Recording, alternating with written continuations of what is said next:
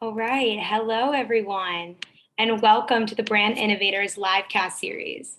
My name is Sydney Kaplan, and I'm the coordinator of content and community here at Brand Innovators. Welcome to today's livecast on the Metaverse. We're thrilled to talk about one of the hottest topics in the industry today, joined by our friends at Influential and a host of great thought leaders in the space. Before we get started, if this is your first time joining us, we're so glad to have you. Our programming will take place throughout the afternoon on this Zoom platform, and we encourage you to engage with our speakers using the Q&A and chat widgets. And now, without further ado, I'd like to welcome our first group of speakers to the stage. Please join me in welcoming Roxanne Iyer, Global Vice President, Integrated Consumer Engagement, Clinique, Estee Lauder, and her moderator, and one of our favorites, Tiffany Patet, Director of Strategic Partnerships at Influential. Awesome. Are we live?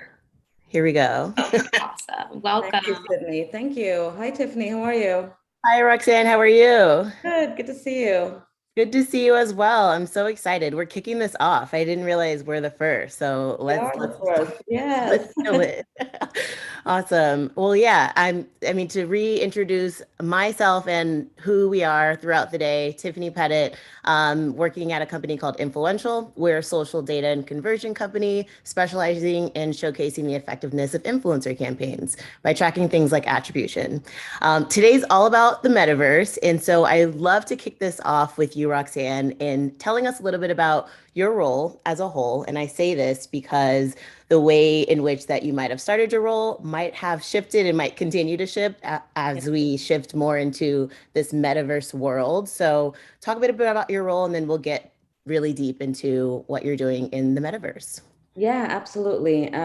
So I'm Roxanne Iyer. I am joined Estee Lauder about 9 months ago. I'm the Vice President of Global Consumer Engagement, fairly new in the role. It's such an interesting time. If anyone's ever joined a new job at this time, I met my team for the first time a few weeks ago. And so it's just been an incredible journey at Estee Lauder. My role at Clinique is to present our brand and our products to consumers wherever they are. So because I lead consumer engagement across influencers, earned, owned, and paid media, a big part of my role is keeping a pulse on the market, keeping a pulse on our competitors, seeing where innovation leads us. Our kind of philosophy looking at consumer engagement is we track where consumers are, we see how consumers experiences are shifting externally, and the goal is to try and constantly evolve what we're doing internally. For anyone that's ever worked in marketing or digital, you know that never comes to an end. So just when you think you have a pulse on something, there's something new that's launching, and you're constantly shifting. So it's an interesting question, because where I started even 9 months ago, at this role at Estee Lauder and Clinique is so different than some of our priorities and our focus areas, even within the last few months. Wow. Yeah. I mean, to hear such a company that's been around for so long just continue to try to innovate. I want to say it's almost hourly at this point in trying to understand what's going on as platforms change and everything kind of evolves in this space. Our POV is kind of like the metaverse is the next iteration for how we'll connect and experience the world around us. In a blanket statement, where does Clinique fit in that metaverse? I know there's a ton that you've done already. What would you say is your POV? Yeah. I think that no matter where we are in the physical or digital, our brand, goes deeper than skin and always has. Our purpose as a brand in general is to bring a daily dose of optimism for skin, for life. And so if you're a Clinique user, think about, or if you're not, if you've experienced our brand, if you think about the products that you love and that you use, dramatically different, the chubby stick, black honey that's going viral on TikTok right now. We have a fragrance that's just simply called Happy. And so, that I think is, that purpose and that brand purpose, whether you're in the physical or digital world, is I think how we see ourselves fitting into the metaverse. If we can be a part of bringing joy and optimism into the metaverse, just as we attempt to do in the physical world, I think that's where we'd like to see ourselves fitting, and that's where we're going to continue and test and learn in that space. I'm probably simplifying it. So if anyone in the audience feels differently, let me know. But the way that I think about it, and it's evolving, so I'm curious to hear how others are thinking about it. But it feels like there's kind of two ways in, and it's not either or. But to me, it's perhaps culture. How do you want to fit into culture? How do you want to be part of it? How do you want to drive it? And then the other, which is really interesting, and we haven't tested into, and we're eager to, is just revenue. Is this a new revenue stream for us? Is this a new way of seeing how we want consumers to engage with our brand? And perhaps at some point the two come together. But to me, we focus really heavily on the cultural part, which is how does our brand show up in the metaverse? How do we make sure that we bring our consumers along with us on this journey? And so to me, the cultural part of it is really exciting, really hard to figure out how we continue to test and play. So we're doing it as thoughtfully as we can. It's so interesting that you mentioned that, because I mean, that's kind of a must to understand maybe the goals that you might have as a brand, but then also ways that you need to fit within the culture. Because I want to say, things that were so innovative, like the internet way back when, only, maybe those looking to capitalize on it might have known like everything about it. Whereas consumers, we were just like, we're down, I guess, like, let's go forward. And now that we are just like inundated with information about this, everyone knows, right? And it's making it a lot more feasible and kind of leveling the playing field, if you will, for people to get involved immediately and educate themselves, right? So interesting to hear that you say that. It's necessary. I want to say, like, that's why you're here, to kind of like come from a reputable brand and show the way in which you're doing it, because as an early adopter, there's no turning back at this point. We know it's happening. It's good to hear from you in that way. I want to talk specifically about the NFT and kind of how yours is different, or Clinique's was different, and the approach to that. Yeah. We spent a little bit of time looking at what was happening in the space, right? And so our NFT and our approach was intentionally different. I mean, it's so hard to compete with other categories that are spearheading the space, fashion, for example, and all that they've been doing. So incredible and so fun and exciting. So we saw a lot of things that were happening in the space when it comes to NFTs, real estate as NFTs, art pieces that were being auctioned, and then proceeds, being put into good use. A purchase to entry. So you buy a product, you get an NFT, or you get an experience. And so there were so many different ways in. We intentionally wanted to be different with ours. And so we were really interested and challenged with this idea of community. If you remember the early days of social media, like how exciting to build a community on social media.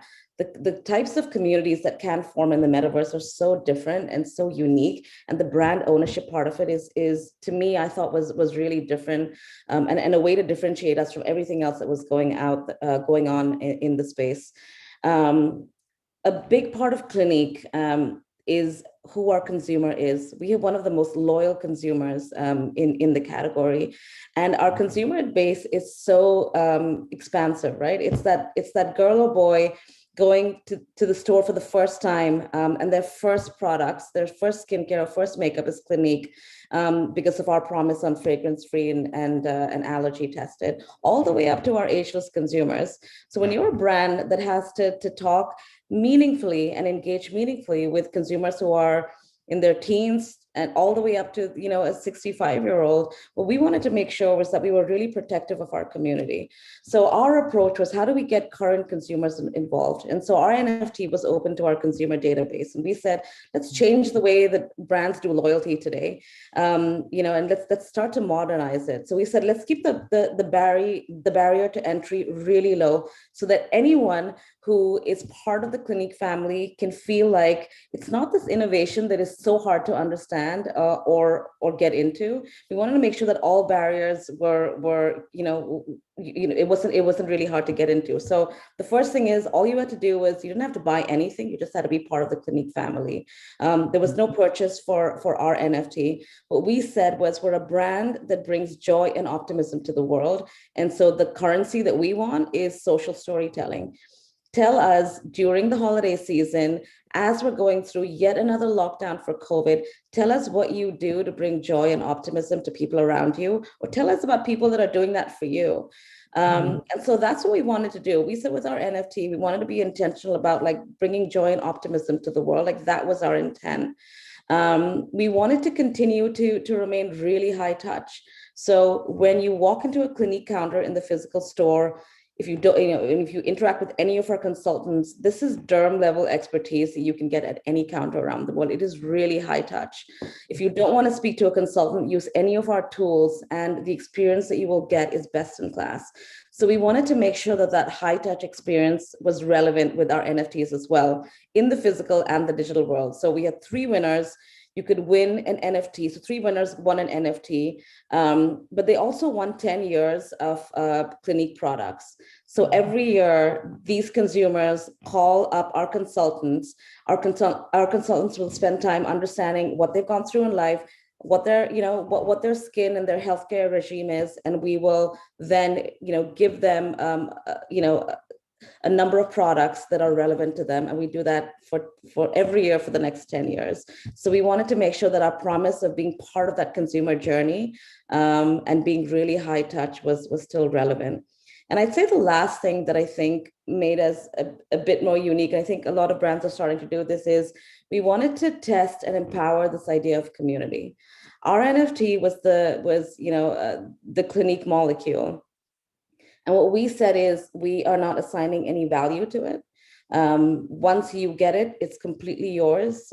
We don't make anything off it. You own a part of the Clinique molecule. It's yours to own, to trade, to sell. And so this concept of a community owning a part of the brand and how we exist in the metaverse, to us was challenging. Was different and a new way of thinking. But I think the most exciting part about our NFT process. That so many questions came up in that, but first, like, what a way to get folks involved in something that might seem scary and, unknowing, to make it such a positive and joyful experience. Like, kudos to you, whoever, wouldn't sign up immediately. Like, I don't know these people.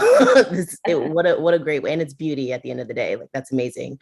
You spoke about the NFT component in your last statement. How, and as that being a challenge, how was it getting the entire company involved in signing off on this idea?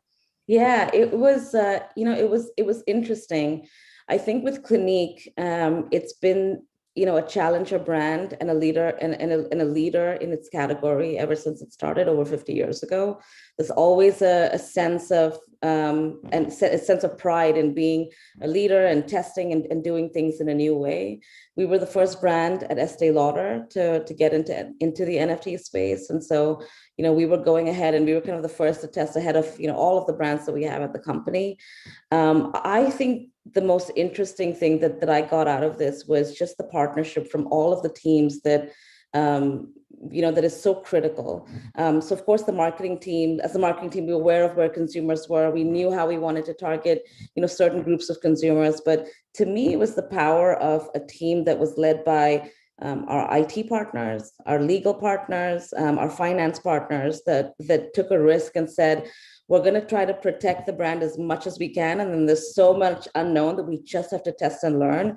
And so I think the partnership as a full company and a full team was really incredible. I'm not going to lie. I mean, with innovation like this, it's hard, right? Like, it's hard to make that business case because there is no business case. It hasn't been done before. But what I like to remind a lot of people, and there's a lot of just young people on the team that like to remind us back that if we don't lead, we're going to very quickly be left behind. I know when I speak to a lot of people, we talk about the early days of social media, right? Consumers were there, engagement was there, and brands took a little bit to catch up. If you took too long, and even, I mean, if you look at your competitive set today, if you haven't been on as important a platform as social media, it might take you a decade to catch up with your competitor brands or to really lead in the category. And so there's always this window, which to me as a marketer is a gift. There's a window of opportunity where you get to test and learn and play in the space. And it can be so incredibly exciting and fun to just learn in a completely new space before, as you solidify your plans. So yeah, it was challenging. It was also exciting. And there were so many around the company that could see the vision, that were in the space, that had nieces or daughters or themselves were on Roblox, on Zepeto, on some of these platforms. They were buying land. They could see the price of digital real estate going up and were really just fascinated and wanted to get into it. So it was just kind of, if I had one word to describe it all, I'd say just excitement around the company, because the results that we're seeing and the payoff has been incredible, right? This was a US program that was picked up by almost 20 countries around the world. The lifts in search, the lifts in time spent with the brand, the engagement that we saw across all of our channels, is significant. Our brand ambassadors, so Emilia Clarke, Melissa Barrera, were so empowered by the stories they saw, the stories of optimism that came in. They jumped in to announce the winners. I mean, it was just like the results that we started to see were pretty significant. And sometimes when you're in innovation and you're testing and learning, you may not have that. Like the goal is to just learn, right? We were lucky that we were able to learn and get some of those really significant results as well. That's awesome. Yeah, it's like be scared. We're all scared, kind of. It's a lot of unknown, but if we don't go, like someone else will. And so we are here in this space, and we're supported by such a huge community. Why not give them an opportunity to be empowered? And it sounds like you did everything that you could do to check off the boxes in order to have proceeded in the way that you have. So again, congratulations thus far. I do want to talk a little bit about creative, and we have some questions from the audience that we'll tap into in just a bit. But tell me about creative, and does that process look a little bit different when we're thinking about the metaverse? Because it's so expansive, dare I say limitless.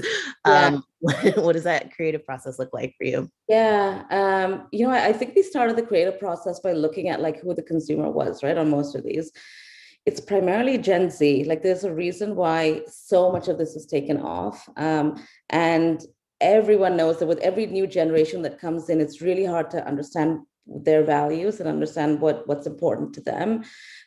This idea that experiences for Gen Z are far more important than any material objects is such a provoking thought. Because in order to engage with this audience on most of these platforms, if the experience isn't rich and engaging and best in class, you've kind of lost them already.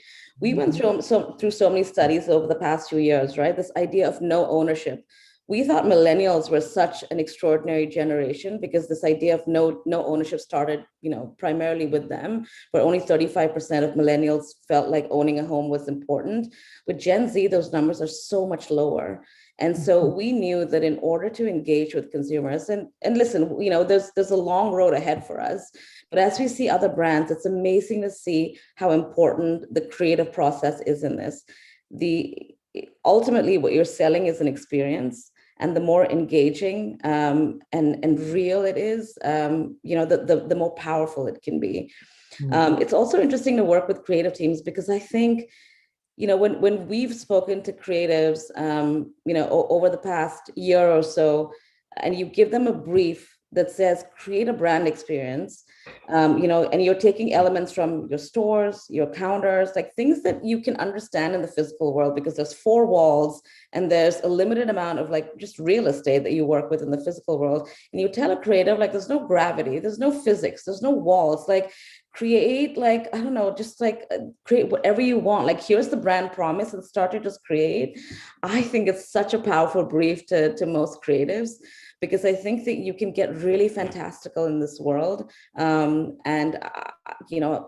would say that's the most important part of it, is to allow consumers to imagine and to dream and to kind of experience things that they wouldn't normally do in a restricted physical world.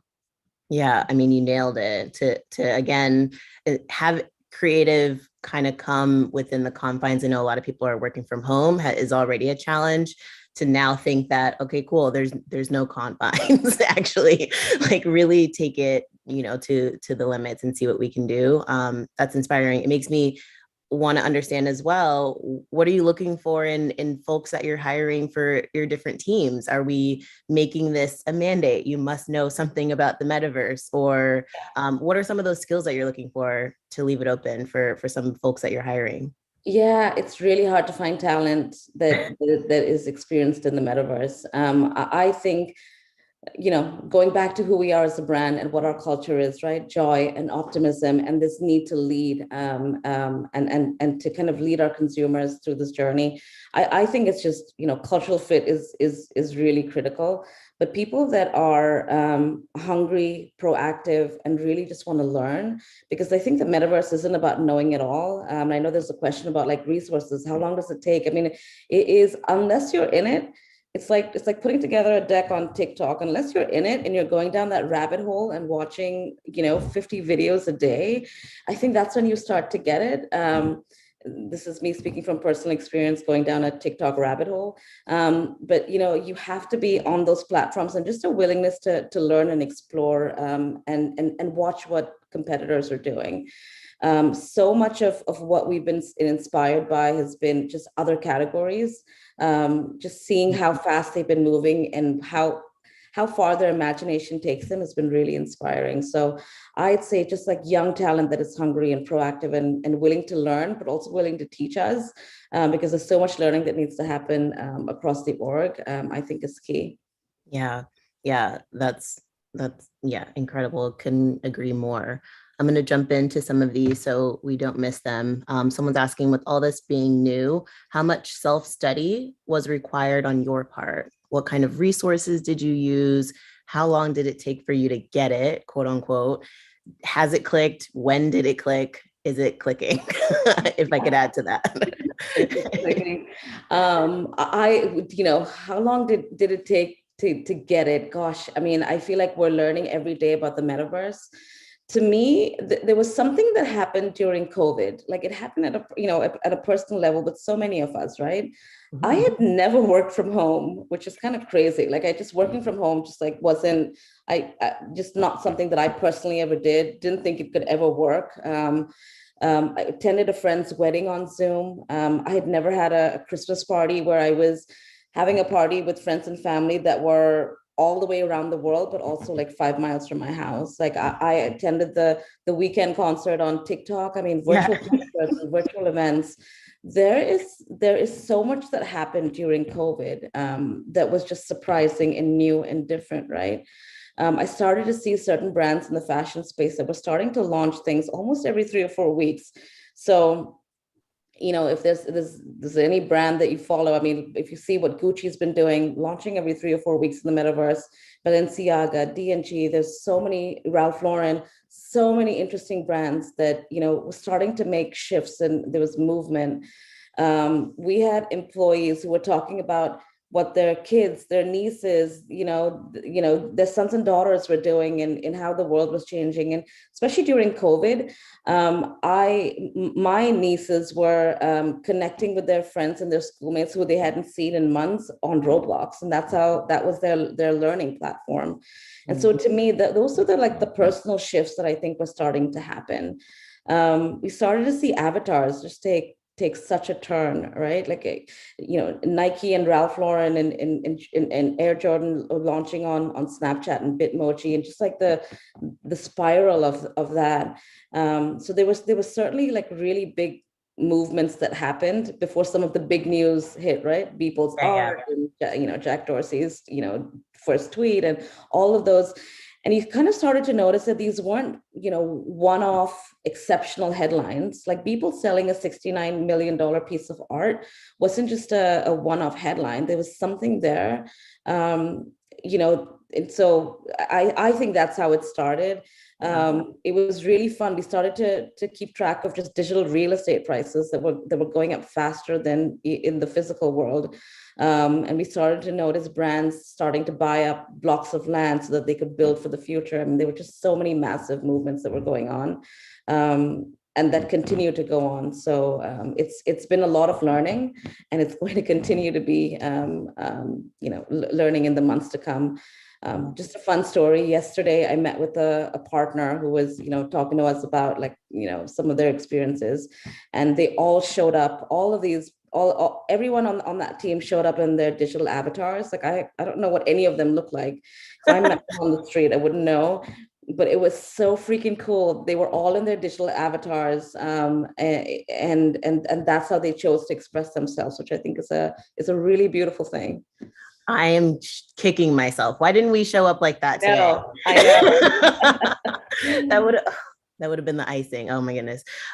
You said so much, and I concur with you. Like, aside from kind of working in this space and hearing about it from an advertising and brand lens, there was several moments during the last couple of years where I just go on social, and social looks different. My friends, like different friends from different walks of my personal life, and to know that everyone's sort of on board on this one thing that's definitely moving in that direction. It's kind of like, okay, you have to understand, like, you want to know why people are doing this and what this actually means. So social, was a huge component of that. There's another question here, sort of a statement, and then I'll go into the question. The reality is that increased adoption tends to take on a life of its own. NFTs are currently in the early stages of becoming a major part of our lives. Do you think big brands have a responsibility to educate their general audiences and customers on NFTs and the metaverse as they enter this new space? Or are you targeting a specific audience subset? Yeah, that's a really great question. Thanks, James. I think we have a responsibility to our community, and I can only speak on behalf of Clinique, because, like I was saying, we have one of the most loyal consumer databases. Our consumers have been with us for, in some cases, decades. In many cases, are starting with us for the first time. And that was our intent going into the NFT space, is we didn't want to do a buy this product and get it. We didn't want it to be a one-off moment. We wanted to make sure that, when we're talking about barriers to entry, how do we make sure that everyone can participate in it? We did a lot of work around on social, through our emails and CRMs, on site, to explain what they are, to encourage consumers, to like really talk to them about how easy it was to kind of go through that process. And so to us, we felt the responsibility to empower our consumers and not just get into this journey as a one-off moment. So I think that was really critical for us. So we took that on as a responsibility, which is why our launch was, the way it was. So yeah, I mean, to me, my answer would be, I think brands do have a responsibility. Now, there is a part of, like, you can't please everyone, all audiences at all times, right? And so when we think about the creative experience and the platforms, we may not be able to address all ages and all categories. So to me, being authentic to that Gen Z consumer and making sure that the creative experience is as rich and engaging as it can be, understanding that they prioritize experiences over products, is really key when we think about engaging them. But anything that we do moving forward will continue to be focused on our loyal consumers. Will be continue to be focused on empowering them as they get into the space. Yeah, and I'm sure that loyal consumer, like, there's such a broad spectrum, right? You have consumers of all shapes and sizes and knowledge bases and backgrounds and everything like that. So, I mean, what an exciting time to be kind of forced to take a really complicated, maybe scary, innovative subject and consolidate it into a way that is digestible. And helping empower. It's like the best form of education, if you ask me. Like, I've always been a fan of higher education, if it's, in a way that's so, again, digestible, for lack of a better way to say it. I feel like that's really exciting. Totally. And that's why we kept the price so high, right? I mean, 10 years of Clinique products, like, we've never done that. Like, that's a pretty significant investment from a brand perspective. And again, we were really intentional, which is we want to encourage consumers to feel like if they want to enter, it's really easy. They're already part of the Clinique family. So, like, right away, they're eligible. And we wanted them to feel like it is significant for you to want to be part of this. And so we've probably never done that significant a prize. But it was really important to us to say, listen, this is valuable. We want you to be part of this journey. And there's a really great reward for you as a consumer to continue to be part of the brand over time. So it's one of the reasons we also kept the prize and the win so high. I mean, 10 years of Clinique products, and you get to own our first NFT, but also part of the brand molecule was pretty significant for us.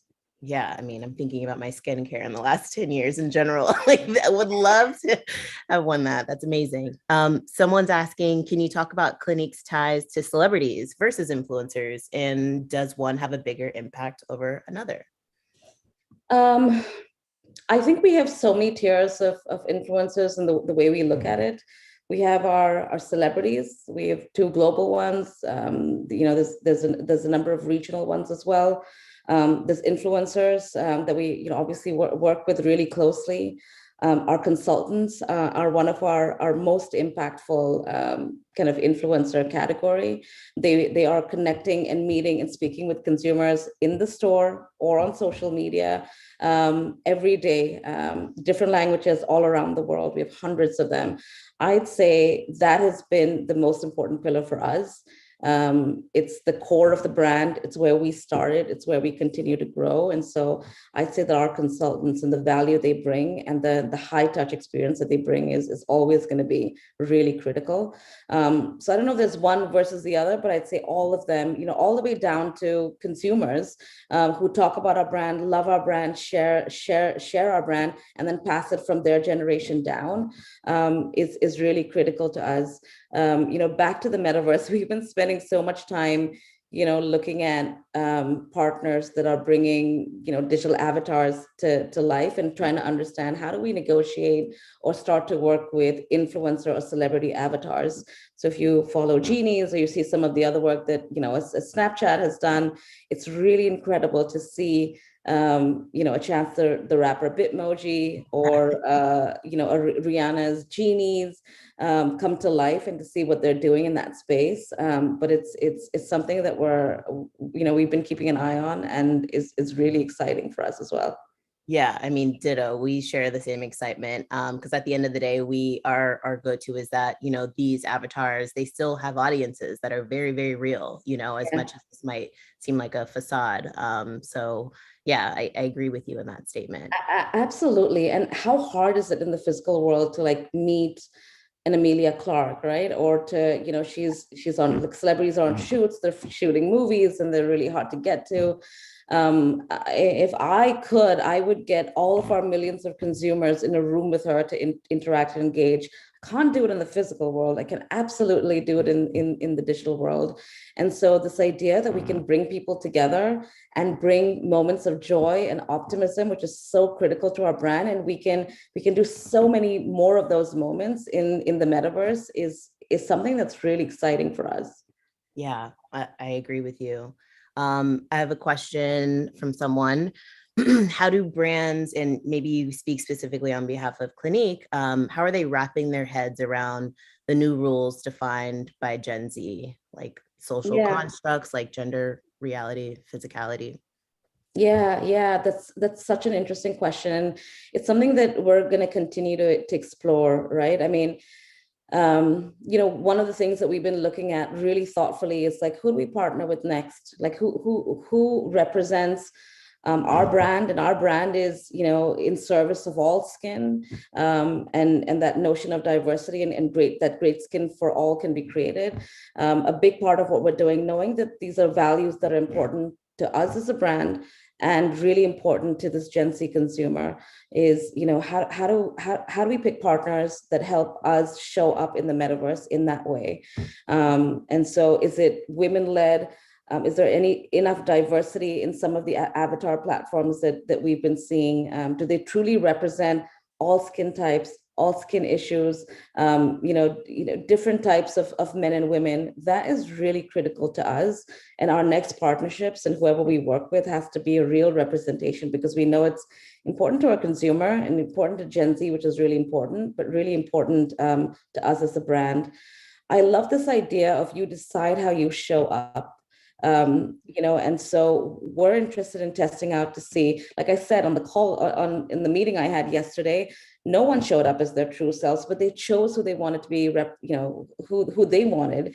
And I love that idea of freedom to show up as you want. There were bored apes, there were, non-binary, different skin types, different hairdos.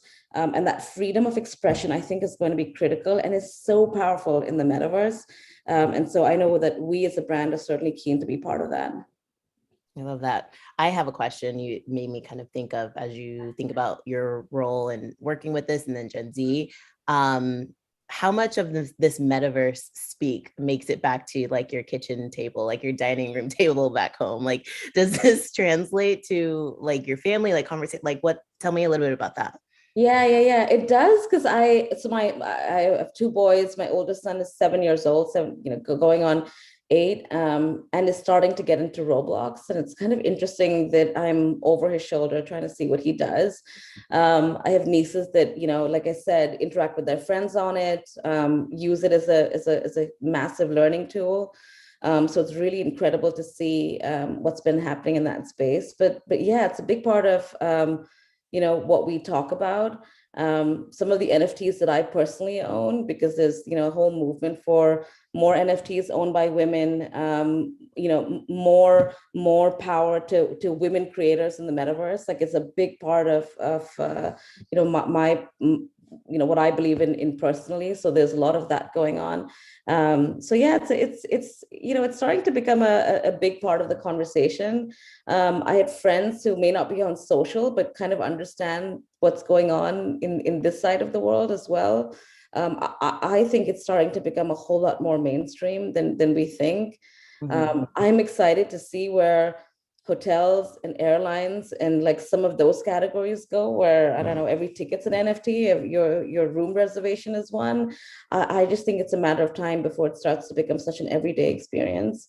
So yeah, lots of conversations at home about this.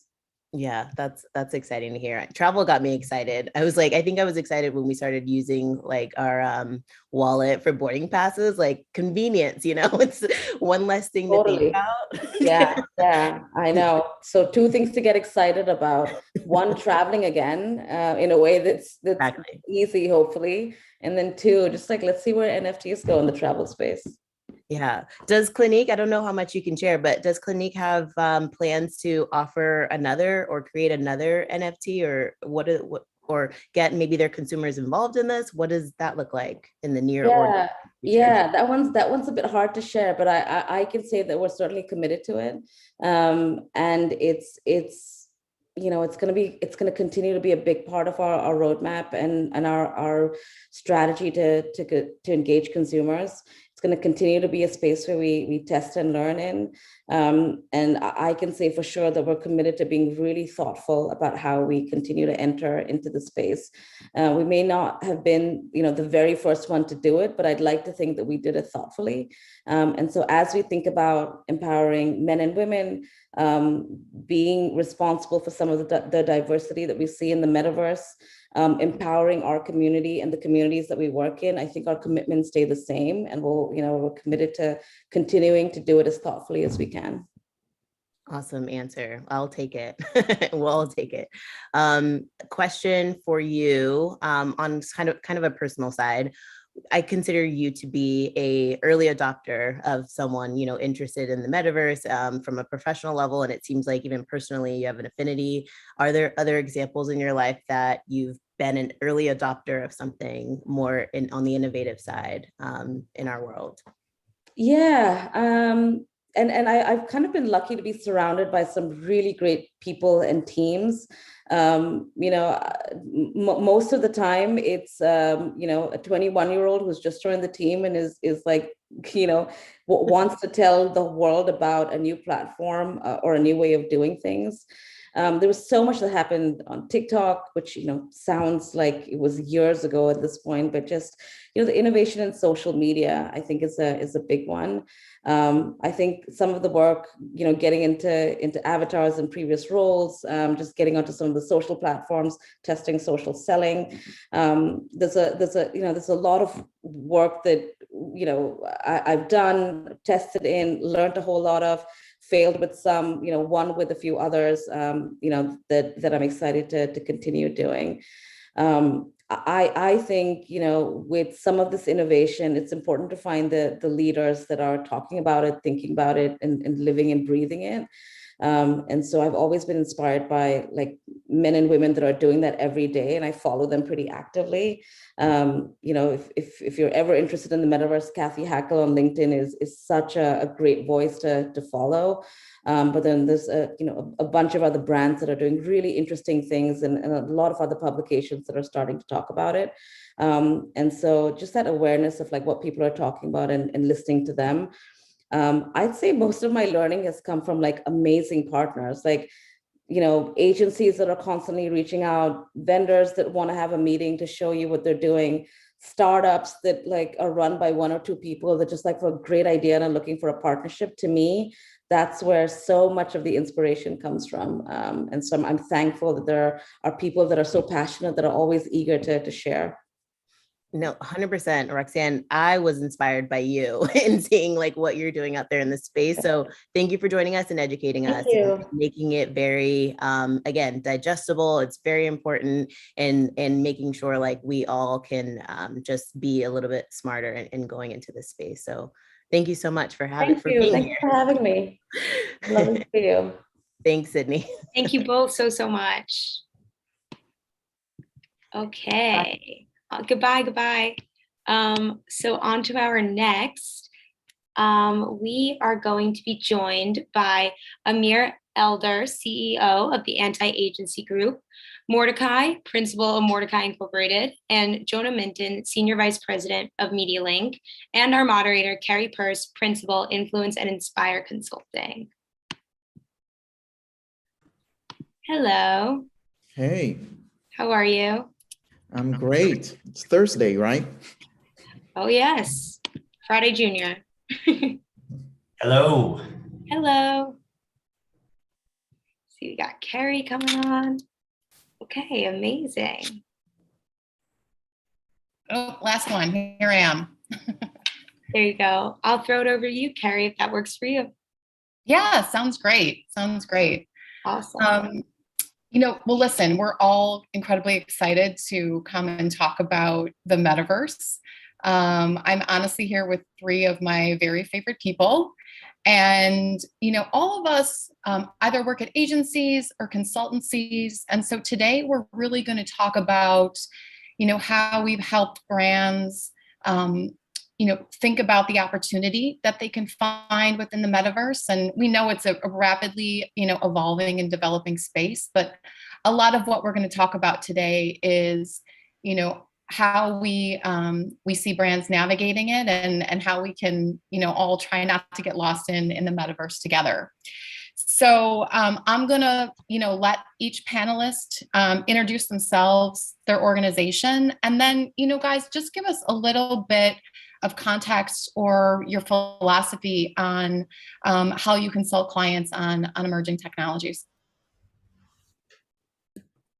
Sure thing. So I'm Mordecai. I'm an innovation executive. Most recently, I was at Hyundai Motor Group, where I created and ran innovation and partnerships. But as a consultant, I work with C-suite executives to help them practice innovation in an actual tangible way. So I actually offer out, one of my services is called Productizing the Metaverse.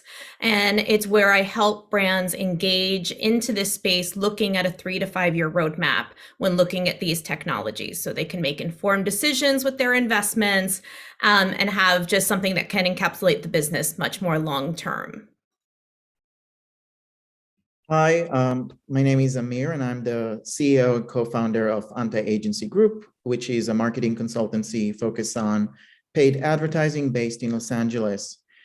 And I would say when it comes to emerging technology, me and my team are always curious about the latest and greatest technology and trends. And the way that we approach it with our clients is really focusing on, is it really a brand play versus, like KPIs, ROIs, performance marketing, lower funnel? You really need to dip your toes and figure out if it makes sense for your brand and what is the meaningful experience that you're going to offer for consumers.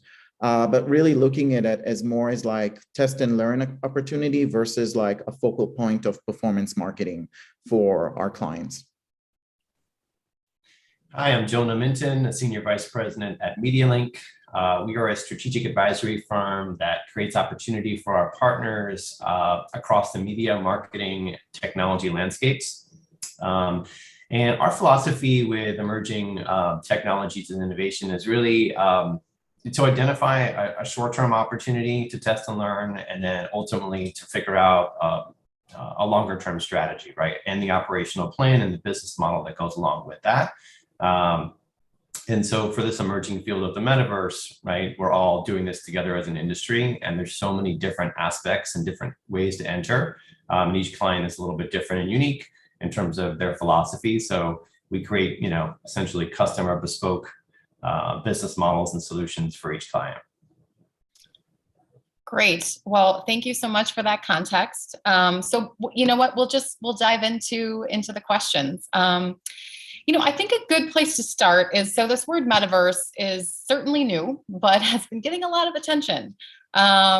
And, with anything brand new, but specifically something with so much buzz around it, I think there's like this generalized confusion about what exactly the metaverse is and what the key components are. So when you're providing, consultative services to your clients, how do you define the metaverse for them? Well, first and foremost is I make them answer. So I send out an anonymous survey to my clients before we meet up, and I ask them in multiple choice style, what is the metaverse to you? Without fail, like 9 times out of 10, the responses I get is VR, AR, gaming. End of story. And that isn't because I don't want to embarrass anyone in room. We won't get anywhere if we just have head nods. Like, of course, I know what all of this is, as has been said in just our introductions, this is about testing and learning. So we need to be fluid in the way in which we talk about it and not feel so confined.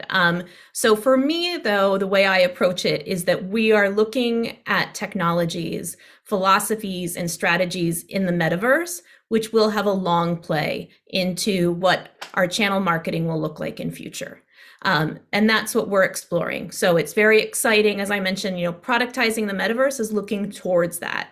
How do we live in a world when our digital selves sort of enter the room before our physical selves? That does not mean we'll always be in a headset and our self will end up being out there in a way in which we've only constructed. It means that our brands will create that universe and so on. So to me, it's simply we're building on another channel of communications. And I think we can all understand what that is in that space. Okay, so not to beat a dead horse, but for those of us who may need a little more convincing, why is the metaverse not just like a next-gen video game? Sure. And I think that we've all probably seen the movies like Ready Player One and some of the visions of the metaverse that companies have kind of put out in terms of a 10 to 20 year trajectory. And media, entertainment, and gaming obviously make a lot of sense, right? In terms of how we can immediately visualize what the future looks like for those mediums. But really the metaverse is an extension of our world today, right? It's a virtual extension of everything that we do. And it will completely transform everything that we do, from education to health and wellness, to our work life, to our personal lives. We'll have a metaverse version of that, just like we'll have the real life version and the physical version. It will be combined and it will be seamless. And so I think the other interesting thing to think about as we think about the metaverse is it's not just a platform for us to interact with virtually, but it's also going to be a platform for us to interact with artificial intelligence, right? Which is also on its fast growing trajectory. And so that's going to have huge implications, right, for how we not only interact with each other, but interact with ourselves and speed up the way that we communicate with and learn new things and try new business models. So I think when you think about the previous journeys of Web 1 and Web 2, and obviously Web 3 and Metaverse, they're not the same terminology, but it's Metaverse within the Web 3 trajectory. The combination of AI and this new virtual world together, it's going to be very special and very transformative. So I think when you think about where brands can play in the near-term future, right, in terms of where we are today, you've got creating immersive new worlds on different platforms, right, where consumers can show up and they can experience and they can build communities around other passionate fans. They can, transact through different different ways now through NFTs and tokens, and there's all sorts of new business models to play around with and to test and learn. So It's not just gaming, right? There are so many different avenues and platforms, and as Mordecai said, just different ways to get involved in the metaverse outside of gaming, which obviously has been a first mover and probably, the biggest player to date in terms of what they've been doing over the last several years, but so many different applications. Great.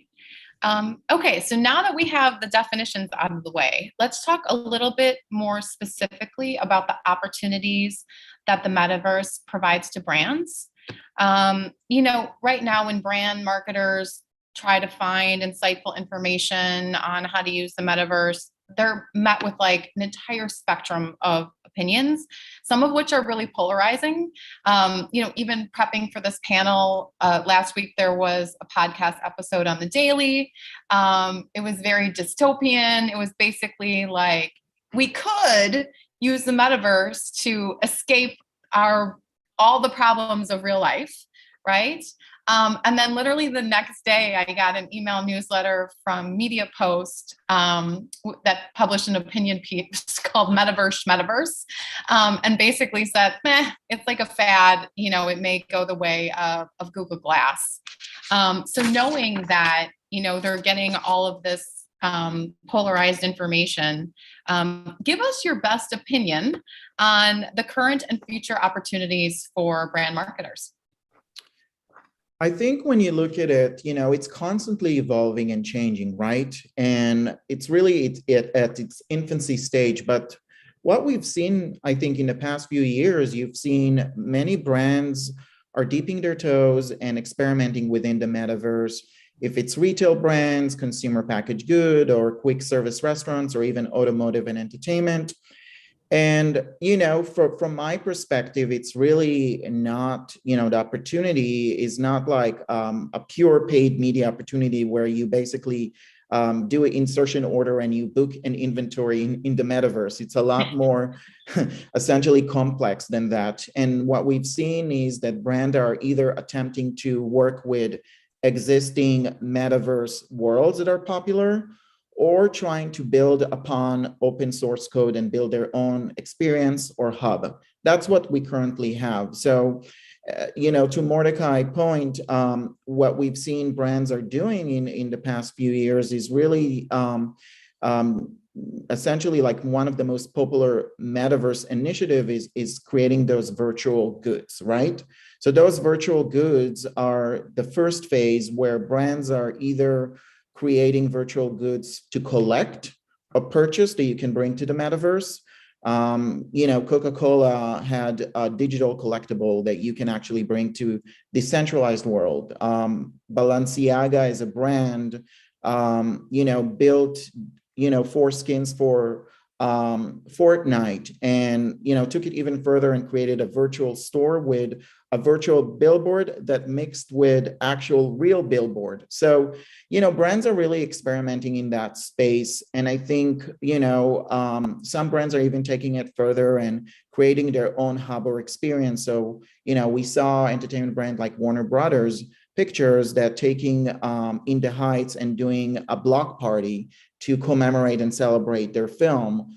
Or, Nike just did Nike Land on Roblox. Yes, we have to address the elephant in the room. Like a lot of brands are like their first initiative is through Roblox because that's the entry point and what they know. So they build this experience that also have components of real life. I think, in the near future, on the technology front, we need to see more adoption. And I think we're going to start to see a lot more dimensional experiences and immersive experiences. I don't think it's in the near future, but I really feel like in some point, if the technology will adopt and people will use it, you're going to see a lot more sensory experiences with brands where you essentially potentially maybe can feel or even smell a brand or even collect a digital good and print it through a 3D printer, and then on the more traditional advertising, I think you're going to see a lot more collaboration with the creator economy and influencer in those spaces. So you either create a product with an influencer avatar in those spaces, or you will essentially create a product placement in those worlds. So that's kind of like the way that I look at it from a more, traditional paid media advertising, and kind of like where the future holds. Right. I think that's great, Amir. And I think you covered off on a lot of the tactics and some great examples. I think the other opportunities for brands, it is around understanding the community, right, that is now forming for this new generation and this new technology. It's got its own culture. It has its own language, right? And so getting involved in a lot of the examples that Amir just kind of ran through are great ways for these brands to understand that community, that culture, that language, and try to figure out their most authentic way to enter into that community with a way that's providing value, right, to fans and consumers, and not necessarily cringeworthy. And that's going to take some practice, right? And so the more comfortable that brands can be to get involved in these new technologies, these new platforms, they're going to have different experiences and be a part of that community in a meaningful way. I also think that there's going to be a lot of learning around testing and learning for brands. What does brand safety mean in this new world? What is data collection and privacy going to mean in this new world? And how do we all find comfort in that? And what are the new legal framework going to be? And so testing AR, VR, mixed reality, crypto, tokens, new business models, all these things are going to be so important. And no one's going to really have the answers today in 2022. But together, as we all work together to test and learn and to try, and ultimately do a lot of listening to the consumers that are going to be telling us loud and clear what they think of all these examples, I think we're all going to be smarter. In line with what you both are saying, I think it's also, one of the ways to frame it is to realize that ownership is different. These initial examples, Amir touched on them. It's this one product exists in one way. And the beautiful thing about NFTs in this space is it's nimble. And there's a fluidity to it that we can play in. Also, when we get into digital ownership, it's different than ownership that we think of today. So when we think of today, we see individual ownership, and that is a very controlled experience. I have this object, it is mine, this is where it stands. And we're moving into a much more collective ownership in digital, which is about belonging. We're marketers. We know how to create environments and experiences of belonging, and the nimbleness of these NFTs to the brand safety issue as well is something that we can play with, understanding that these things don't exist in one way and go out there, but it will be community-based. And what does that look like? And in particular, exactly where Jonah's talking about, data is the key to move forward. Brands have to be playing in these spaces, because by owning their data, they will be creating the worlds of the future. I will be opting in to a Warner Brothers experience because I'm a fan and I'm allowing them to have my data and I'm willing to go on their journey. So if we're choosing to not engage in the metaverse right now and not test and learn in this space, you will be out of the conversation when actual glasses, because Google Glass was a great test and learn, when actual glasses that work for all of us that do wear glasses exist, we'll be able to see a world that you're a part of. Yeah, I think, the one thing we were talking about is the metaverse is just this living and organically evolving place and entity.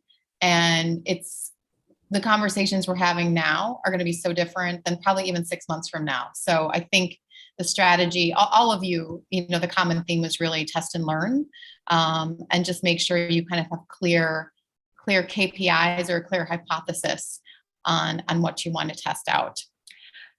Okay, so, Mordecai, why don't you talk to us a little bit more about what you consider to be metaverse technology? I think if that is one of the key parts of the definition. And then who do you see being the technology or platforms that are really going to lead the space? Well, like I said, I mean, obviously the way I look at it is I could go down the road of the AR, VR, and gaming. I think we know those things are operating. As I mentioned, productizing the metaverse for me came about because I engaged in AR as a sort of stunt cool activation for Hyundai, and then we brought it into a digital retail solution. So for me, those areas are technologies that are exciting. But what's really exciting to me is that, for me, I translate it as NFTs are nimble customer retention tools. Then we have DAOs, which are sort of the future of co-creation that we all have talked about today, and then we have blockchain, which is about, for me, the best is transparency. And when we get into sustainability for brands and those messages, I like to call it the rabbit hole that the future consumer is going to go down. They want to be able to have those. And so when I look at that, I'm looking at partners that are playing in that space. But, it's never going to look like one partner, because the way to Web3 is not to focus on a big four solution. Web3 is about the complete demise of that and the individual brands and consumers creating their own collective spaces. So it really has to look like a hodgepodge of that. The example I'll give is Erica Wixneed, who's over at Adidas, talked about how they're getting into the metaverse. Obviously, it's on an owned channel in that space. But when she talks about the partners, she talks about it being a new business model, membership 3.0 into Adidas. She says it's on the blockchain, which is Web 3.0. She's talking about her squad as like Bored Ape Yacht Club. It's G Money, it's Punks Comics, it's Pixel Volt. It involves Coinbase and Sandbox. That's what it's going to look like. It's going to be a lot of people at the table and a lot of partners. And that is incredibly exciting to be able to play in that, because that allows a lot of new folks at the table and a lot of new ways to, again, I'm going to go back to this, the nimbleness of this space, to be able to have a lot of heads at the table so that we can collectively move into greater places. Right. Great answer. And there's going to be, just to your point, so many partners, large and small. And I think, even when we were discussing this, part of the dystopian prediction from that daily podcast was that the power was going to be consolidated amongst a few technologies and platforms. And I think, that is likely a misconception, right? There are so many potential partners that you can leverage that, it's best to really examine all the potential options.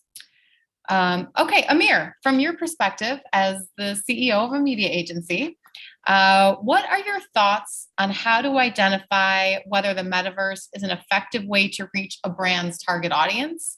And how does the metaverse factor into your media planning?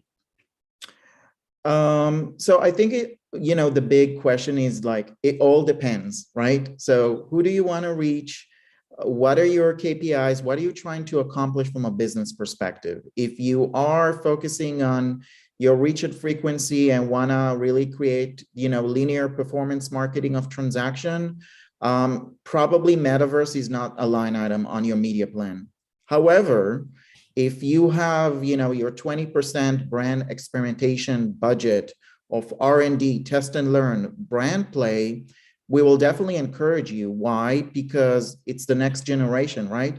Because inherently those environments, like the early adopters statistically are younger millennial, Gen Z, and even, Gen Alpha to some extent, right? So you have an opportunity essentially to reach this audiences in a very, unique way to some extent, right? And you kind of like democratizing the ability to have access to your brand.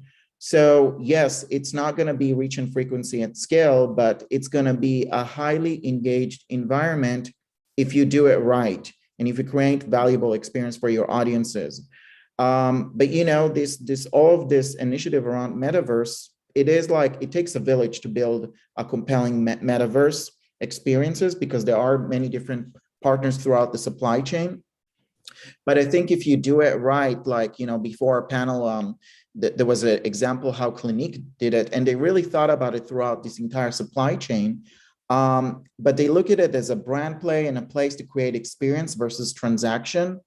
And any of their transaction was, viewed as incremental. And I think I would encourage people to adopt that approach of incrementality in the metaverse and really focus of connecting with audiences on a deeper level. Great. Okay, Jonah, can you talk to us about how the business of the metaverse will unfold over time? And what needs to happen to unlock a truly scaled opportunity for brands, consumers, IP owners, or tech platforms? Sure. So I think as we've seen with other technology waves, previously with Web 1 and Web 2, there's obviously a ramp up period for that wave before we reach the hockey stick growth. And we're in that wave right now where we're just all ramping up and we're all testing and learning. And the technology also is being developed, right? It's not at a scale play. And when you think about those other two generational shifts, there was a tipping point, right? For Web 1, it had a lot to do with hardware speeds and data speeds. For Web 2, it was mobile, right? That was the huge tipping point for Web 2. And for Web 3, it's going to be a combination of hardware, data speeds, software, content experiences that are being developed now. And so all these, and obviously all these parts are going to be working together to develop new business models. And I think the exciting thing when you think about the business model of the metaverse is a lot of it we won't even be able to imagine today. But there obviously are sort of three parts to it. There's the part that we know today, right? The current business models that we all exist in today in terms of e-commerce. You've got these new areas where they're virtual to virtual. Right, you can buy virtual goods, virtual accessories. We're all going to have in the future our NFT versions of our NFT goods and services with our digital personas, right? So clothes, shoes, accessories, art, collectibles. That's going to be a massive new economy for brands, right? They're going to be building these digital collectibles that are going to define our digital personas. You've got new subscriptions, right? When you're part of a community and you really care about a brand, you want to be closer to that brand. You want to hear about all the unique special drops, whether they're virtual or physical. You're going to want to maybe be a part of the member. You're going to want maybe special data that brand can unlock for you. There's all sorts of new business models that will be developed as we enter into this new metaverse world that I think are really exciting. We're seeing the birth of live social shopping that's been happening in China and it's now rolling out in the US. That will evolve in a virtual way, right? The first few years it will exist on social platforms in more of a Web 2 format, but pretty quickly, right, we'll have a virtual version of live shopping experiences with creators, with virtual creators through AI. There's going to be so many new business models that we're really excited about. And so I think it's just about getting involved in doing these tests to try to figure out not necessarily where the scale is today, but where the big opportunities are tomorrow. Great. So I think there's a lot to consider, and some brands may be like, I'm not ready to dip my toe in the water yet. So if brands are not necessarily ready to kind of create that fully branded virtual world, or they do not believe the metaverse is an effective way to reach and engage their audience, what are some other considerations before just deciding to pass on it altogether? For example, what about brand or intellectual property protection? Hermes has filed a suit against the artist Mason Rothschild, otherwise known as Meta Birkins on Instagram, because it's an artist that creates NFTs that feature the famous handbags. So could this be a situation where you need to define your brand's role in the metaverse, or someone else will?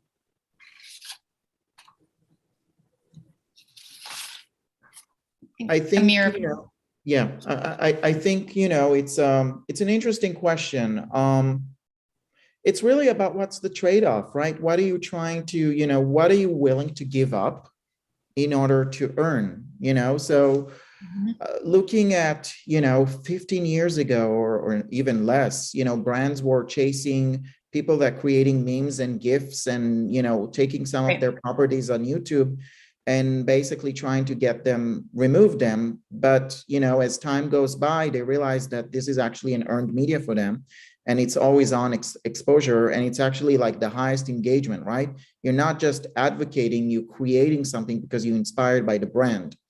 So I think brand will have to philosophically decide if they're willing to, democratize the brand experience and give some of their IP legally and philosophically to the consumers, right? Because that's part of the notion of Web3, decentralization.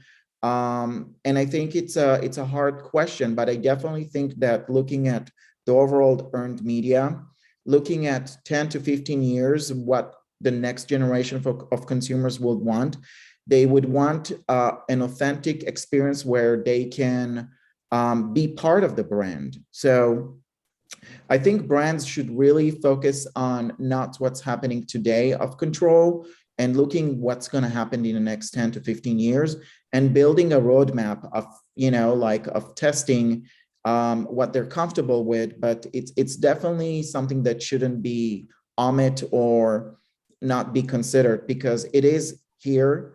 I remember 10 years ago, it's been actually like probably 10 or 8 years ago, where people said advertising on Instagram will never work. It's going to be fade out in 3 months. And now it's a must line item on every media plan. So I think we can't ignore the signals and we have to shift, evolve, optimize, and be agile when it comes to all of what's happening within the metaverse, because there is a supply. There is no supply, there is a lot of demand, and there is potential to create supply for customers. I think when, Amir, you did a great job, outlining that. I think that the risk and reward ratio in terms of, legality, brand safety, obviously is different for every brand in every category, but the opportunity to get brand loyalty early on in these new mediums is so massive. So for the brands that are open to the risk in these new areas where we are in developing, and there's some fluidity around brand safety and privacy and data and legality, to get ahead of everybody else and start to build brand loyalty and authenticity and true sense of community is such a massive opportunity. And when you think about brands that have such devoted fan bases, it almost doesn't matter what they sell anymore, right? Because as a consumer, you have such a deep connection with that brand. They could sell anything and you would trust them and you would be loyal and you'd be excited to be first in line to get that product or that service. And I think this is an opportunity to get ahead of the line and to start to build that brand loyalty and that authentic connection to this new form of communication. Mm-hmm. I mean, it's always all of us that have been marketers long enough not to age everyone in the room, but how many times has this worked well, that brands going after creators has served them in the long run? We've seen this play out, as Amir said, in multiple ways across the last 20 years of marketing channels being new. Almost every 3 years, we have another new surge of one. When I saw these headlines around this, I immediately went into, didn't like Alec Monopoly do this to Birkins in a physical form already? It's just street artists doing what's been done, forever in this space. And what is unfortunate is, going after it in that way when it's such an opportunity to get to test and learn.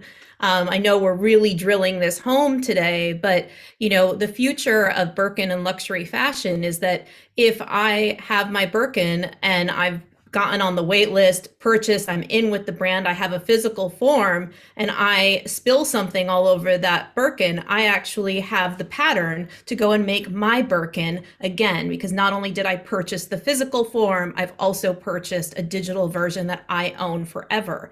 And that is an exciting opportunity. I will always want to explore new things I can do, and having that digital form of the same bag that you have in physical will be the future. So I would maybe make a call to those lawyers and say, actually, let's be teammates.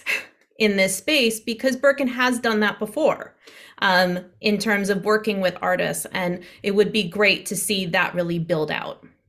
Yeah, agreed. So I know we've got about 6 minutes left.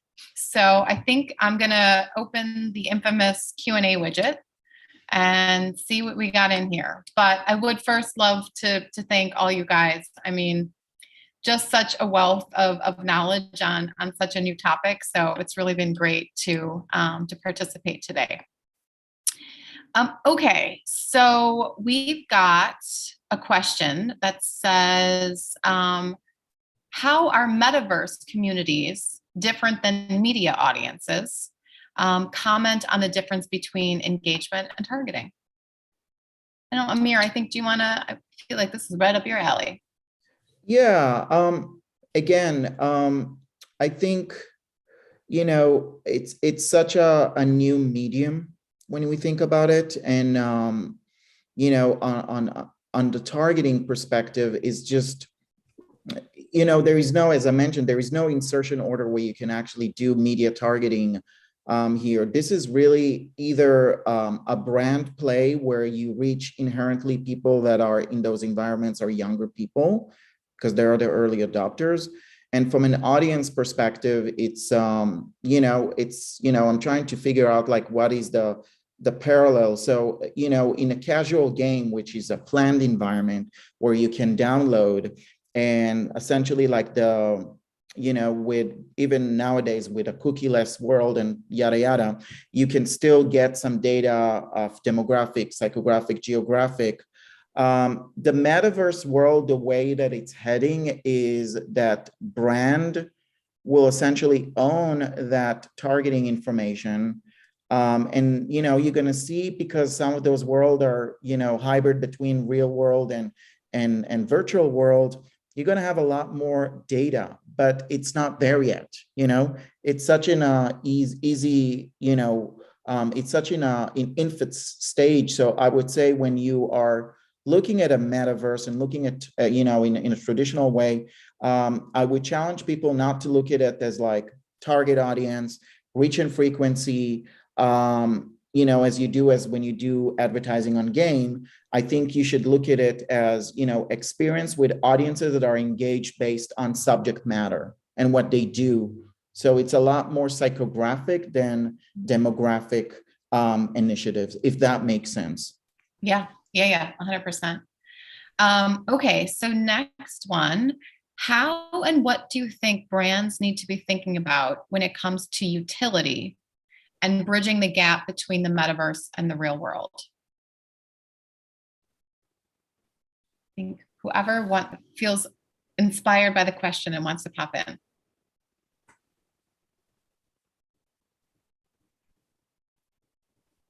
Well, I'll just say in terms of bringing it in, I think it is just disrupting the space. I gave the AR example of, very standard AR experience of a vehicle and then taking it into a retail solution.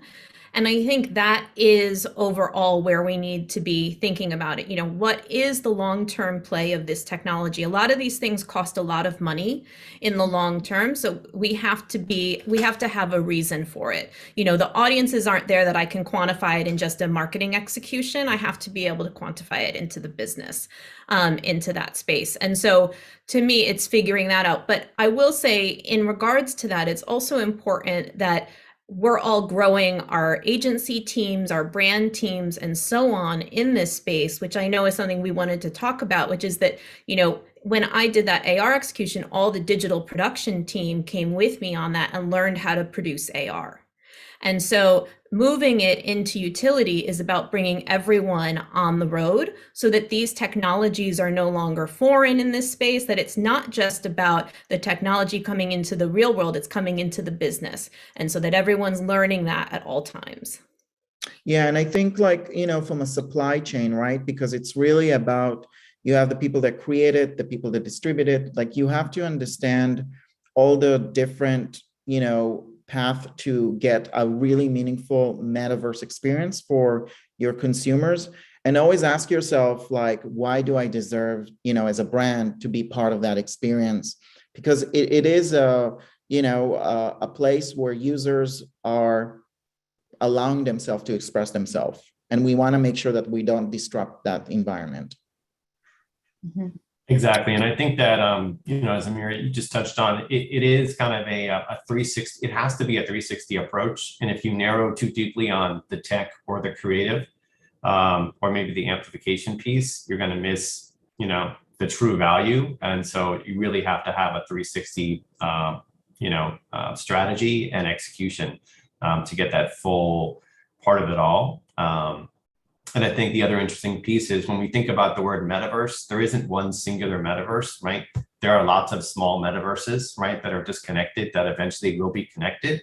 And so as you're thinking about this as a media channel, right, which single metaverse do you want to play in, or do you want to try to do multiple metaverses at the same time? But I think it's easy for us to kind of just picture this one big cloud of metaverse out there, and it's really not like that today. And I would just add, it's still a very, very new concept. So I encourage brand marketers to ask questions and just be like, what we don't know, what we don't know, and it's constantly going to evolve. So we just have to be kind of like alert and ask questions.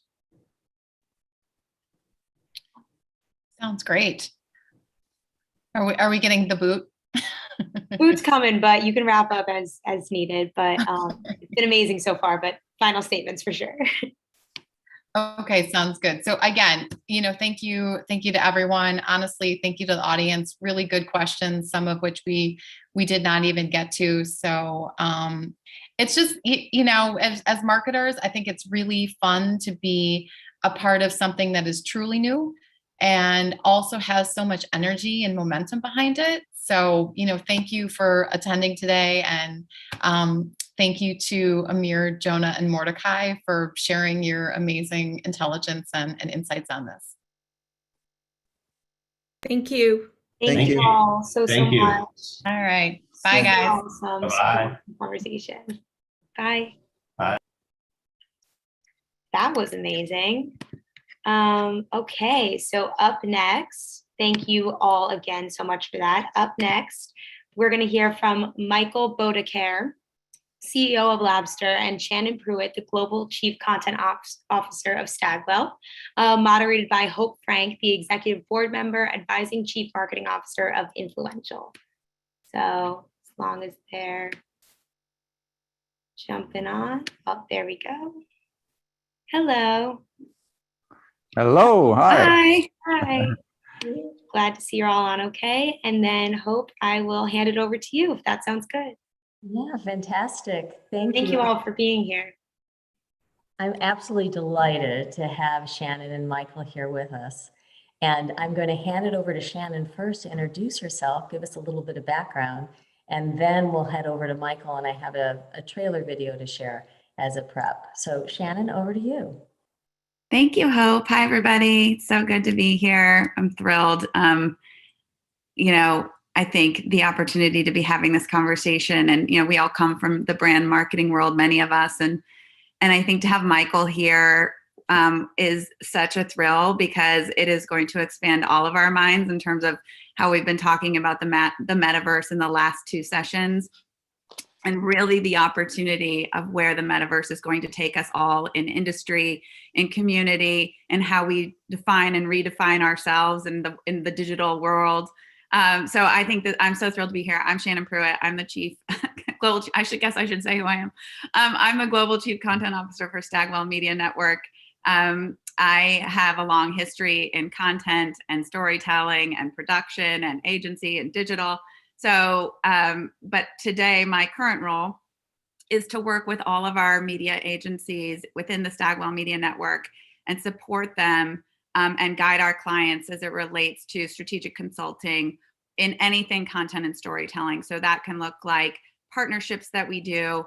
It can look like branded original funded content. It can look like opportunities within Web 3.0 and the metaverse, and it can look like influencer and all of the ways in which I've interacted with many of you in the past. You can't see you, but I'm sure you're there. So I am delighted to be here today again, with Hope and Michael, because even in my own interactions and the way that I have been working within the metaverse with some of our clients, this is the frontier that I think, especially for those of us that have children or have, are also interested in lifelong learning, this is going to broaden and expand our minds. So I'm going to throw it over to Michael or Hope to go ahead and share the brilliance that is Michael. So I'm going to jump in for a moment. I'm Hope Frank, and I have actually been with Influential on their executive board from the inception of the company. So I am absolutely delighted that they invited Michael to join us today, because I know that as marketers, I've been a CMO for 20 plus years, you don't think about education and learning necessarily as the trailblazer, the tip of the spear, the innovator and the trailblazer that has been inside the metaverse and working with it for the last 10 years. But Michael, who I had the joy to meet last summer, had created a company called Labster. And currently, they're the world's leading 3D immersive science platform. So there's already tens of millions of people, or tens of millions of students and thousands of universities using the platform. And I knew that it would probably be a big idea, kind of unusual for this group. For this group of marketers that we'd be thinking about education. So I asked him to put together a quick clip to give us kind of a broad context before we jump over to his introduction. So, Influential.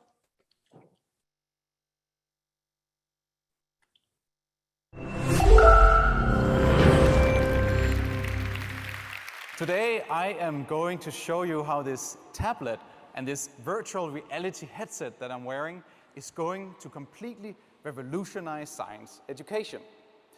And I'm also going to show you how it can make any science teacher more than twice as effective. But before I show you how all of this is possible, let's talk briefly about why improving the quality of science education is so vitally important. If you think about it, the world is growing incredibly fast. And with that growth comes a whole list of growing challenges. Challenges such as dealing with global warming, solving starvation and water shortages, and curing diseases, to name just a few. And who exactly is going to help us solve all of these great challenges? Well, to a very large degree, it is these young students. So a couple of months back, we started asking ourselves, we have a wonderful team now of learning psychologists and teachers and scientists and game developers, and we started asking ourselves, how can we keep ourselves to our promise of constantly reimagining education? And today I am really excited to be presenting what we came up with and have been working incredibly hard to create. So basically now I have just turned my mobile phone into a fully simulated $1 million Ivy League laboratory with all this amazing equipment that I can interact with. I can, for instance, here pick up the pipettes and I can do experiments with it. I have my e-gel, my Pcr, and oh, look there, I have my next generation sequencing machine, and oh, even there I have my electron microscope. I mean, who's carrying around an electron microscope in their pocket? And here I have my machine. I can do different experiments on the machine, and over here I have the door. I can go into other experiments I can perform in the laboratories. And here I have my learning tablet. This is an intelligent tablet that allows me to read about relevant theory, and as you can see, I can interact with it, and I can watch videos and see content that is relevant to the experiment that I'm performing right now. And then over here I have Marie. She's my teacher, my lab assistant, and what she does is she guides me through this whole laboratory, and very soon the teachers will be able to literally teleport themselves into this virtual world that I'm in right now and help me guide me through this whole experiment. And now, before I finalize this, I want to show you an even cooler thing, I think, something you cannot even do in the real laboratories. This is a PCR machine, and I'm now going to start this experiment. And what I just did is I literally shrunk myself 1 million times into the size of a molecule, and it really feels like it. You have to try this. It really is cool. So now it feels like I'm standing inside the machine, and I'm seeing all the DNA, and I see the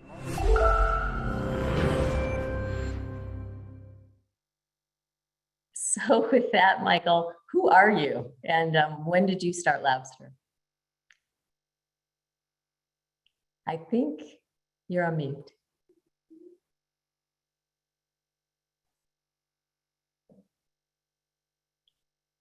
Michael, try unmuting yourself. That worked. Thank you so much.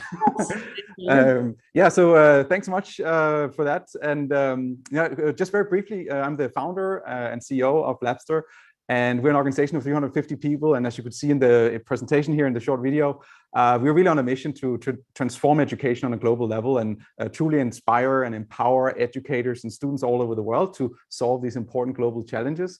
Yeah, we worked on it for more than 10 years now, and truly excited about the overall mission we're on, but also the concept of a metaverse in general and the possibilities that it's going to enable both teachers and students. But as I also hope to share here today, some hopefully very inspiring stories on how we empowered brands, organizations, corporates, as well as institutions to truly revolutionize their brands by leveraging the power of the metaverse and the concepts of the metaverse. So my day today is really about working with our global teams of innovators, both within learning science, game design, as well as the core sciences themselves, with teams in Boston, Copenhagen, Switzerland, Zurich, and Bali, Indonesia, to really create these incredible learning simulations. As you saw some clips of here, there's way more in this entire learning metaverse. But really working with leading professors and institutions around the world to help them enter this metaverse and create these learning experiences in this modern world we're living in.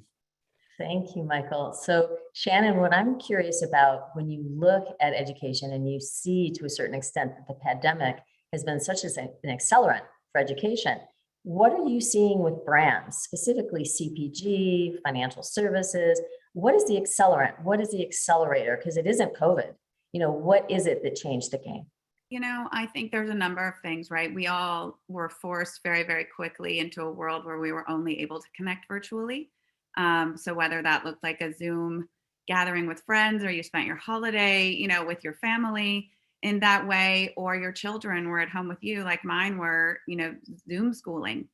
Mm-hmm. And the truth is, right, platforms in the metaverse gained incredible traction during that time because our children, those were the places where our children were going to connect. They could no longer play sports or have play dates. And so the places they were going were platforms like Roblox, platforms like Fortnite, platforms like Minecraft, right? Where they were coming in and they were both actively participating in a virtual world. Truly, it was a world that was seamless for them. I think Michael will probably talk about this more later, but in that video, you were wearing a headset, but now technology has evolved to the degree that there is a 2.0 version of that where you don't need to be wearing the headset, and the 3.0 version looks like the world that we're all trying to imagine, where the connectivity and non-siloed and no walled gardens and all of that good stuff. But I think the truth is this notion of community and how you authentically show up in those worlds and this notion of self-expression in these worlds. Our children can express themselves in ways that are maybe completely contradictory to who they are in real life. Like the things my daughter's wearing in Roblox, I am like now supervising. Like, you can't wear that. So, I think, and then how we're seeing brands sort of, especially luxury brands, really made a quick and fast play into the metaverse, understanding that their future high net value, high net worth consumer, in order to create a relationship and community with them, that was where they needed to be spending their time. And so you're seeing those investments happening, whether they look like NFT drops, or they look like skins, or they look like full retail stores, that is happening. And that notion of how they are leading us, right? They have always led us, right? Like Facebook was, a community of people for college students that then quickly translated into a community for the entire world, right? And now has rebranded themselves Meta. So I think that we are seeing brands across industries. So it's not just luxury, right? You are seeing CPG. Gail, who's one of our agencies, did a large activation with Roblox for Milk Pep, which was an incredible success. And now, leaning into this sort of 2.0 version of that, that is, brands that can sort of find their authentic way and how to connect with their audience and have a reason for doing it, those are the brands that are going to win over time. But it has been a tremendous catalyst. It is that notion of community, and suddenly our whole world turned upside down. And we're still talking, many of us, over Zoom, but our children are going into the metaverse to have their conversations and have their playtime and have their connections. So to that end, we were talking about storytelling and just immersive experiences. And at the end of the day, it is about players or brands providing value. Right? So what is the framework for a brand to define their value in the metaverse? Like, what is the framework that they should be thinking about, Shannon? No, I think it's really understanding, what industry are you in, right? Michael is in education, right? That there's extreme value across, right now, I think you're serving high school and above, but like there's such exceptional value you're providing, right? Then it comes down to what is the expectation of the consumer, right? So the way to sort of architect it, I think about, which is, first of all, most of the growth of this space is happening through Gen Z and Gen Alpha, right? Which is Gen Alpha is now, 2010 and over, children that were born after 2010. And the truth is, right, is they are leading the way. So how are you thinking about, a lot of these areas are oriented around storytelling. Are you on a mission? Are you trying to solve something like Michael was talking about in his video? Some of the biggest global challenges around sustainability and science, and something that I'm very interested in, if you know me well, is gene therapy, right? Like, how are we tackling those challenges? And in the brand world, it looks more like, how are you engaging with your consumer authentically in a way that allows them to express themselves? So this notion of self-expression, I said it before, I'll say it a million times, and everyone before me said it, right? Which is, your digital avatar, which you could have multiple of in the metaverse. You don't have to just be one digital avatar. I can be one in Fortnite. I can be one in Roblox. I could be one in Labster. I can be a different digital avatar everywhere I go. And how I define myself can be different in all of those environments. But I get to show up, right? And that will look the same in enterprise eventually, right? When we're all like, if you have the Snap camera kit, I could come in now as my avatar, which would have been more fun probably and enjoyable for everyone to just have an avatar conversation. But I think that's how, with the brand, are you on Discord? Do you understand how people are having conversations and orienting around community? How fast those conversations move? Do you have a Roblox account? Go in, set one up, understand how these people are conversing and communing inside of these environments, and then ultimately understand, back to that kind of, what is your role? Like, what do you want to achieve? What does your community want from you? The truth is, in the metaverse, communities define what's important, right? You can start to understand more about, what role can you play? Is it that you set up a coffee shop because really people just want to hang out, and therefore, but there's a store next to you that you can go, you have a little pop-up that you can go buy, the handbag or the, sneakers or whatever before you go to the coffee shop. And maybe you get a real world version of that, or maybe you're just buying it digitally. And for this generation, they don't care, right? They just don't care. The notion of ownership, they were talking about the last call, isn't the same as what we define as ownership. So I think that's what's this notion of experience, that the environment that Michael is providing for these next generation scientists and nurses and, people that are in the spirit of lifelong learning and access for all, like that's going to transform everything from the music industry to the entertainment industry to, healthcare and education. So it's such a great, exciting time to be in this space. So Michael, when we think about immersive experiences and really changing the game, I know that you probably have a few different stakeholders. Would it be students and teachers and tutors? And like, how does this all work? What is the journey for the individuals that are working currently in the metaverse with Labster? Yeah, so like you're very spot on. There's many different stakeholders, and they have different profile that we think about and different value adds from the metaverse. So we work closely both with industry or corporations such as biotech and pharma companies, but in the education space, we think a lot about what kind of experiences do teachers need to improve their ability to teach and educate their students, and what kind of solutions do the students need specifically. And when we talk about students, specifically, there's so many potential new opportunities that we can leverage from the gaming industry or the metaverse specifically, sort of more generally, and bring that into the education space. And that we work really hard with experts within both learning sciences, game design, and core sciences. And some of those aspects that we really focus a lot on leveraging is especially the gamification aspects, or storytelling, as we talked about here, is an incredible motivator and an incredible way to create engagement and connection with your audience in the metaverse. And it really opens up ways, for instance, in education, to show the students how they can apply their skills to learning in real world settings as well, and translating that virtual learning into real world scenarios. So that's a really powerful way that we leverage a lot and work with leading game designers and incredible game design researchers as well, to always innovate in that space. Besides that, there are so many new possibilities in the metaverse that I think many of us don't really initially think about. I showed one fun example in the video that we just showed you in the beginning, the fact that you can shrink yourself 1,000,000 times and actually stand next to a DNA strand and try to inspect it really close up is mind-bogglingly effective for helping students understand the concept of a DNA or a molecule much, much better. How does a protein work? The fact that proteins are really small machines that are operating inside our body is really such a weird concept that experiencing that in a metaverse environment is far more effective at actually helping students understand it. Then there are also aspects such as time. Time is actually a factor that we can affect as well in the metaverse. We can speed up time, slow down time.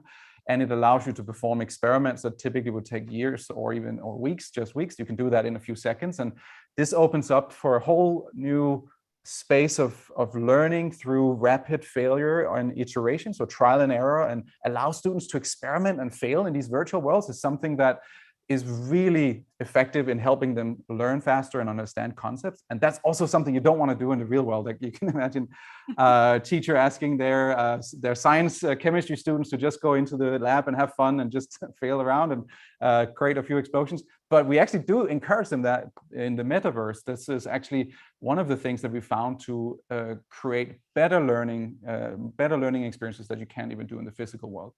So that's the student side of it. Now, if we look at the teacher side, you can relate it also a little bit to being a parent, observing your students in the metaverse. Like, how do you do that in a smart way, or in a way that's also responsible? And how can we keep track of all those different interactions in a way that actually is helpful for the teachers?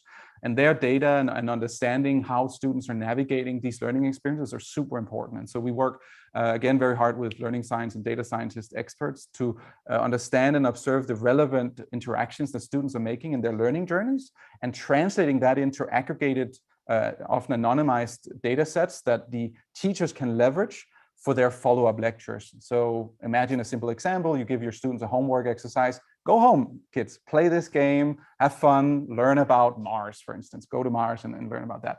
But then the next day, next morning, the teacher gets a data set, a report showing exactly how the students were interacting, what were the challenges that they were having, or the biggest challenges they were facing, and were there maybe a group of students, or you can say a group of customers, right? But a group of students who were specifically experiencing the metaverse in a certain way and others in another way. And do you want to maybe tailor your follow-up lectures in such a way that you can customize it to the specific groups of segments of students? So we work continuously on creating dashboards and essentially tools to, as I like to say, turn the teachers into superheroes in this metaverse, really giving them the data, the insights, the tools to empower them to give the best possible experience for the students as well in the metaverse. And maybe I'll pause there, but I could go on. So Shannon, from the standpoint of practicality, because again, I kind of look at it as Michael's had a little bit of freedom to experiment. He's, being such an early adopter and really playing in this genre so early, it is probably a test and learn. But because the metaverse has become so accelerated and so many brands do want to play, what do you suggest as kind of a test and learn sequence, so that while the window is wide open and all of us are trying to figure it out, that we aren't left behind? What are your thoughts? Yeah, I think, after you sort of do your discovery phase a little, right, which I think is an important piece of that, I think then you can start to think about, talking to these platforms, right? Talk to Roblox, talk to Fortnite, especially because gaming's such a great use case, right? It's an easy use case for brands to start to participate.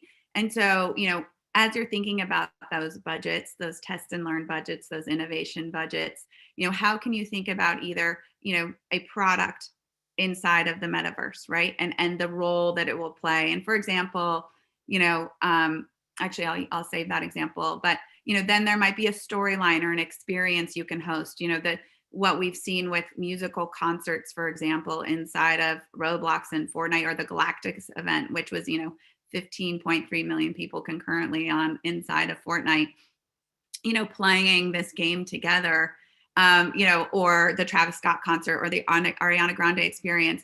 Can you host an experience inside of one of these environments? Can you create a storyline? So, Spirit, I don't know if any of you have little girls, but, Spirit, the horse, right? They have a storyline inside of a Roblox game that, she goes on a mission, but it's in one of the already sort of the horse, sort of environments, right? So can you start to participate in another environment? And, then you have things where you could do a pop-up. So like, American Eagle did a pop-up in NBA 2K, and then there's something that's more dramatic, like, build Nike Land. And, those are the, but I think if you're going to do that, right, there's other things to consider, which is how are you maintaining those worlds? Because the truth is, this is, marketers, we often think in campaign, and actually the better way I believe to think about it is community. So if you want to use a bit, if you want to test something, you can test a land, experience for like, a game. But if you truly want to start to migrate into this world, you're looking at operations, you're looking at mechanics, you're looking at updates, you're looking at nurturing those communities. And so, that's an investment, but there are ways to test and learn into these environments. And then you can surround, I think in the last panel, they were talking about Omnichannel, which is so important as it relates to the metaverse. It is not, if you build it, they will come. That is not how this works, right? This is very much, use creators, use influencers in the space where again, back to the topicality, back to the way that these audiences are operating in these platforms and how they're conversing and how they're communing around topicality. If you're gonna do a Roblox game, go and it's in, sports or whatever, go and partner with influencers, right? Who actually can then be your authentic voice around that content and around that experience that will draw more people into your gameplay. And then what you do with them when you're there is how do you authentically host them in that environment? So for example, with our Milk Pep example for Gail, Milk was the power up. Milk was the hero that got you to the next level of performance. And in the context of a sports game designed around karate, BMX biking, rock climbing, and skateboarding, that's really important, right? So that utility of the product in the environment was authentic and important. And I think that's also, if you're going to test any of these things, understanding that role and that utility and that importance to the community, either by asking them or testing and trialing, is very important, because you kind of get maybe one or two shots, and then you have to sort of, sit back and say, why, you should always say, why are we going here? That should be your first question. No, exactly, Michael. I know that you've worked with a number of large tech companies, Google and others, early days in exploring kind of the test and learn concept. What are you seeing as kind of expanding the metaverse into, is it a learning island or a learning metaverse island, horizon? What is that exactly? Yeah, I think so. Several, I think really several great stories of how brands, or in our case, institutions, have really leveraged the potential of the metaverse. One example was our collaboration together with Google and with Arizona State University to essentially create an entire virtual biology college degree, 4-year degree, entirely online, fully accredited, never done before. To this day, I think it's even the only one still existing, and one of the most popular degrees as well at the university.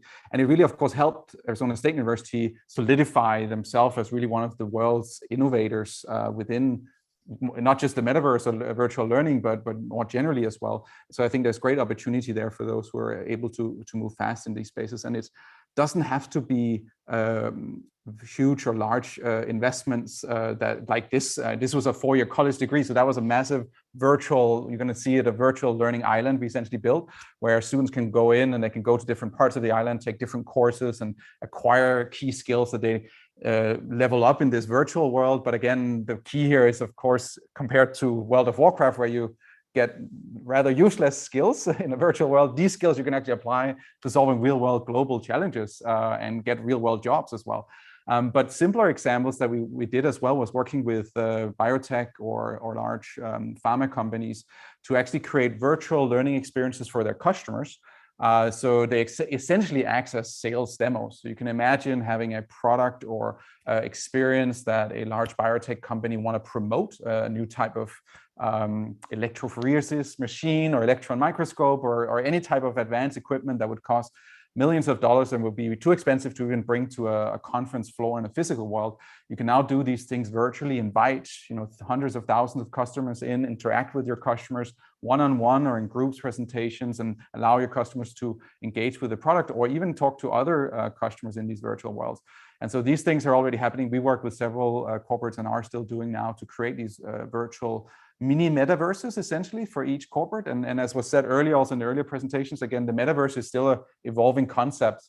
We are building a virtual learning island. That's one of the many metaverses. And these virtual avatars the students have will, of course, be connected eventually. But right now I have a virtual learning avatar in Labster or even within my individual institution. And that may be different if I'm visiting one of our corporate clients as well, but they're metaverse. So yeah. And how does it change? Because, I think that the category is interesting around access for all, and it becomes more important, perhaps, or equally important in higher education, where universities need to revisit maybe what the opportunity is long-term to democratize education. I know that that is not probably the tip of the spear for a self-expressive beauty brand, perhaps. Maybe it's joyfulness or hopefulness or sense of self. But I think specifically in higher education, it is reimagining access for all, correct? Both at the faculty level and the student level. Can you share a little bit more about that? Yeah, no, I think that's one of the things I'm super excited about. And our mission really at Labster here is, again, to reach 100 million students all over the world, give equal access to the world's best possible education by partnering with thousands of institutions, which we are actively doing already today, right? And the only way and the reason we can do that is because we can keep the costs of these high quality learning experiences incredibly low, and allowing and enabling these institutions anywhere in the world to give access to the students, even just on a small mobile phone, as we talked. It doesn't have to be a immersive VR headset, it can also be on their mobile phone. So reducing costs is a massive thing. We even work with leading institutions around the world, Ivy League top institutions, where equipment they need to teach sometimes costs hundreds of thousands of dollars. And we've shown now in studies that we can help reduce cost by up to 90%. And at the same time, still improve the learning outcomes for the students by leveraging the power of these immersive, interactive, collaborative learning experiences in these metaverses. So cost is a big one. I would though say, and just to add on our earlier conversations around storyline, it's not, cost is a big thing, a big factor. You can really dramatically reduce cost and create immersive experiences. But the engagement piece that the way you can engage with your audience through these virtual experiences is a huge, huge value. And it translates directly into dollars for our customers, our institutions, because dropout rates are decreasing. Students stay more engaged with the learning experiences, just as they would with maybe a product if you have a really immersive, engaging experience, like we just heard from Shannon there. And so this is allowing the institutions to reduce dropout rates, keep the students on board, and ultimately increase revenue as well for themselves and of course their impact as well around the world. So yes. So the short answer is yes to your question. Shannon, I'm shifting back to you because I'm really interested in kind of the future of work and what it means for builders and creators. So it's not just the marketers and how we're going to fit or how we're going to play in the metaverse, but the kind of intoxicating level of opportunity for next gen as creators and builders of this new world. What's your perspective? I think enterprise is going to be a huge, we're already doing it, right? And our children are doing it. And Michael's building universes for our children to go learn and explore. And so, the learning is one of those things, right? Lifelong learning. How we think about professional development could look like, I'm going to go and I'm going to take a course in higher education like people are now, that's going to be a year-long course or a quick, an executive MBA program. And that might be in the metaverse as opposed to, me having to do like nights and weekends. And my ability to collaborate with my teams will look and feel different, to the point of like the practical application driving better outcomes.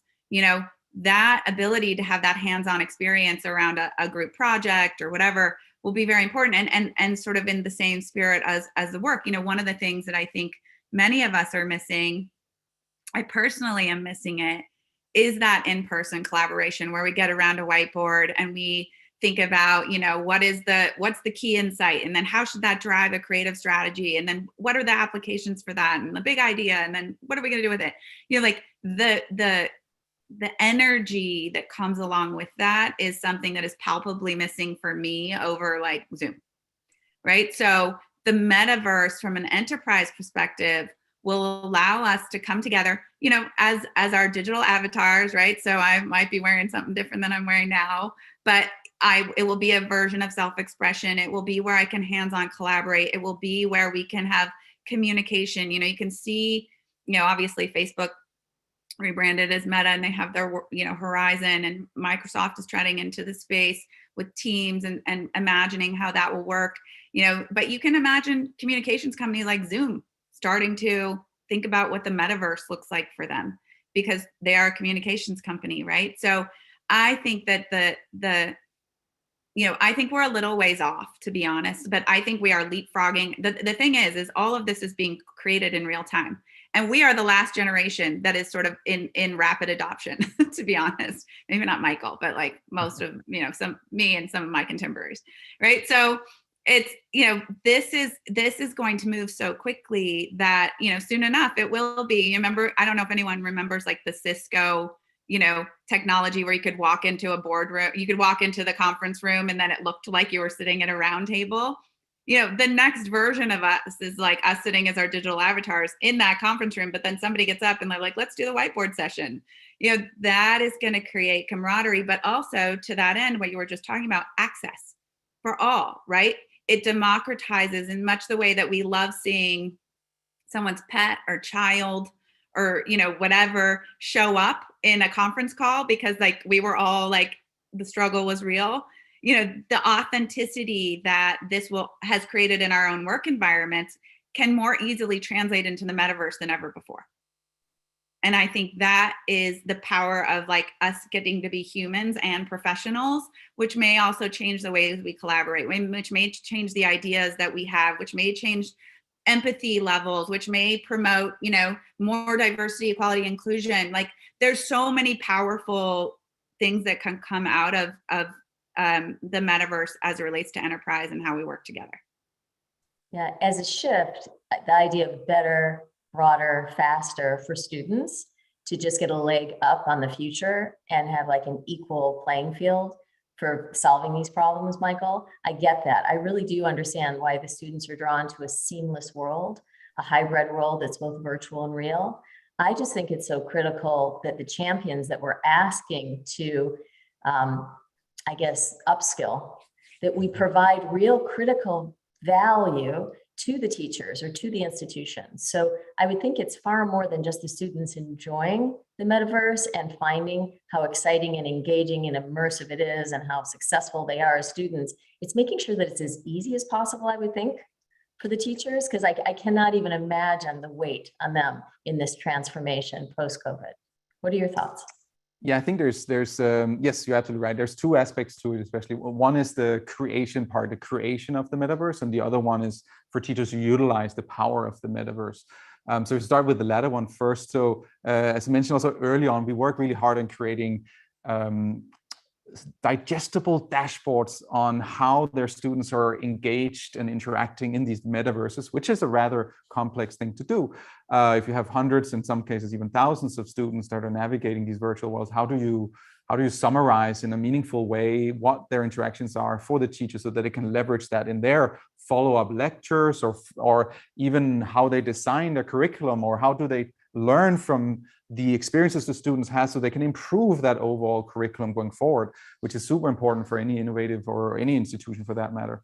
On the other side, I'm also really excited on the creators piece, right? So all these different metaverses that we see now have different versions of creator tools that enables people that have to varying degrees of programming skills, allow them to create these virtual interactive experiences.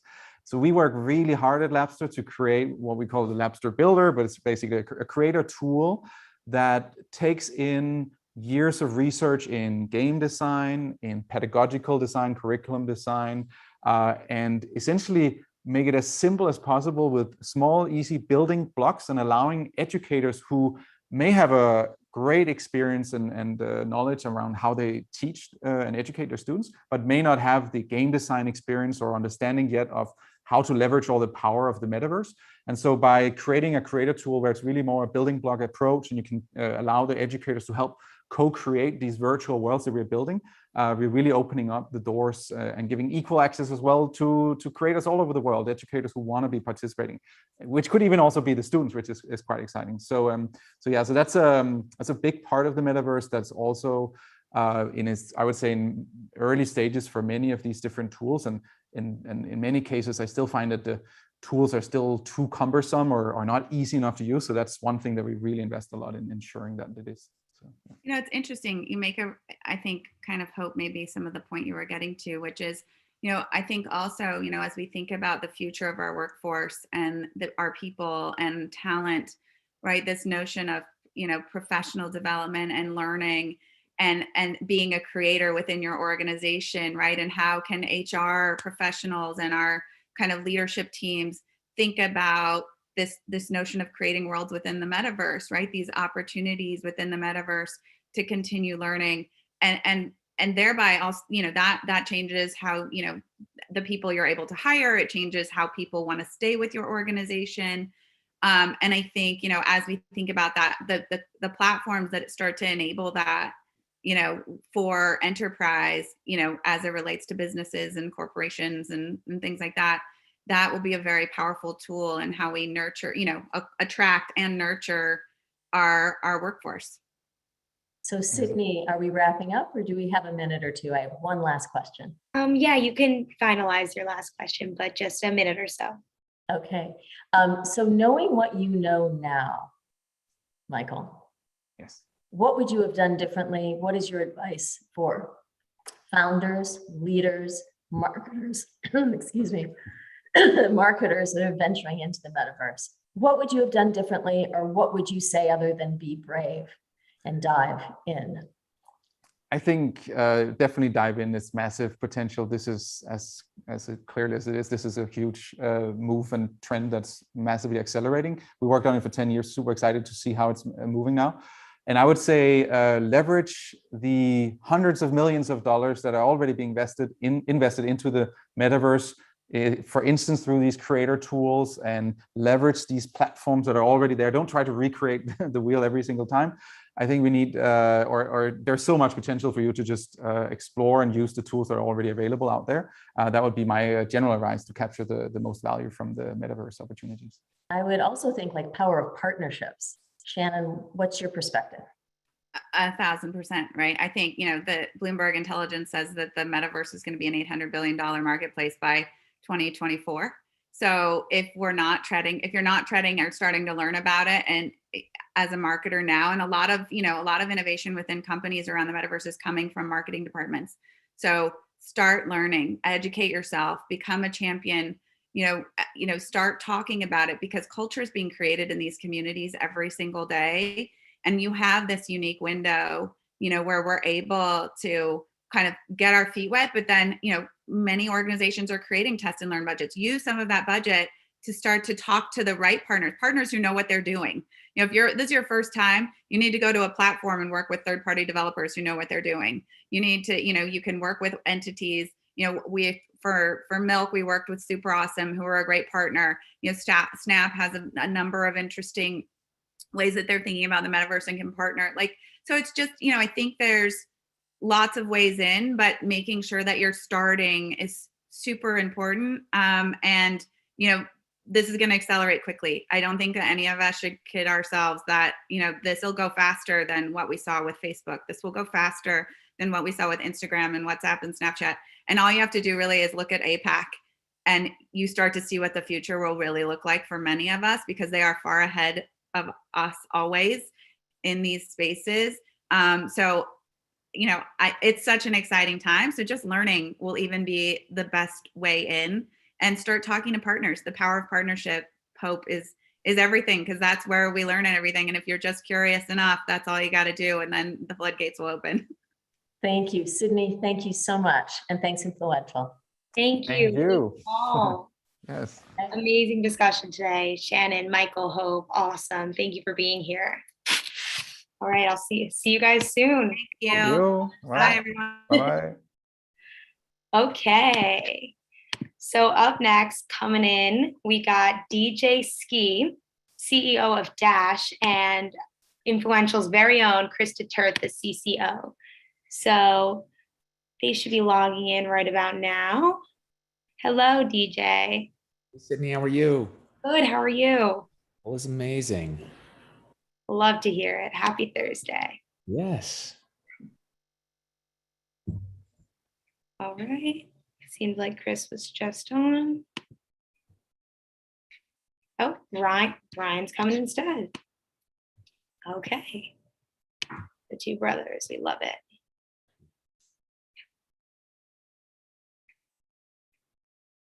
Hello, Ryan.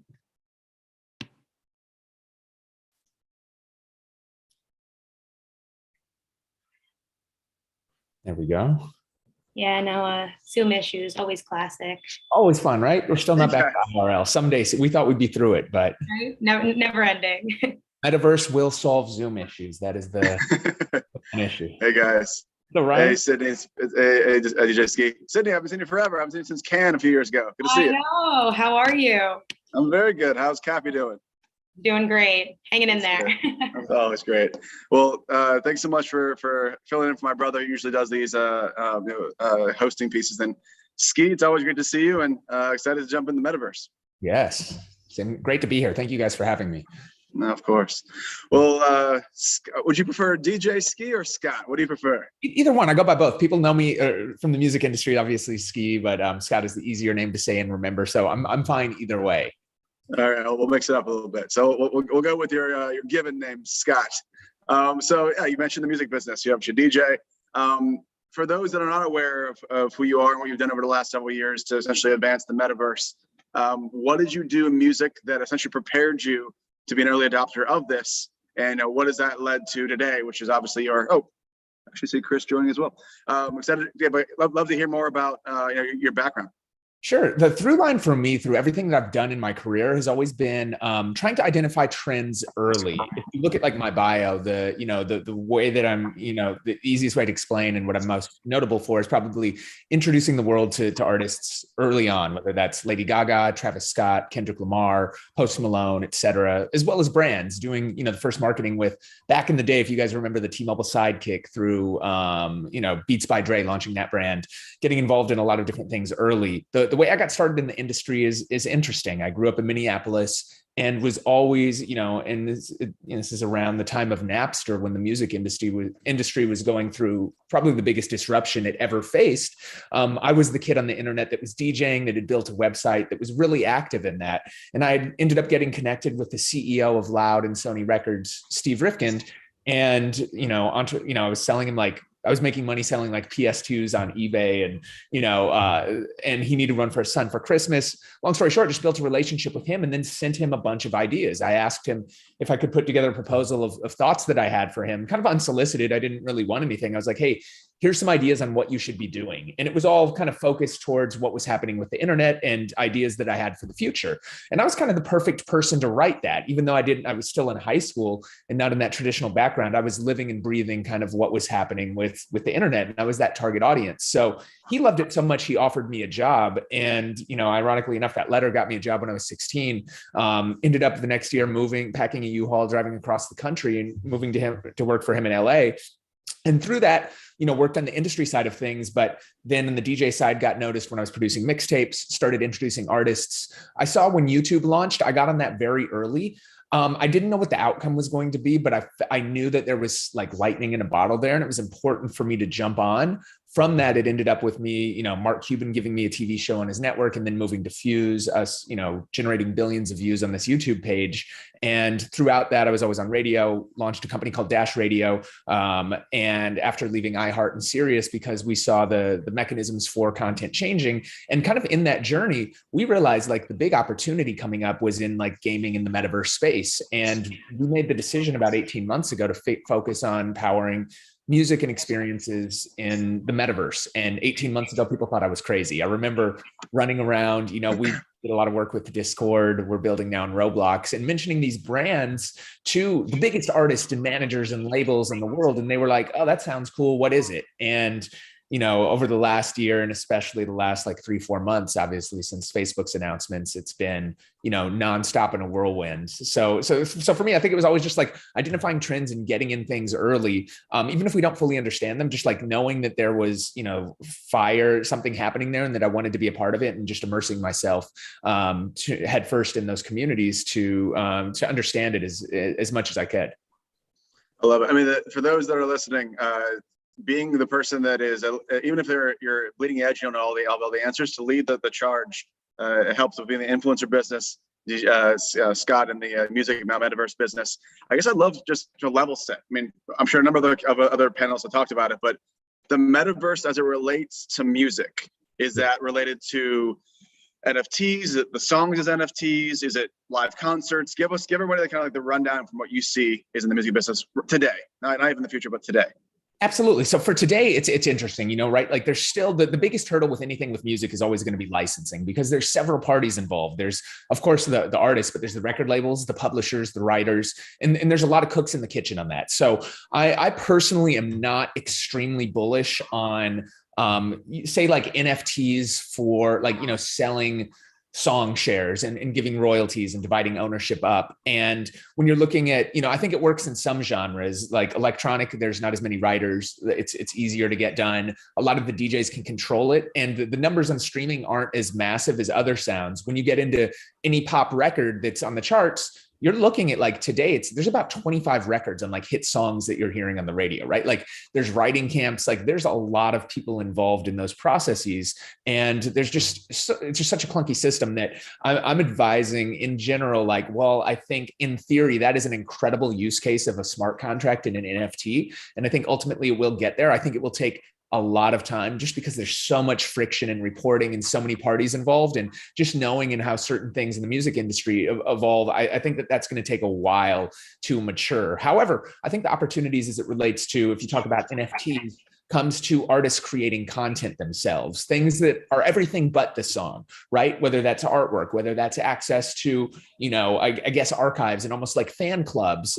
Steve Aoki, one of my good friends, just announced, I saw just a text from him that he announced the Aokiverse, where you get access to, it's like his own universe and membership club, and to buy his NFTs early. And I think you're going to see a lot of opportunities like that on the NFT side. On the metaverse side, I think that there's, everybody, it's something that everybody wants to get into, yet doesn't quite understand. And I think you're seeing the best examples that we've seen to date that everybody references are, Marshmello, Travis Scott, Ariana Grande, Fortnite, Lil Nas X, Roblox. Those have turned out really, really well. The challenge is that those are very expensive to develop, take a long time, and they last like 12 minutes. They're not really scalable. And it's almost like the Super Bowl halftime show. It's going to work for the biggest of the big, but not everybody else. And what I'm really interested in about is, all right, how do artists engage with their kind of communities in these spaces and interact with them? And one thing that we've been trying to do in some of these games and worlds that we're doing are creating like artist branded and themed worlds that reflect moments that are happening in real life, but that we're also bringing in their friends, that we're also populating and doing activities that can exist beyond just like a one-off performance. So I think it's thinking outside of the box with that. There's also like certain artists, like there's one up and coming artist that's incredible named Teflon Sega, who exists only in the metaverse, only as an avatar, and he's streaming live on Twitch, doing concerts live in Unreal Engine, and it's truly phenomenal when you look at that and see it. But I think that we're still so early in that there's not a ton of opportunities today for a lot of artists to jump in. And a lot of metaverse platforms aren't populated outside of like the Roblox and Fortnite. So it's really kind of starting there. And I would advise people to like look at the ones that are already working also, instead of just building their own. Yeah. Well, so let's get into an actual tactical scenario that you put together with Paris Hilton.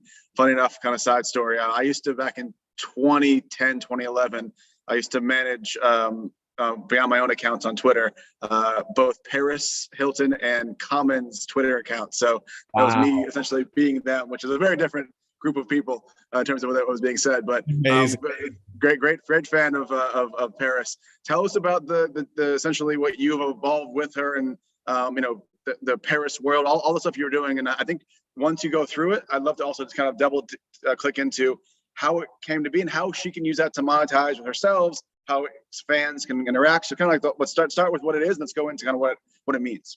Absolutely. So what Paris World is, in essence, we launched in Roblox on New Year's Eve, and we've created an entirely themed world that is based around Paris's interests. So in it, there's, of course, she's a DJ. She's the highest paid female DJ in the world, believe it or not.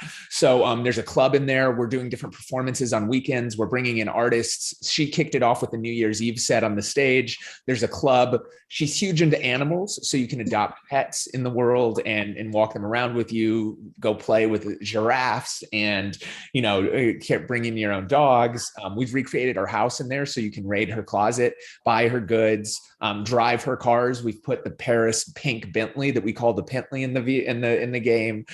You can take helicopter tours. I mean, the whole concept of the island is, think of it like Ibiza meets, Paris Hilton in a virtual world. It's like you're going on vacation and get to hang out with her. If she was to draw a world, this is what it would look like. The backstory of it is interesting. Like, if you look at Paris throughout her career, she is you understand, like, truly the OG influencer, right? She was the first that was famous for, in essence, being famous. And that, if you remember the weekly mags, they would follow and document her, and that first celebrity that, remember, Paris is responsible. Kim Kardashian was Paris's assistant. But Paris has always stayed ahead of the curve. She was one of the first celebrities to get into NFTs. In 2019, she won NFT Celebrity of the Year award before anybody even knew what like NFTs was. She was just on Fallon 2 nights ago giving them out to people. So she's been a great ambassador for that community and for tech, and has always been just forward thinking. What I love about Paris is like, she understands her brand better than anybody else. She knows exactly who she is and the role that she plays. And she's also she understands the value of doing things for brand versus just money. So I happened to be hanging out with her and her new husband, Carter, just over a year ago. And we were talking about projects and what we were all working on. And this is, again, I was preaching the metaverse, and they were like, all right, we've heard of it. It sounds cool, but like, what is that? And it's like, well, we should talk. Like, if you're interested, like, here's what we're building and developing. You'd be a perfect person. You actually, like, we should experiment. Who knows if it's going to work or if it isn't, but it's something that you should be involved in, and broke down what it was. She was like, yeah, I've always wanted to do something in like Fortnite. I was like, well, how about Roblox? I think Roblox for you specifically, more females, it's a younger demographic, but a little more inclusive. I think for your brand, this fits better. She's like, all right, what is it? And I showed it to her. She's like, awesome. This seems really cool. So it literally came from, the relationship that I had with her, and her kind of trusting my judgment, and like believing that, like, all right, this is going to be something real. And also just being so forward thinking. It wasn't about like dollars. It wasn't like, hey, we're going to pay you $1 million. Let's develop this, because we didn't know how it was going to turn out. It was like, let's try this thing. And if it works, it's something that you want to be in first. And over the course of the process, we developed this world together. And the key telling sign, we did the launch on New Year's Eve of this year. We had more people than were in Times Square watching the ball drop. She already is in the top 2% of Roblox games in terms of overall, I guess, concurrent visitors, which is kind of insane for something that we didn't really promote or hype up. We wanted to test it and like launch it very organically. And we launched it again by her doing a DJ set. We recreated like a ball drop Times Square style environment. And I remember waking up and getting a text. And we also did one thing to launch was we put her in the game. So she jumped in with her avatar. We started off with a private server where I brought in the top influencers in the Roblox community, just because it's so important to connect. You don't want to just show up there and be there. So we brought her into that, as well as she went out into public servers to do that. But the next morning I woke up, and this is Paris Hilton, the queen of partying, with a text saying, oh my God, I never in a million years thought I would be spending my New Year's Eve on a computer doing a virtual party, but I had more fun in this world than I did in a real world party. All the outfits that all the kids were wearing was just incredible. It was such a fun experience. I have so many ideas. Like, this is the future of partying. I'm all in. Thank you for bringing me this. I thought you were kind of crazy at first. And I, again, would never in a million years think that I'm spending my New Year's like this, but it was funner than the real world. So that's why I was like, all right, there's something real when somebody who's, you know, not even in that core demographic is having that much fun in it, embracing it. And it's really for her, for being a visionary for that, but also like the platforms, there is so much excitement, so much fun once you really dive in. And Roblox is probably the best example right now of those communal experiences of all the metaverse platforms right now. Well, and again, I love what you've obviously built with them. And Carter, who's a friend and an investor, they are the ultimate power couple between her, her entertainment guru, his tech and investment guru. I'm glad that you guys all teamed up there. I'm thinking of the people that are listening that are, you know, we have throughout the course, we'll have thousands of brand marketers jump in. They want to think about sustainability and execution. So let's just look at it from Paris's perspective. How often does she have to go into this universe to engage with the audience? Or is it just like it's there and then when she leaves and it has a monthly like DJ set, what's that look like in terms of like the hygiene of it? It's a great question. And I think the answer is going to change for each brand or each individual, meaning there's going to be certain times where you just want to do a moment. For Paris, we launched it with a big event, but we have plans of making this a persistent world with multiple special events. We're going to be doing a big launch around the time in the next 2 weeks, around the time of Fashion Week, around the time of Super Bowl. And we're going to be recreating things that are interesting to Paris in the real world. Our ultimate goal is we want, when fans see Paris show up at the VMAs in a crazy dress, we want them to be able to experience that with Paris in a certain way, buy her merch, buy her virtual goods, and experience these parties kind of without being there IRL. However, for certain brands, and certain artists, like when you look at, again, the best examples that we brought up with like Travis Scott, Marshmello, Lil Nas X, these aren't really persistent environments. These are experiences that last 12 minutes, right? And they replay a couple times and then they're gone. And I mean, from a licensing perspective, they can't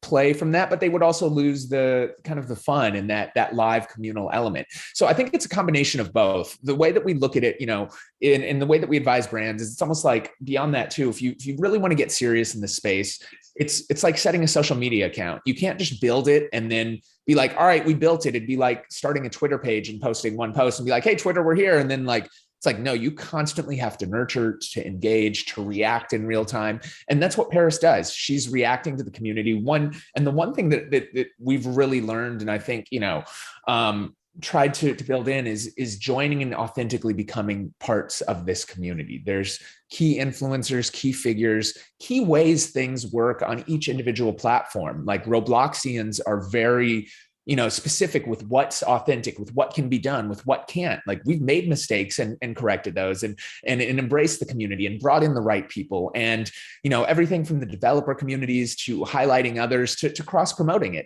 For us, it's not just about getting everybody into Paris's world and buying that. It's getting her, you'll see us doing collaborations in other worlds. We've brought in other UGC creators to help design Paris's UGC merch and really embrace that community.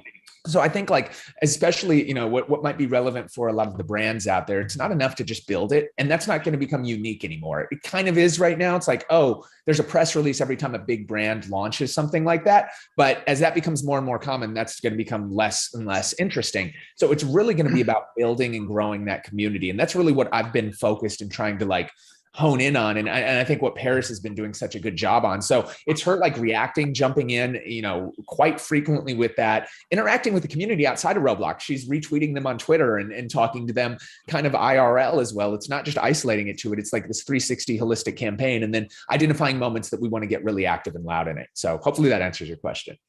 So I added a new word to my lexicon. It is Robloxians. Roblox. So it is a real thing. Are there Decentralandians? Is that another thing? What? That's a good one. I'm sure there is, and there's going to be. We've got to find one for Sandbox too. There's a lot of fun stuff happening. So. All right. So for Robloxians, again, this is kind of the perception I think of the market. Those that have kids, especially, that it's probably largely under 13. Like it's like Gen Z and 13 and below. One, do you believe that is the case and it's going to change and age up? And two, if I'm a brand, am I basically saying I know they can't afford my car or they're not going to be able to go and buy my drinks for their parents? Are you trying to basically say, hey, immerse everybody in a story and narrative now and for like the next 10 years? So yeah, I'd love to hear about kind of like the age marriage to these different platforms.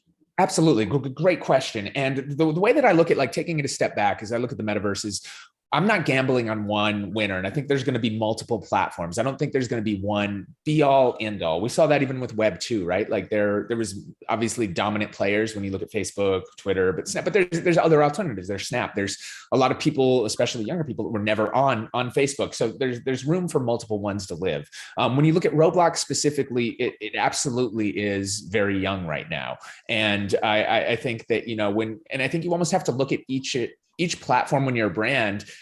You got to identify what your goals are, what your target audience is, and what your long-term play is. If it's just jumping in and doing one event and trying to reach as many people as possible, then you want to go to the platforms where the audience is. If you're really looking at the future and want to be a big player, you have to look at like I love Sandbox, and it's not launched yet. But you have to spend real money. Like land plots are selling for millions of dollars in Sandbox. So is that an investment that you want to make in? Do you believe in the roadmap? Do you believe in the team? And like you look at the writing on the wall with other brands being in there.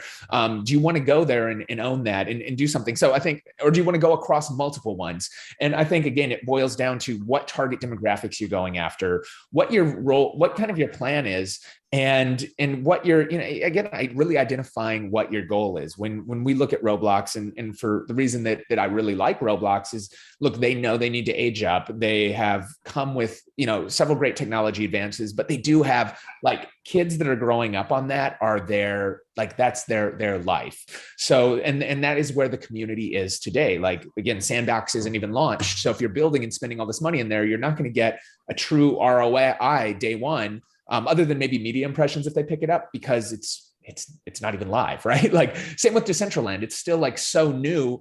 There's not a ton of people in there. You're not going to get in terms of like raw impressions. And if you're measuring it by CPMs or anything, you're going to be far off. So that's why look, if it's short-term Roblox, but there's also ways to get your feet wet, go partner with worlds or games or things that are already existing. See what kind of works. You don't necessarily need to build your own plot, kind of follow that. I think it's important for every brand I think they should be getting in and experimenting, and you're going to learn by the reactions in the community as to what works and evolve from that. But yeah, it really boils down to each brand and identifying kind of what those goals and what type of investment you want to make into that. Personally, my belief is I would be investing in going across multiple ones, because I think it is going to be such an important space and sector, but it just depends on what you can and want to do and the resources are. I remember 15 plus years ago, I was in Second Life, which it was kind of the first quote unquote metaverse, and kind of like Sims meets Fortnite, but there's no rules, and yeah, there was entire economies built in. I think it's just ahead of its time. With the whole Linden Lab guys. I think they're back. I think someone I don't know if they brought them back, or I saw the name again. But I guess so. Right now, the Roblox scenes is one thing. I guess today, as marketers, they're on the online right now, listening in. Would you say, hey, you can go do one for Fortnite? If you have to go partner with the makers of Fortnite, I guess. How would they go about figuring out how to partner with these different entities? There's two ways. The organic way is in the way that we did it, even with Roblox in Paris. We have a good relationship with the Roblox team, but we just did it. The beautiful thing about the metaverse and Web3 in general is the fact that it's decentralized. And for me, it's important to do things that are really authentic to the community. Of course, anyone within any brand with any amount of money can of course just buy their way in and make an impact. And not that that's the wrong route, but I'm always been, and the way that I've always worked, just from even being a DJ in the mixtape side, is always being creating that ground level and that organic layer. So it's so important for me to build for the long term, to get the right influencers involved, to slowly grow it, right? With Paris World, we made an intentional, decision to not launch it and put paid media behind it and pitch every brand in the world and go in and do all these things. We wanted to quietly launch it, bring in the right community members, take their feedback so we can evolve and grow and see what works and really learn and build this for the long run. We want to not be there just to be there for today and tomorrow. The great thing is about these platforms is that you can build generally with them. Of course, there's partnerships that can be done, but I'm a fan of also, looking at it organically and then you can level up from that. I really like Fortnite. I'm a huge fan of Epic, and Unreal Engine to me has the potential to be the game-changing technology of this next time. I mean, you just see how even films are being shot and stuff. I love what they're doing in Fortnite. Creative mode is, and probably if you talk to the Fortnite guys, probably the most underutilized element of the game. Everybody focuses on Battle Royale, but that seems to be, and if I had to make a guess, that's where Epic will make their launch into the metaverse using the foundation for that. And again, that's something that you can build on your own. That's where recently a lot of people have seen the headlines for the Cause exhibit in there. Jordan did something recently in there. All these things are happening in Fortnite creative. And while the monetization tools aren't there necessarily, which they need to open up, the potential is vast, and that's one area that I think of focusing on. And again, another one that a lot of people are not talking about, the most under the radar one right now, and one that has a tremendous audience, is Minecraft. A lot of people might have think that it's old and it's been around, but it's having a resurgence. There's if you talk to a lot of, especially mid-teenage males, there's a tremendous population that are back in Minecraft, and it seems to be Roblox, Fortnite, even Decentraland are getting the bulk of the announcements. And I think that Minecraft is a huge opportunity that a lot of people are missing out on right now. And so there's multiple platforms, ones that we think may have kind of fell off the radar, but ultimately, obviously I'm biased. We have a creator company, Influential. We're thinking about what are the actual creators that are in these places. And you mentioned there's some Robloxian creators that exist. When you think of creator, are the creators the best in this new world? Because I was thinking of the visual effects creators, AR and VR, is a whole different skill set beyond just being funny or being emotive. So when you think of a Robloxian or someone that's a Fortnite person, is it someone that knows how to build things? Is it someone that is has built a large audience and a large pedigree in the space, or is it you have to be both at the same time? I think there's two different tracks, right? You're going to see the people that Poke, that are the massive on platforms like Roblox, right? They stream, their YouTube channels go ridiculous. He has millions of followers on Roblox alone. So people are watching what games he's in, what UGC he's buying. And these are influencers. It reminds me almost like Instagram early on, before influencers, and it was really a thing and brands really jumped in. You're seeing the same, and with the metaverse, one thing that I've always said is that it's not one of the tough things is it's so far out and seems so distant, but a lot of the theories that work IRL are going to carry over. Just the platforms and the medium is going to change. So I think there's a tremendous amount of opportunity, and you're going to see a new generation of influencers that are these avatars and that are characters and players in that world. And then similarly, you're going to see people that know how to build great content, great graphics, great worlds become popular. And, people are following, in Roblox, that community knows, who built that? And you're looking in the descriptions of a lot of these games, you'll see one thing when especially when they're building games on their own without brands, it will say all the different roles, almost like the credits to a film. And those are important. It's almost all right, who made this movie? Is it a Steven Spielberg movie? People are going to see it because it's those things. So I think they're two different tracks, but they're both wildly important. And that's the thing that a lot of people are ignoring as they jump into that space.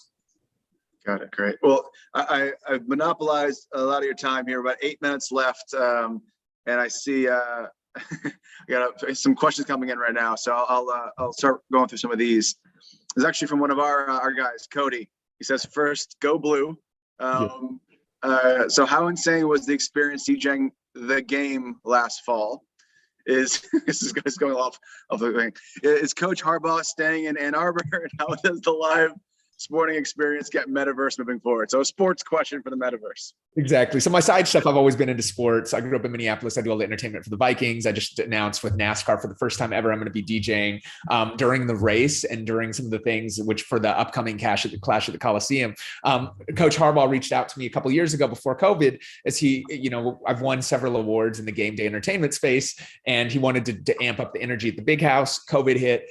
They called again when it was the game, which is the biggest, regular season college football game of all time, Michigan, Ohio State, and they were underdogs and won. So that's what it's in reference for. And that was one of the coolest experiences in my life. I put out a TikTok that went viral of me like playing and cutting off the music as 111,000 people saying that song. So there's nothing that like replaces that. And I don't think in real life is going away. That's more important than ever. However, there's always for any event like that, right? Like only a small fraction of people are ever going to be able to experience that in person, whether that's a sports game. Like even though it had 111,000 people there was 15 million people that watched that on TV. So it's still like a small percentage of that. And the same thing that you're going to see with concerts, right? Like 4,000 people in a venue, 20,000 people in a venue, 100,000 even at a big festival. There's going to be way more people that you can reach through the metaverse. So I'm always big on like, all right, how do you create, it's not just turning a camera on necessarily, especially when it comes to like music and entertainment.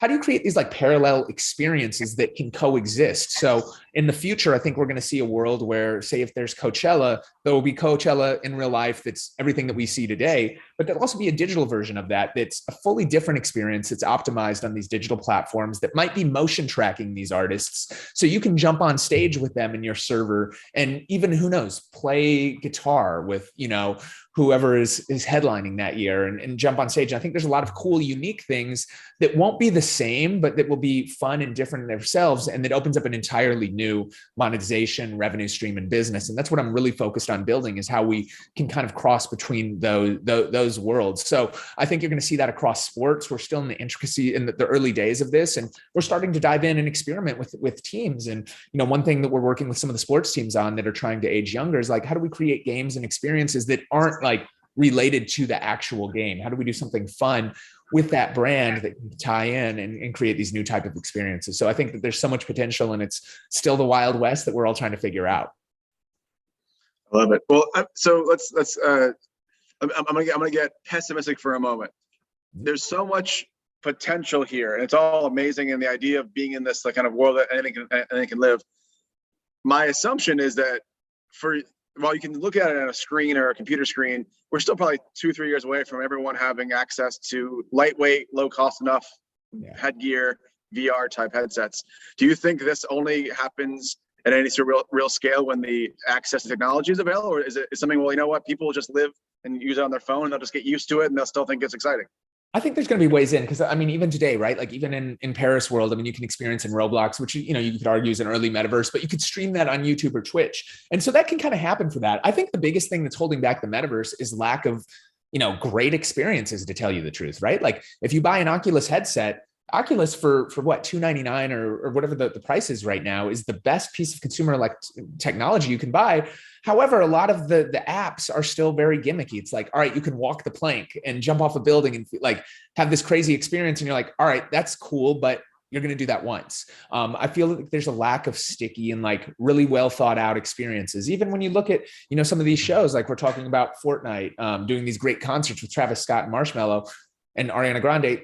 Again, those are 12 minutes long and they happen once or twice a year. What's happening the rest of the time? So I think the bigger question is that we need and what brands are going to come in and what companies are going to identify how to create great experiences. Because I think it's always the content that leads the way. If there's something that's that compelling that everybody wants to feel a part of, they will join. And there's multiple ways that, like, even if you don't have an Oculus, people will find a way to stream it in 2D on Twitch and experience that. And I think that, that's where the real opportunity for brands is. How do we help usher this in? I think that the metaverse, the biggest thing that it's lacking is, I mean, yes, there's the technology argument, but I think the biggest thing is just great content.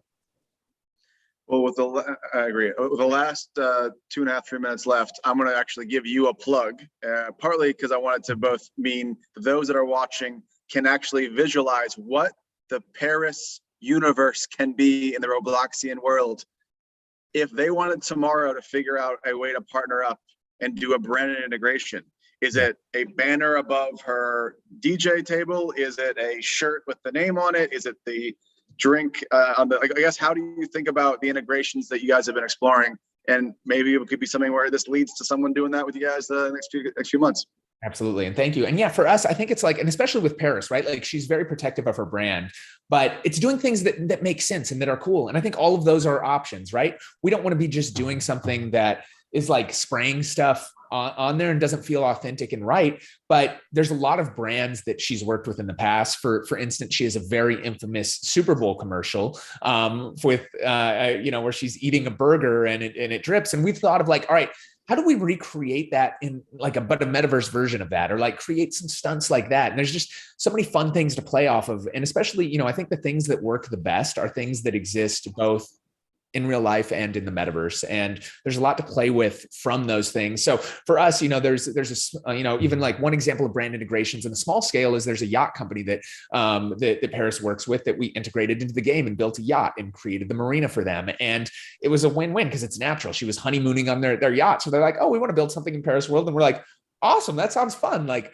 let's do this. It's outside the box. And then other times it's like, all right, we're doing these big performances. There's big brands. We're even talking about like, all right, what does, outdoor advertising look like? Is there billboards, but done like in a cool way and that are digital? So I think that there's, really no limits to that. And for us, we're down. We're just trying to find fun, creative things to do. It's more about the story and creating moments that are iconic versus, trying to maximize and bleed every dollar of, from a CPM basis. I love it. Well, I think Sydney will come back in a second. I guess while she's kind of doing the wind up for the next session, one last in 30 seconds or less, what is it that you would want to see by the end of 2022? Like, what would be a goal of moving the metaverse conversation forward? Is it artists that are going to, a certain number of artists coming on, a certain number of brands jumping in, more worlds popping up? Like, what do you think is going to happen that would be a win for the overall ecosystem? Again, I think it's going back to content.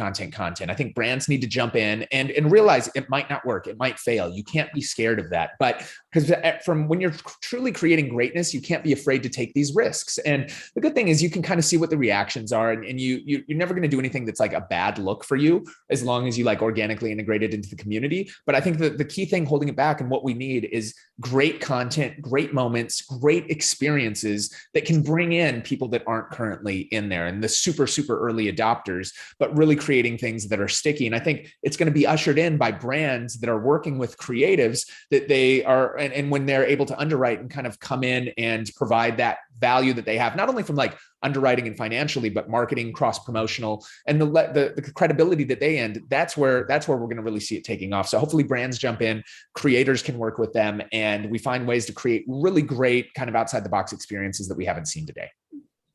Always love catching up with you, Ski. You always have the bleeding edge of things. So guys, everyone, if you want to do any business, any campaigns or with Paris, hit up Ski, and I'm sure we'll find other ways to work together in the future. Let's do it. Thank you guys so much. And we're really excited for the future. Thank you guys for having me, and I can't wait to see the rest of the panels. Amazing. Great. Thank you both for being here. It was awesome. Such an amazing conversation. Thanks, Sydney. Awesome. Thank you for your time. Okay, up next, we are going to be having Julie Smithson, the co-founder of Metaverse. Let me know if I pronounced that correctly, because there is a capital VR in that, and then moderated by Bob Gruder, strategic advisor from Metaverse as well. So they should be logging on very shortly.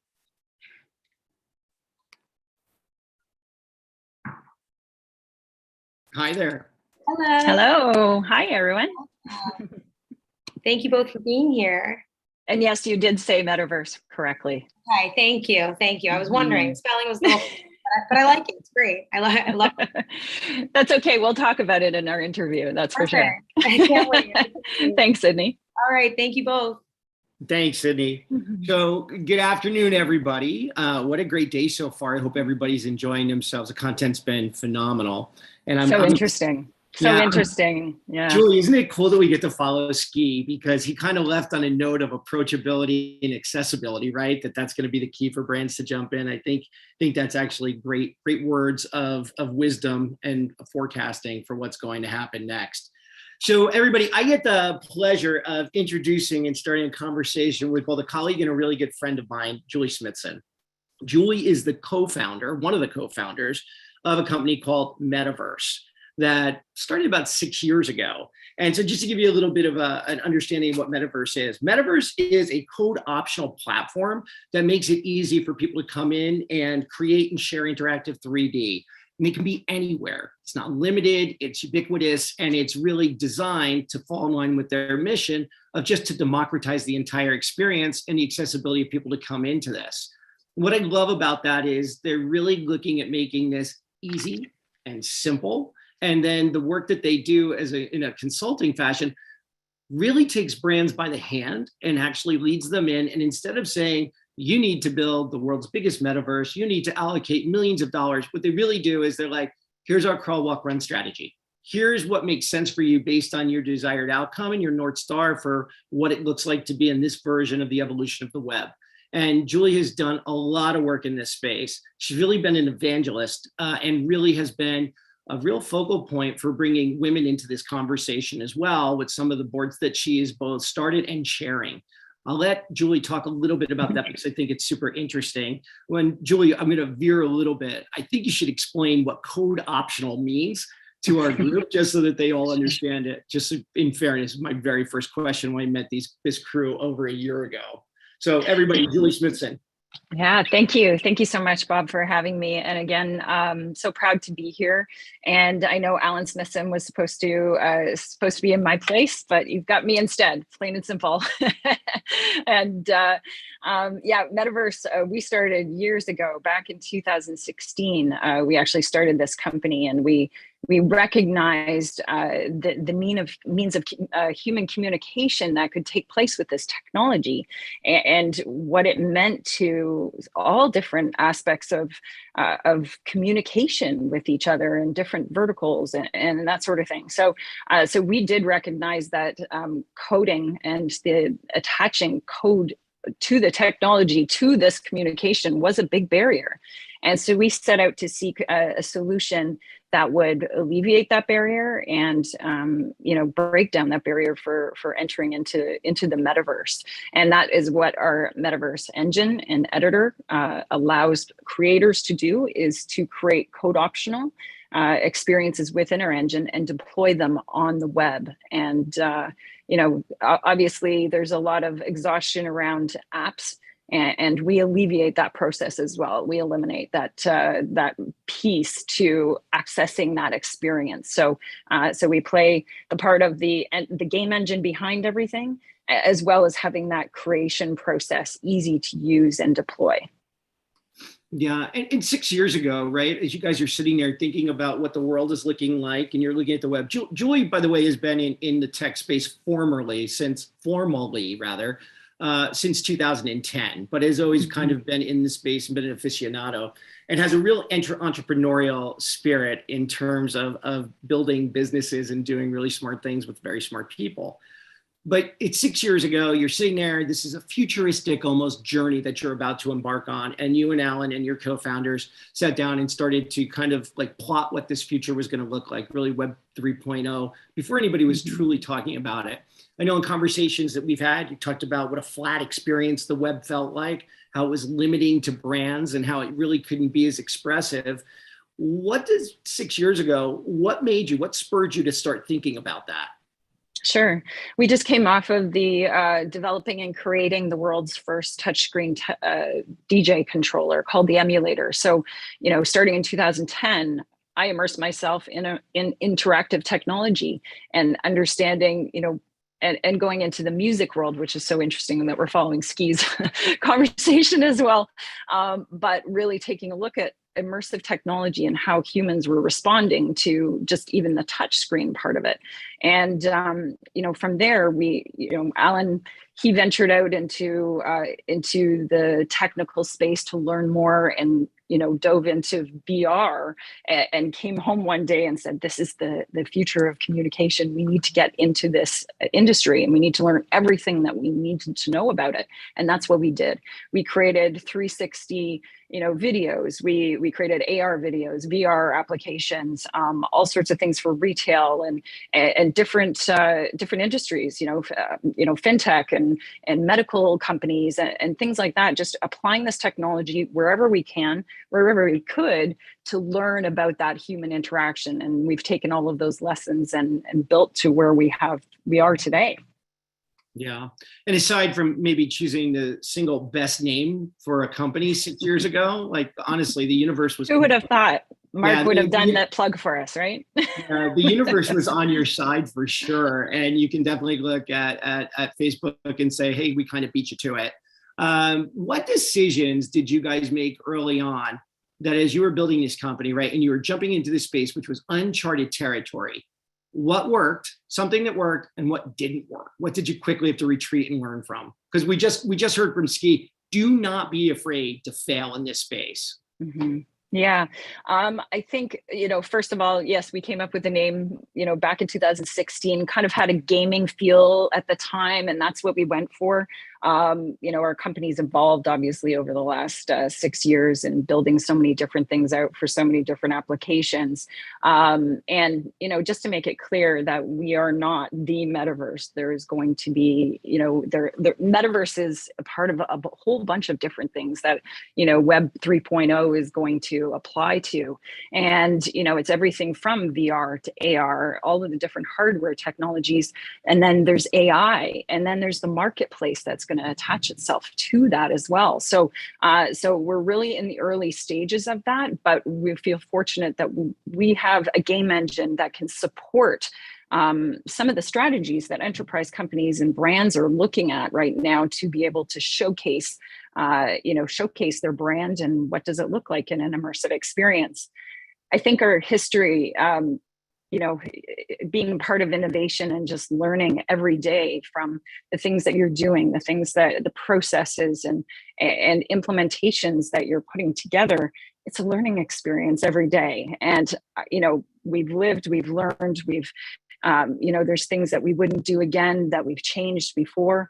I think, one of the biggest lessons that is really evolving this year especially is that communication with clients and managing expectations through the innovation process, which is really foreign to enterprise companies and even brands, just everybody understanding everything that's happening. And there's so many different components to the metaverse in general that need to be learned, need to be applied, considered, what different perspectives and things like that. I know we've heard today from from multiple speakers about community, and really, we know internally how much that word is moving closer up to the front of our mission now, to create that community that will, introduce the best practices of a metaverse out there.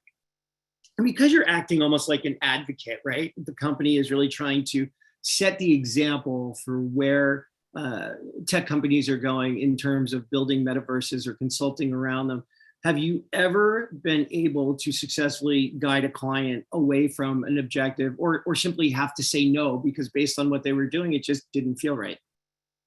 Yeah, I think, the big question is, what is the purpose for you going into the metaverse? And we've heard that already. You need to have a purpose to go there. I think the other thing is, what main computer does that end user use right now today that would invite them into that experience? And we can all literally say that the mobile device is an extension of our hand at this point. So, utilizing that tool, that device in your hand, to interact with technology. It's that next step of human connection into the technical world. And I use the term humanics a lot when it comes to, being able to have the ability of human connection while using your technology to engage in these experiences. And humanics is really important as we remain true to ourselves, but also enjoy ourselves while we're in these experiences. So yeah, it's a journey. Yeah. It's definitely one journey that it's always innovating, always changing, and building those expectations for clients and taking them on that education journey is really important. Yeah, it's certainly not for the weary, right? No. But as you think about it, right? We've learned, I think, over the last 10 years, we've heard a lot about new companies springing up, specifically in the tech space, being mission driven, right? And we've seen, the data tells us that mission driven companies that stay true to their purpose really do well. In fact, they do better than non-mission driven companies, right? That all the data is there. How do you guys, as you're taking on a huge initiative, right? You're trying to bring a democratized version of everything around XR to the world. How do you stay true to your mission while you still are focused on building this business, right? And being able to say yes to the things that are right guide people to the things that make better sense, and even say no. So how do you juggle all of that being a mission-driven company? Yeah, so our mission is to inspire and educate the next generation of future leaders to think and act in a socially, economically, and environmentally sustainable way. And being able to use this technology to apply to that is a daily habitual education exercise of being able to constantly learn, to always understand that innovation is going to be different from one day to the next. As I've mentioned, building expectations is a key component to my role in dealing with our clients and managing the technological advances that are happening behind the scenes. I think that, and one of the bigger missions that we have done is created the Metaverse Mall. And I think if you weren't going to get to it, I'll get to it now. But one of the things that we have done is created the Metaverse Mall that really plays that long game of how brands and companies can be involved in a space where that mission will be driven by our core team of being able to learn, being able to innovate, being able to communicate and create community where there's a safe place to do that, where the content remains relevant and consistent, where there's traffic as well. And, I think, we haven't quite got to that conversation yet. I haven't quite heard it today because everybody's trying to figure out, how to build their own metaverse. But these metaverses need to come together. We need to have interoperability between these metaverses so I can travel with my purse, my wallet from one brand location into another, depending on if it's in our metaverse or another platform that's out there.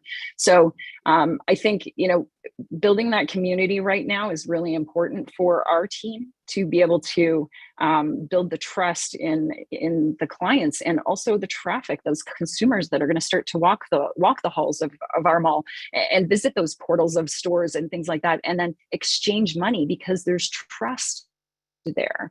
And having that part of our evolution of a product to be able to offer that as a driven mission is something that we're truly excited about. Yeah, in terms of the conversations you're having, I'm sure that companies are coming to you, brands are coming to you and say, we need to build a metaverse, right? If we're Nike, we need to have Nikeverse. So you look at certain brands and you know that this is still, right, we're still sort of in our infancy of what we're building out. And we're looking at the great work that's happening with Roblox and Sandbox and even the interesting stuff that's happening in Decentraland. But again, they're like Decentraland specifically, a little bit more of a closed ecosystem, right? And so as you're thinking about what you're all doing and what you're building, and somebody says, I want to come in, I want to build something really big. I've sat in on a couple of your conversations where you ask all the right questions. But when you think about this now, and you talked a little bit about the mall is definitely a very graspable way for people to get their heads around, because if you were a kid in the 70s and 80s and 90s, you lived in a mall, right? So it's an easy thing. And as a brand marketer, that is your B2C, right? That has been your B2C. That's how you interact with your customers. What, in addition to the mall, and I want to come back to the mall a little bit later, but what else is happening in this space? What other use cases are there right now for what's happening in the metaverse? You mentioned education before. You said a couple of things. Mm-hmm. Yeah, fintech is a huge piece. Medical technology and training, not trying to get away from, branding and marketing, but implementation of training, of immersive training is happening right now at the highest levels of enterprise. And, enterprise does lead this industry, as far as adoption and being able to put budgets in place to be able to buy numerous amounts of headsets to be able to apply these new training, these new training applications to it. So there's a lot of stuff going on in the metaverse, and there's a lot of pieces and parts to that. What I keep hearing is that budgets are being approved. It's just, now let's get to work. What do we need to do to be able to put this together? And what are the steps in not only from a marketing campaign point of view, but a technology aspect? Is there a play to win aspect in that space? Is there a marketplace that are they going to be able to buy those goods digitally and for real? That's definitely a new thing, and if brands aren't even thinking about that, you need to. There's so many opportunities right now of being able to brand avatar clothing. And I'm surprised we haven't seen that already. I do think we're going to see an upswing of that because, people are starting to create their avatars. And why wouldn't I want to wear, say, a Metaverse shirt or any other branded shirt or shoes or a hat or something that a brand can identify in the Metaverse as theirs? So that's obviously a whole different conversation, but there's so many different ways to be involved in the Metaverse and start to apply your brand in multiple different ways. Well, my avatar, I plan to make younger and in better shape. That's definitely happening. And we'll dress him better than I know how to dress. Okay, so that covers a lot of ground, right? Where we are now. What do you think? Because technology moves so fast, right? And I would say, what's your outlook? The next couple of years, where do you see the marketplace moving right now in terms of working with brand marketers, working just with overall companies, and even the creators of the world? Where do you see this moving to in the near future? Mm-hmm. Yeah, I definitely see a lot more partnerships taking place in how content can be partnered with a brand.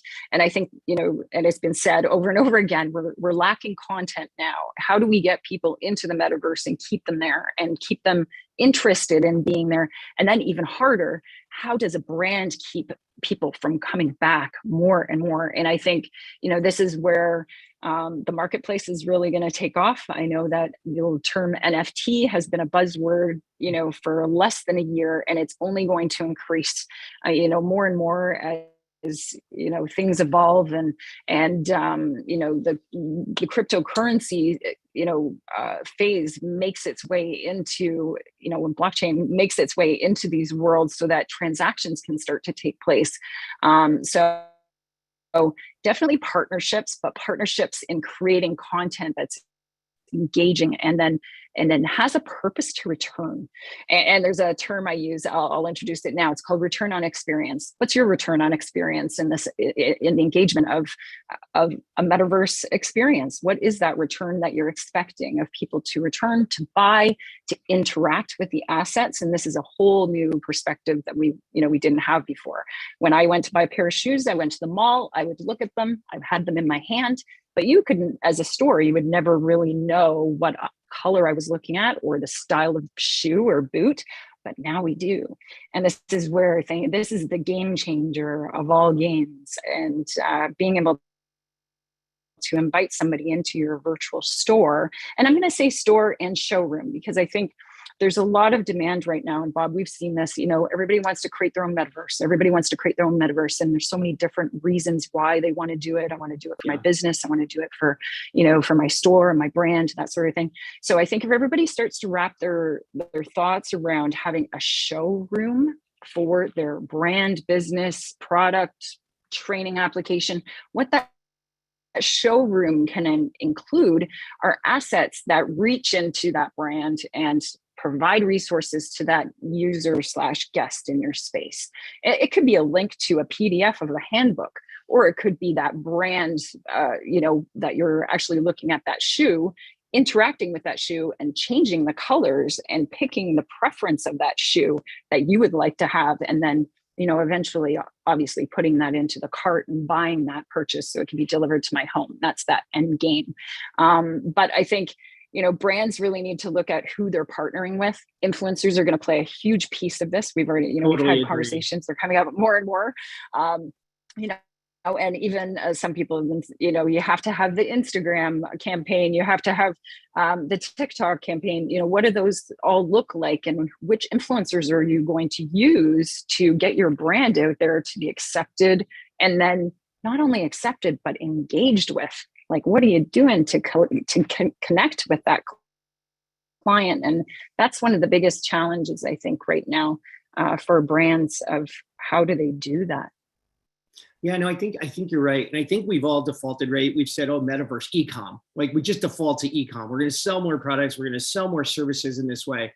But I think this is the perfect marriage of performance marketing and brand marketing, where you can come into a space and really understand the nuance, the brand essence. You should be able to walk out. The only thing you won't be able to do is smell it, but you should be able to actually see.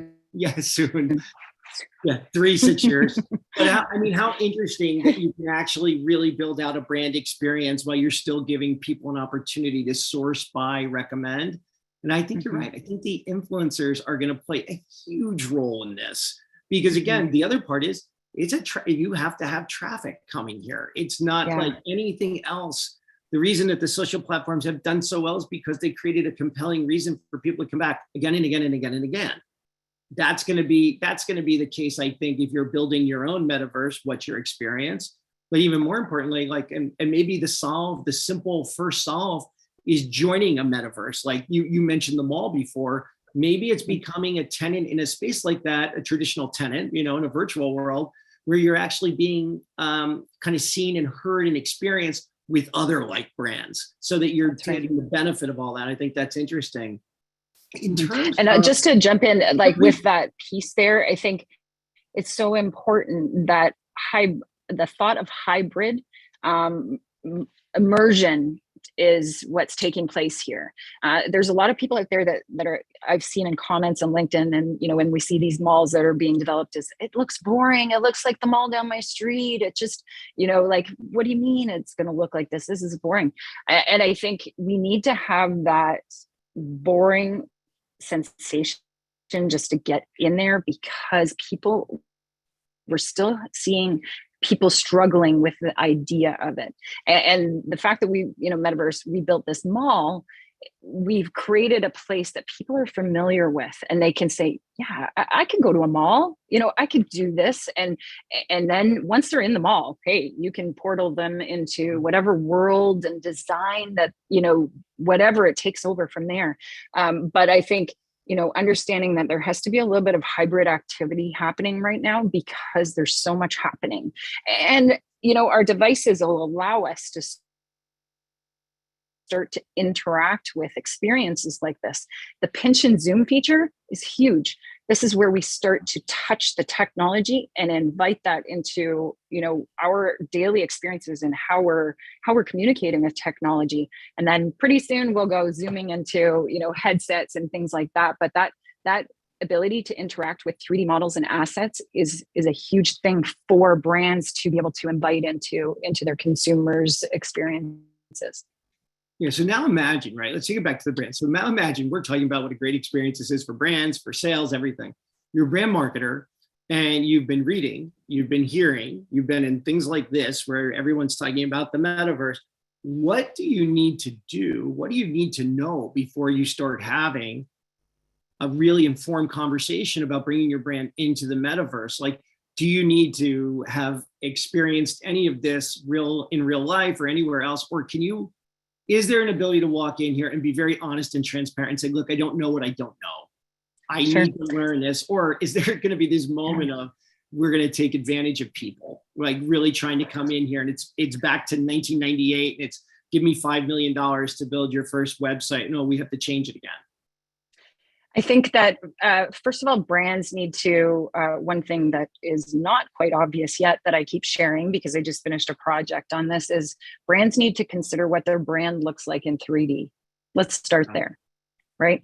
Okay, what does your logo look like in 3D? What does it look like in an environmental space, a world that has multiple different perspectives?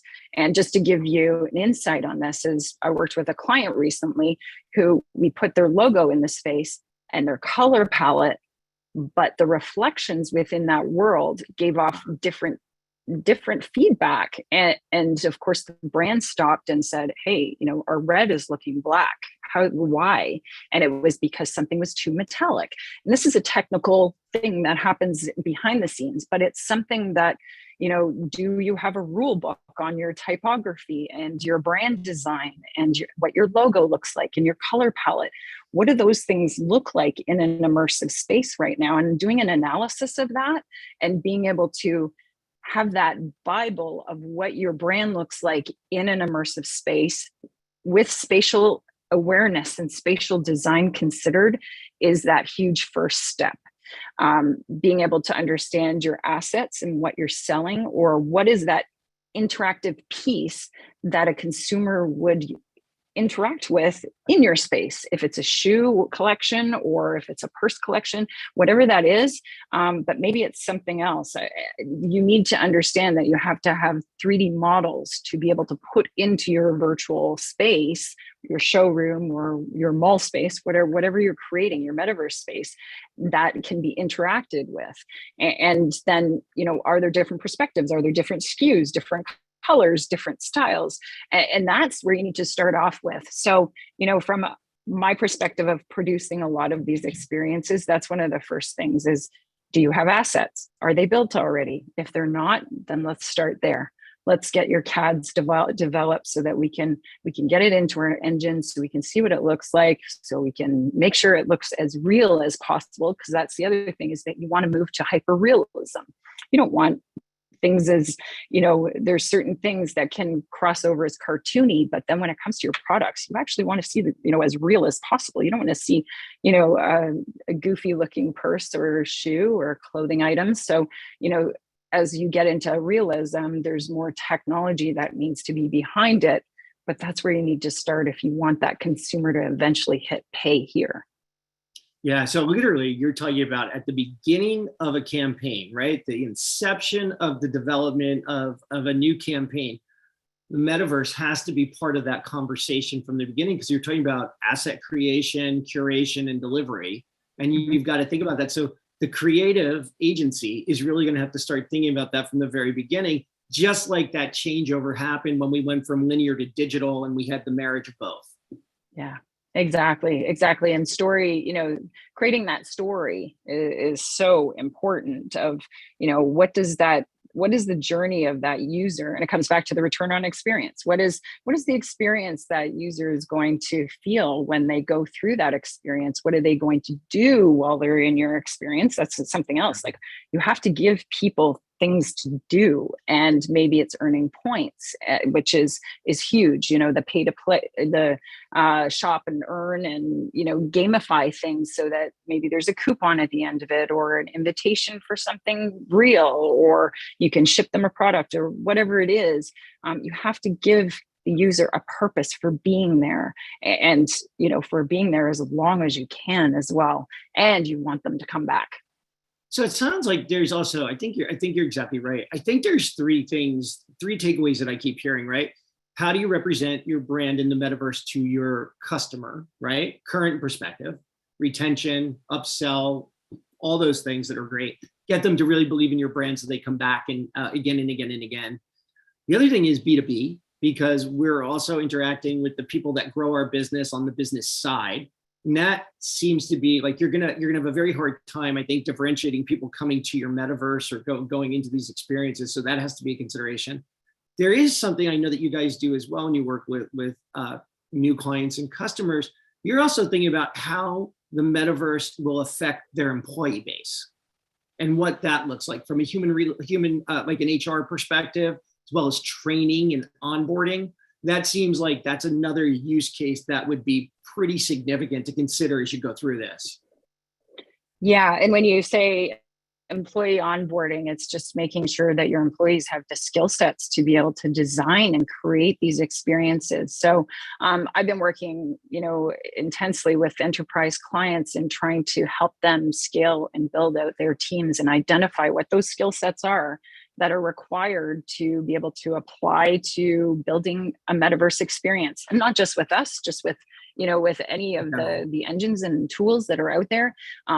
Spatial awareness and design is key right there.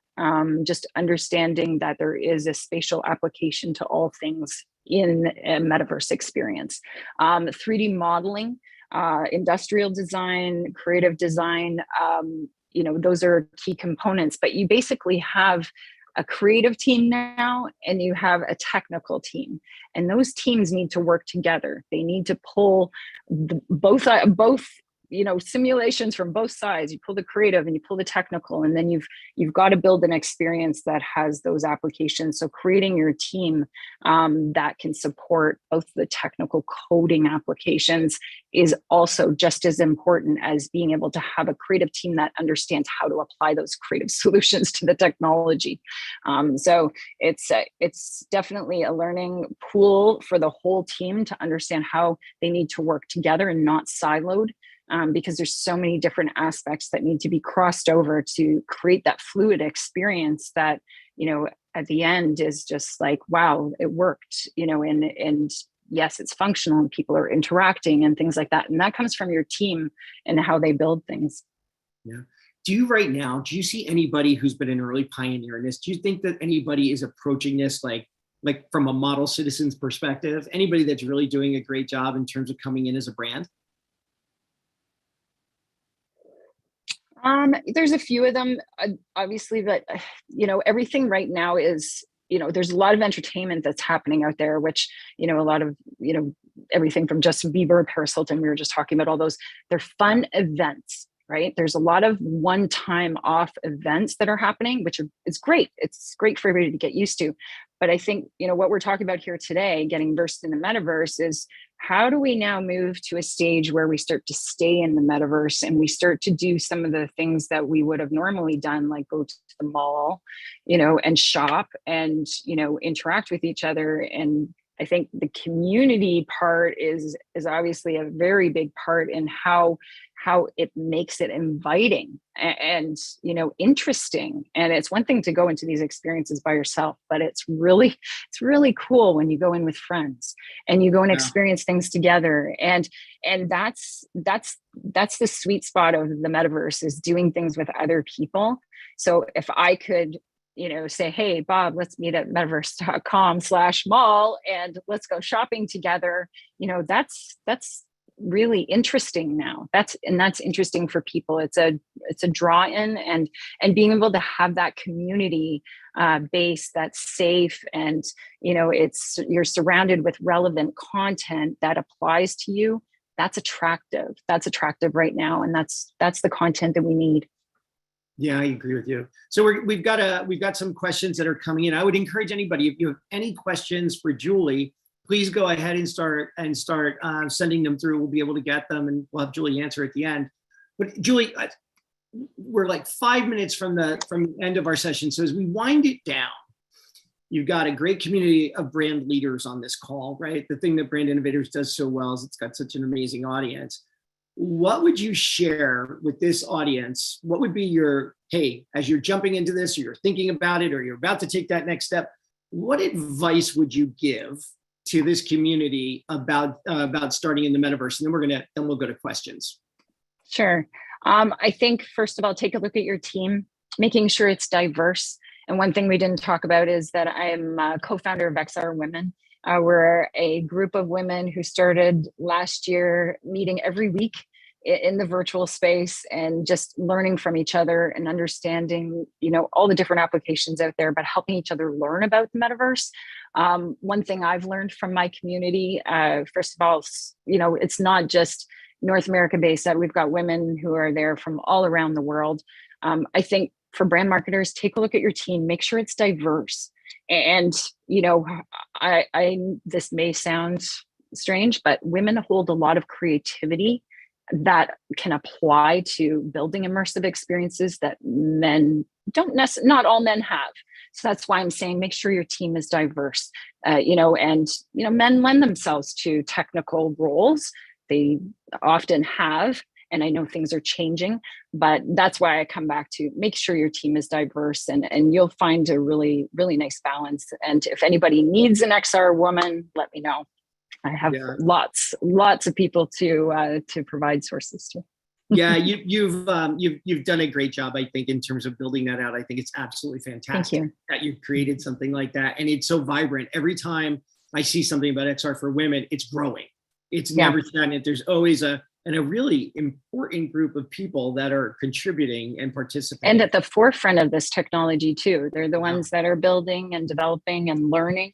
And that's the type of, role model you want in your company to be able to work for you. I also think this would be great for any of the brand marketers getting ready to jump in or at their infancy of this. They should actually reach out, talk to you, because there's probably a lot of very, very smart and powerful people in the org that you can connect them to as well. Absolutely. Happy to. All right, I'm going to take a question. So we have a question that you answered one of them directly. One of the things that we've been asked is, how has COVID and Zoom helped the adoption of interactivity within metaverse lands? Yeah, I think, we've zoomed ourselves out. We're bored of this. We need more, right? And I've always said one day we're going to jump into that camera and we're going to, jump into that metaverse, and it is starting to happen. I'm on multiple events, and I host the WebXR Awards in a couple of weeks. Join us for the Polys on February 12th. But understanding that beyond Zoom, and yes, COVID accelerated all of the virtual work and the remote work, but beyond Zoom, there are some pretty cool worlds that are out there. And being able to have that interoperability between the metaverse worlds, that's what's next. There's a lot of talk of siloed metaverses, and these metaverses are going to come together, whether it's at our mall or somewhere out there, but they will be connected through portability, and the interoperability standards are being built out by several different communities right now, and that's an important piece.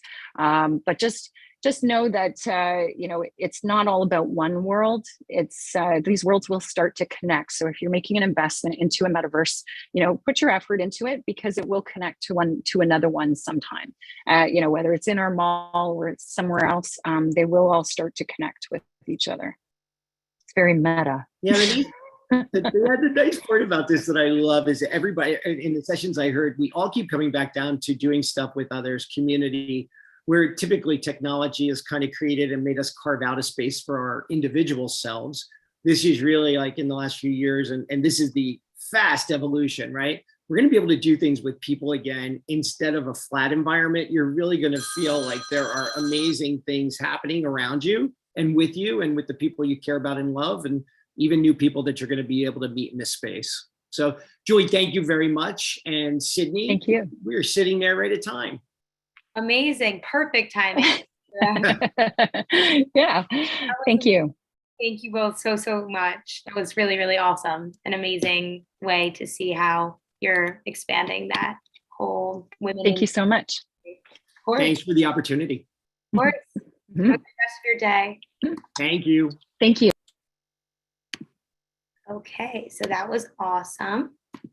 Up next, we are going to have Adam Bauer, the Head of Partnerships and Business Development from FaZe Clan, moderated by Cody Irizarry, EVP of Strategic Partnerships from Influential. All right, and look at you both. Right on time, amazing. Thank you both for being here. Hey guys. Thanks, Sydney. Hey guys. Hey Adam, how are you? I'm doing well. Happy to be back with Brand Innovators and getting to talk to you today about something very currently near and dear to my heart. So this is going to be fun. Absolutely. I'm excited to speak to you. First, I guess let's do a round of introductions. I'm Cody Irizarry, EVP of Strategic Partnership with Influential. Adam, if you want to take it from here. Yeah, I'm the Head of Partnerships and Business Development at FaZe Clan. Amazing. So obviously today's theme is the metaverse, so it makes sense, Adam, to bring you in to talk about FaZe Clan. For those of you who've been living under a rock or don't know anyone under 26, let's say, FaZe Clan is the biggest thing out in entertainment, in gaming, in sports. We'll get into all the different categories that you cover.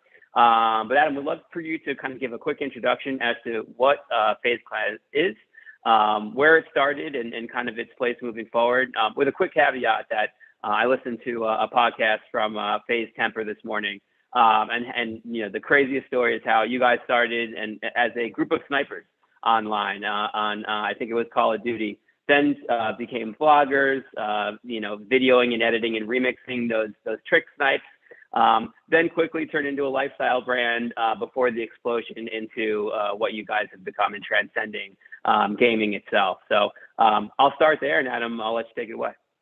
I mean, you pretty much nailed it, but I can kind of start. Did my research. I can go up a little higher for everybody who maybe is not as familiar with the gaming ecosystem or FaZe Clan as a brand. So FaZe Clan is the largest gaming and esports brand in the world, but we've really transcended as really a youth culture brand. And so for us, the company was founded, almost 12 years ago by a group of friends that all met on Xbox Live, playing Halo and playing Call of Duty. And they built a cult-like following because what they were doing is they're recording themselves doing these trick shots and uploading them to YouTube, which built just a massive, fandom and following in that space. They then, moved into what at the time was the very first content creator house, which everybody is familiar with now. But at the time, they really pioneered that. And then that really transcended into the building of the foundational blocks of FaZe Clan. And so for us today, we are a cultural lifestyle brand. So we have a consumer products division where we're doing apparel drops and collaborations with the biggest artists in the world like Takashi Murakami. We are creating content 24/7 across every major social destination that you can think of. And then we have a talent collective of 100 individuals who are the biggest influencers on YouTube, Instagram, Twitter, TikTok. We have competitive professionals that compete in 10 of the major gaming leagues across the world. And then we have what I do, which is our brand partnerships division, where we have become really successful at walking brands into the space, helping them understand the ecosystem, how it's evolving, and how to really make a mark with our community and our fandom. We now reach 381 million followers in the world, which is why I mentioned in the beginning we're the biggest organization of our kind in the world. Last year, we got the opportunity to grace the cover of Sports Illustrated. We were the very first gaming organization ever to do so. And then the year crescendoed with us announcing our SPAC and our plan to go public this year. So it was quite the year. So, but what we're talking about now is probably more exciting to me than all of that. Absolutely. And hopefully you guys finally beat that Sports Illustrated curse, obviously. And, we'll get into the SPAC a little bit later. But regarding talent, I have a talent background. I was a talent agent at WME for over a decade. I obviously have seen your phase one recruitment plan or recruitment rollout and campaign. You partnered with MoonPay to obviously pay that new member, Nissan to give them a car. We'll get into some of your other brand partnerships, but coming from a talent background, I'm curious, how do you vet someone who is FaZe, and how do you ensure that you have someone for everybody in your massive fan base? And now soon to be fan base into the metaverse. How do you select and how do you kind of pick and choose who makes it? Yeah, it's funny that the process of talent selection has evolved a ton over the last 10 years. I mean, I think at one point in time, the guys would, be like DMing folks within Instagram and on Twitter being like, hey, you want to join FaZe? It was really that simple in the early days. Flash forward to today. You were formerly at WME. Our talent vetting process has become very sophisticated. We're putting all of our new members through a program called the Academy, which is where we really help them, prepare them for what life is like as a FaZe member, because your life changes. And I'll get into what phase one is in a second, but overnight your life changes. You become instantly more famous, your follower count grows. And so we put them through media training. We put them through cultural sensitivity training. A big focus for us right now, as should it be for everyone, is DE&I, and making sure that, we're really spotlighting every type of gamer in the world, regardless of their color, regardless of their gender. And so that's like a huge mission for us right now, is to really diversify our roster, because, gaming is historically an activity that's been dominated by white males. And, we know that today that's actually not reflective of the world around us, and that everybody is gaming. You just look at the numbers. So, every type of background and person is gaming right now. And so, we want to make sure that we're reflecting what's happening in the world around us. And so like what's very exciting, we're literally on Twitch live right now, streaming this, but last week we announced phase 1, which is kind of like our version of American Idol. It's our global talent search for the next member of FaZe Clan. And so last time we did this, we received over 200,000 applications, which is like more than what most like colleges get, which is just insane. And so what we're going to be doing over the next 4 months is we're going to be accepting all those applications, putting them through a rigorous vetting process. What's on Twitch right now, if you go to Twitch, our FaZe Clan channel, we're literally doing a show called Road to Phase 1 over the next several weeks, where we're going to announce the top 100, then we're going to get it down to the top 20. Those top 20 are going to move into a house. It's going to be kind of Squid Game style, where they're going to be doing challenges, creating content, and then we're going to whittle it down to announcing the winner of phase 1 in May. So it's an incredible program. We're really excited to be doing it, and it's just always fun to expand the family of talent. That's absolutely fascinating, and I'm sorry I'm getting my application in a little bit late because I'm definitely putting myself in for that. But hey, Cody, you got time, man. You're good. You're good. Okay, good. I'll be in that house very soon. Well, that's amazing, and I guess diversity is the focus. I know at Influential, and thankfully, finally, the focus of Fortune 500 brands and talent alike. We'd love to talk about your brand partnership with McDonald's, and I believe it's called Spotlight. To literally give spotlight on creators and streamers of color. And, can you tell me a little bit more about that campaign and how it blends itself into phase 1, and also obviously, the need to diversify the team? Yeah, no, I mean, that was the highlight of our year, probably from a content standpoint, but, with one of our partners, and McDonald's is as good as it gets in terms of partnership. And, they really challenged us to really do something impactful and innovative and do something that's never been done before.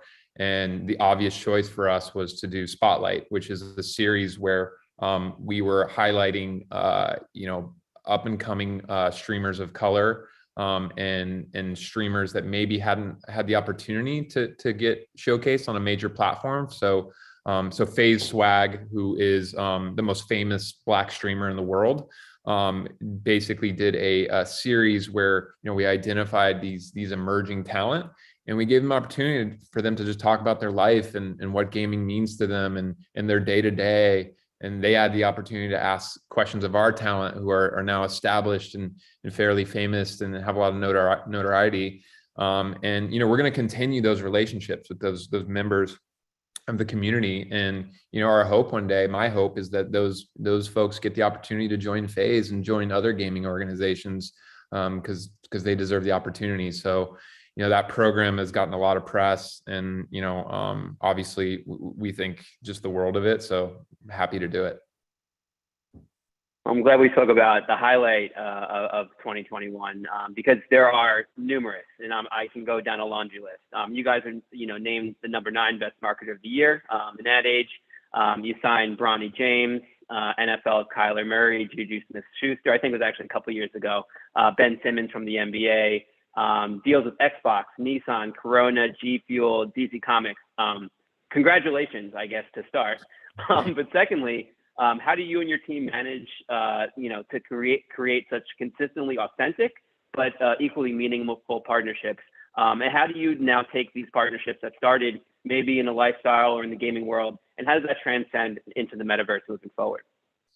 Yeah, I think for us, I think a lot of people talk about authenticity. For us, it's not just a thing we strive to, we have to, otherwise our fan base, they won't accept, a brand that comes in, because not only are we announcing a partnership with that brand, but we're going to be producing series and original content and things that we want to, at the end of the day, entertain them and inspire them. And, we have to make sure that the partners we're selecting, really their goals and their objectives, are not just to sort of reach a youth culture audience, but it has to extend well beyond that. It has to add value to their lives and really kind of speak to them. And so when I said earlier, like I think we excel at walking brands into the gaming space because we've taken our licks along the way and made mistakes and learned from them. And, and I think a lot of those partnerships you just announced, they all have one thing in common, and it's trusting that, the authenticity and the cultural impact of the partnership, really has to be there for it to work and for everybody to be really happy. And I'm sure you've got hundreds of brand marketers who will be wanting to, or have wanted to work with FaZe in the past on the call. So what is a mistake? And that's a good kind of segue. What's a mistake that you guys have made that it wasn't on brand for FaZe? It was something that you tried. It was something that was new, and obviously the metaverse. Kind of to go back to the conversation, everything is new these days. It's a trial and error, and people are going to fall on their faces sometimes. But what is something that you guys said, this was a swing and a miss, and we learned and we benefited from that, if you can? Yeah, there's a couple things. Like, first off, we're not in the business of like selling to our fan base. Like, that's not really what we could or should do. What we're trying to do is we're trying to have a conversation with them.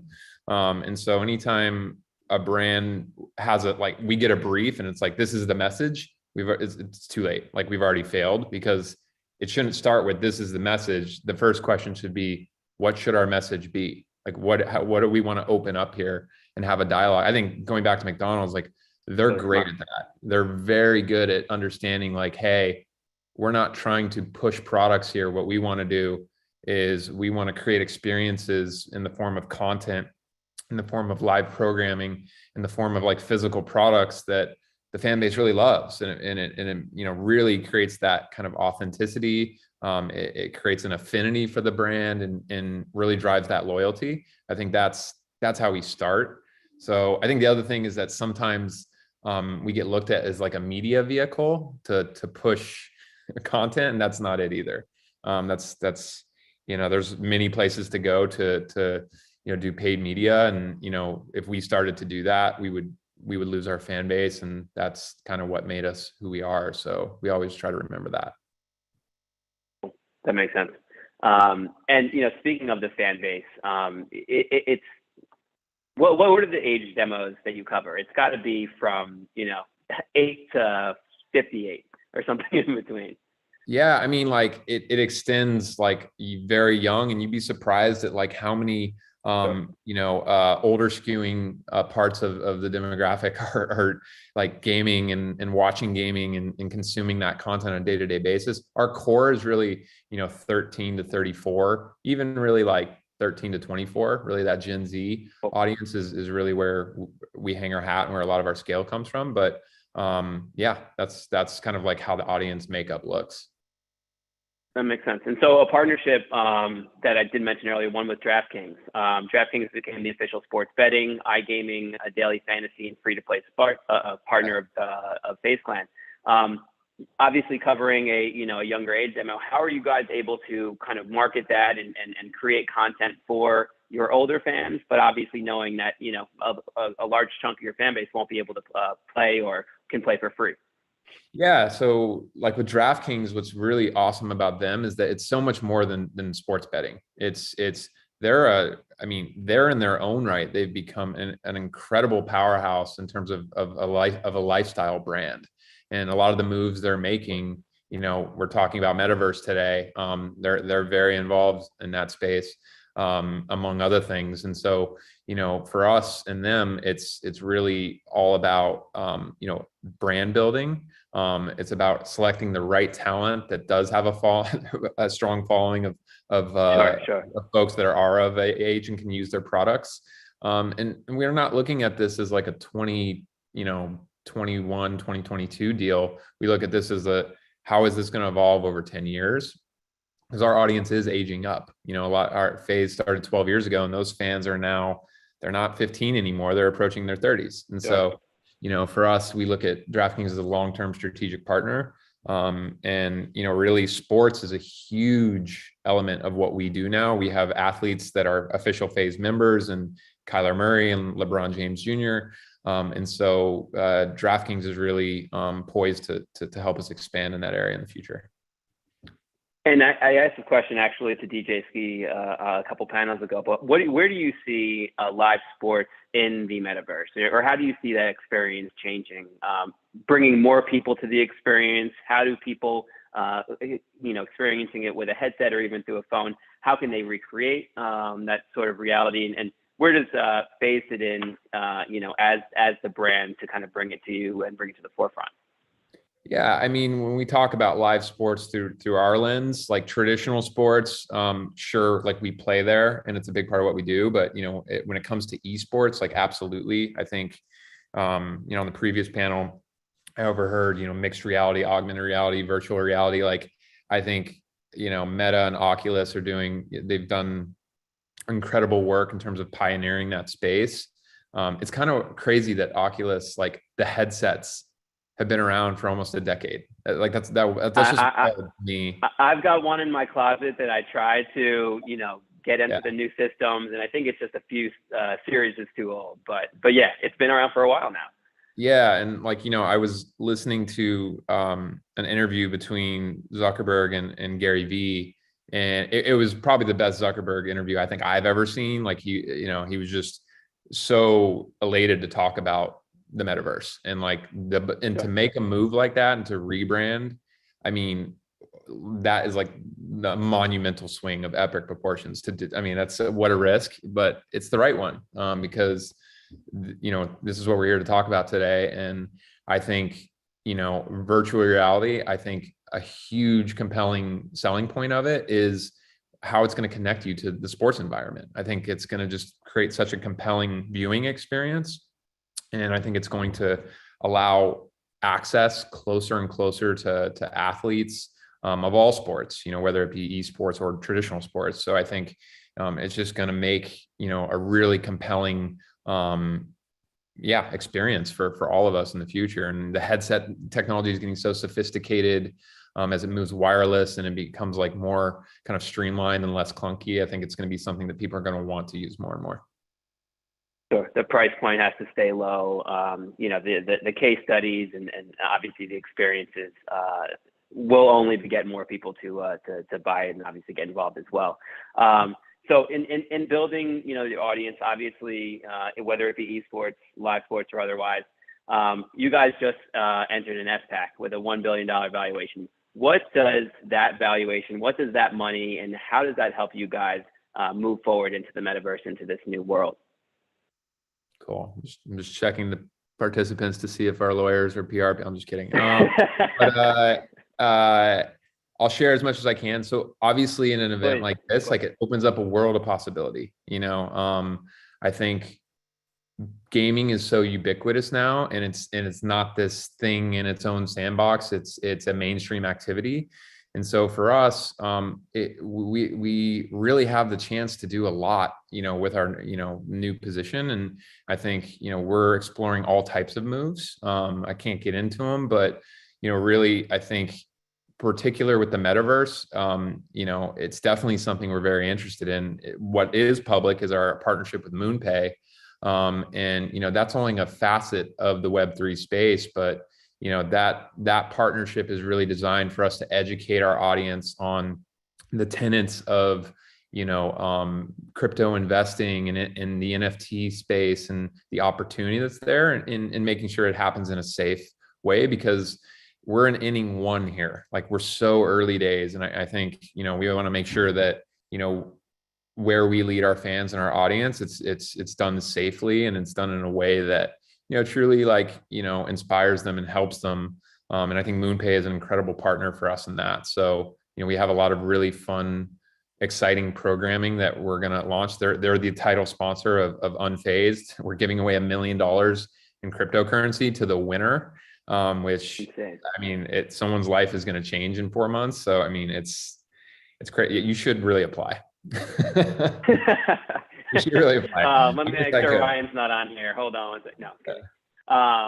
No, that makes a ton of sense, and obviously, I know you have to be obviously tight-lipped about it, but that trailer, that sizzle where they announced it, was super exciting. You can tell the buzz, from internally, from the top down, that the whole company, couldn't be more excited, and it couldn't be, more excited to see where that takes you guys next. I know we have to save some time for questions. I'm not sure if there's any yet. Okay. But I've got on a more personal level.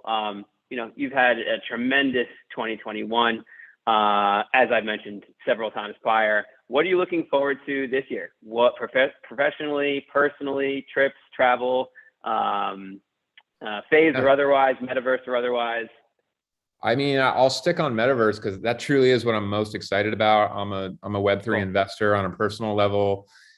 I just think we just saw one of the biggest tech deals in the history of the world with Microsoft and Activision. And that deal is rooted in the metaverse. And that is a huge part of it. Activision is so well positioned. Gaming is so well positioned for the metaverse. I mean, you could argue that Fortnite is probably the largest standing metaverse maybe right now that exists today. And gaming is going to support this ecosystem in such an epic way. And so I'm really excited to see that develop. I really love to see the brand deals that are happening in this space. Nike buying Artifact, who is a partner of ours. We did something with them at Art Basel. That was unbelievably exciting to see. What Adidas did with Bored Ape Yacht Club was just incredible. And this is not new, it's like this has been around for, Niantic pioneered this with Pokemon Go. But what I'm very excited to see is, specifically, I'm very into NFTs, and I think those projects, CryptoPunks, Bored Ape Yacht Club, they're really going to evolve and they're going to become really utility based. And I think a lot of the direction that it's going in is it's going into NFT projects that have gaming utility.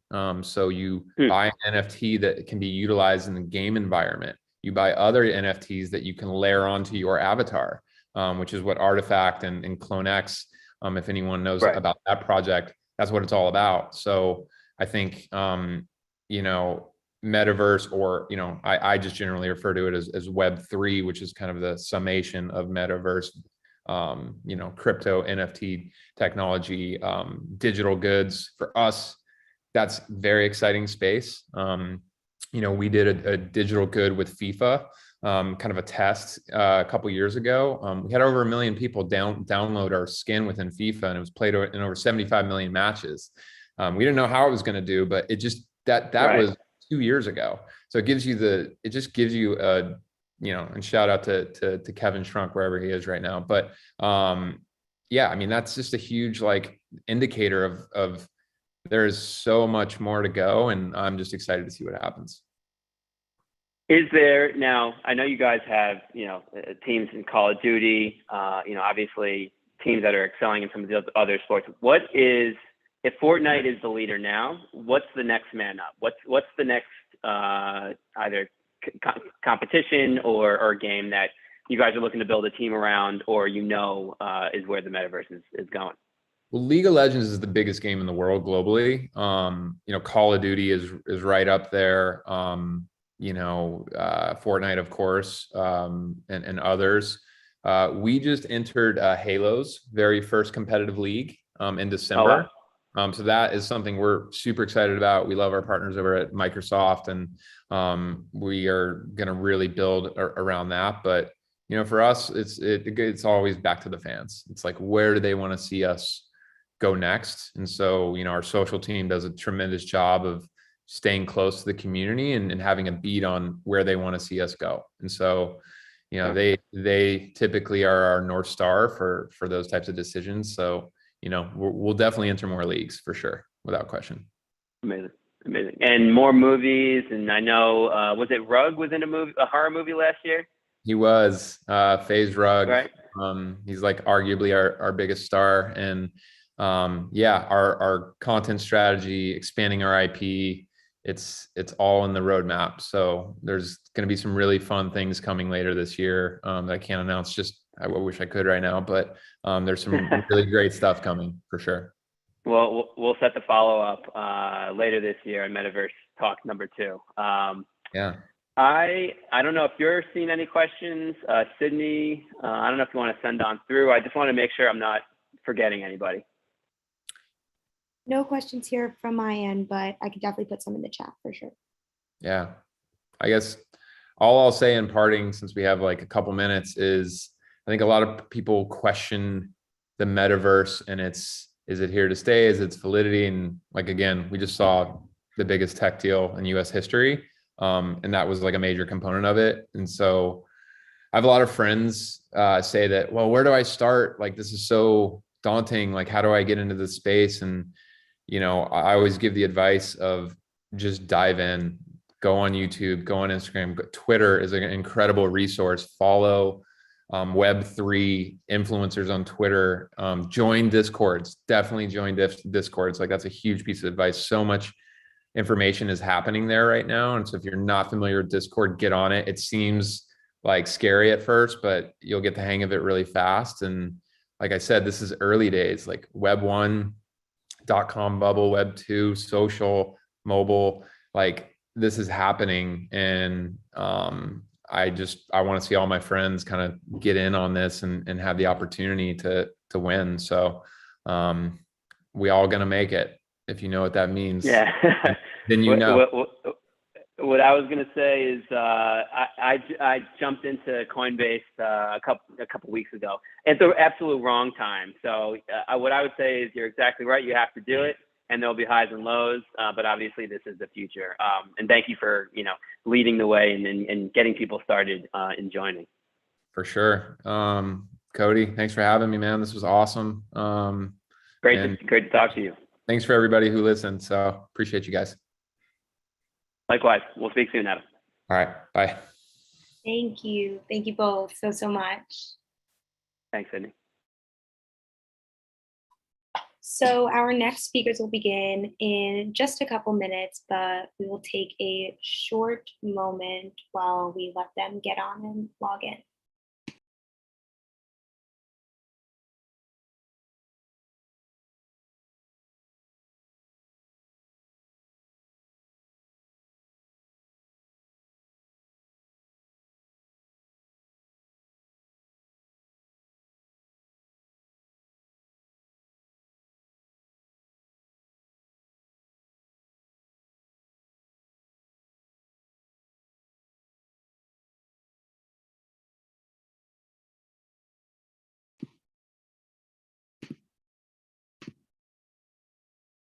Okay, so seems like our next speakers are on. So we have Rahima Khan, Vice President of Dapper Labs, and Leonardo Armato, CEO of Management Plus Enterprises. So they should be coming on any minute.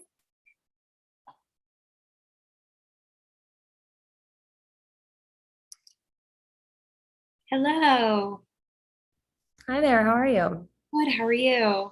I'm great, looking forward to the conversation. We're so excited to have you here today. You know, sometimes with Zoom, it gets a little weird logging on.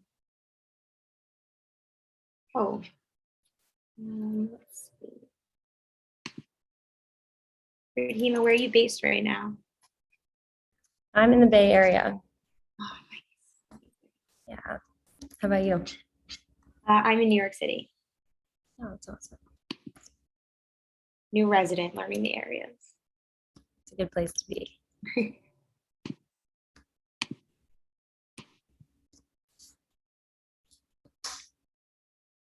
Seems like we've got Leonardo coming through. I don't know if he could hear me. He just has to accept the promotion to be a speaker. One second.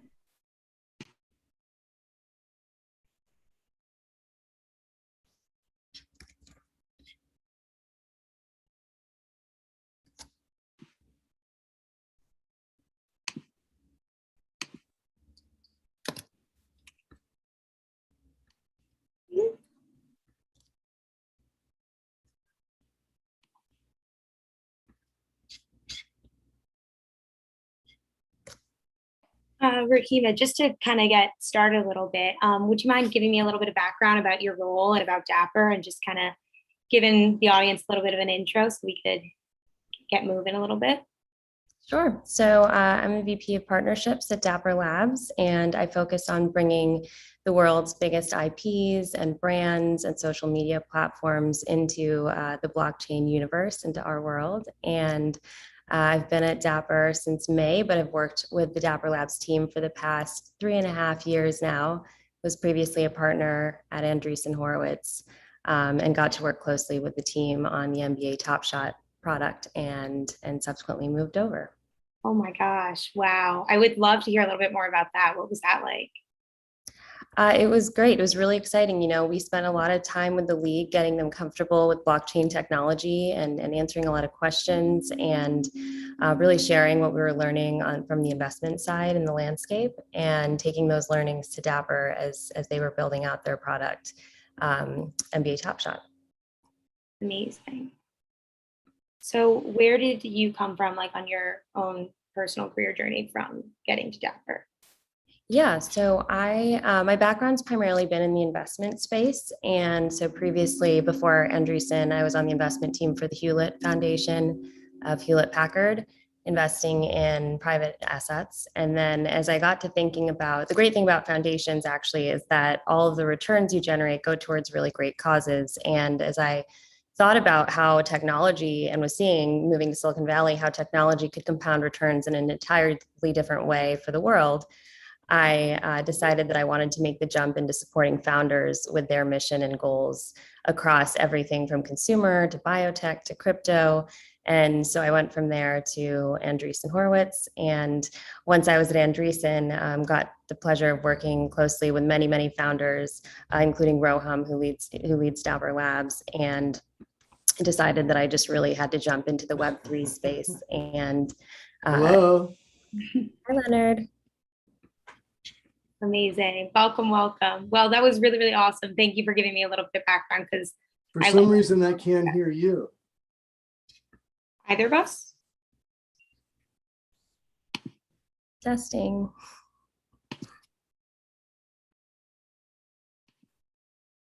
Can we? Yeah, I can't hear you, Sydney.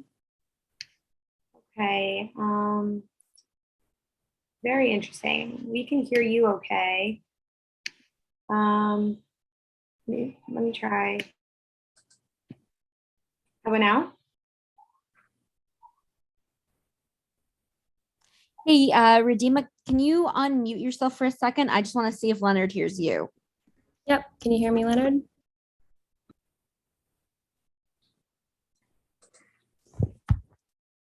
Yeah,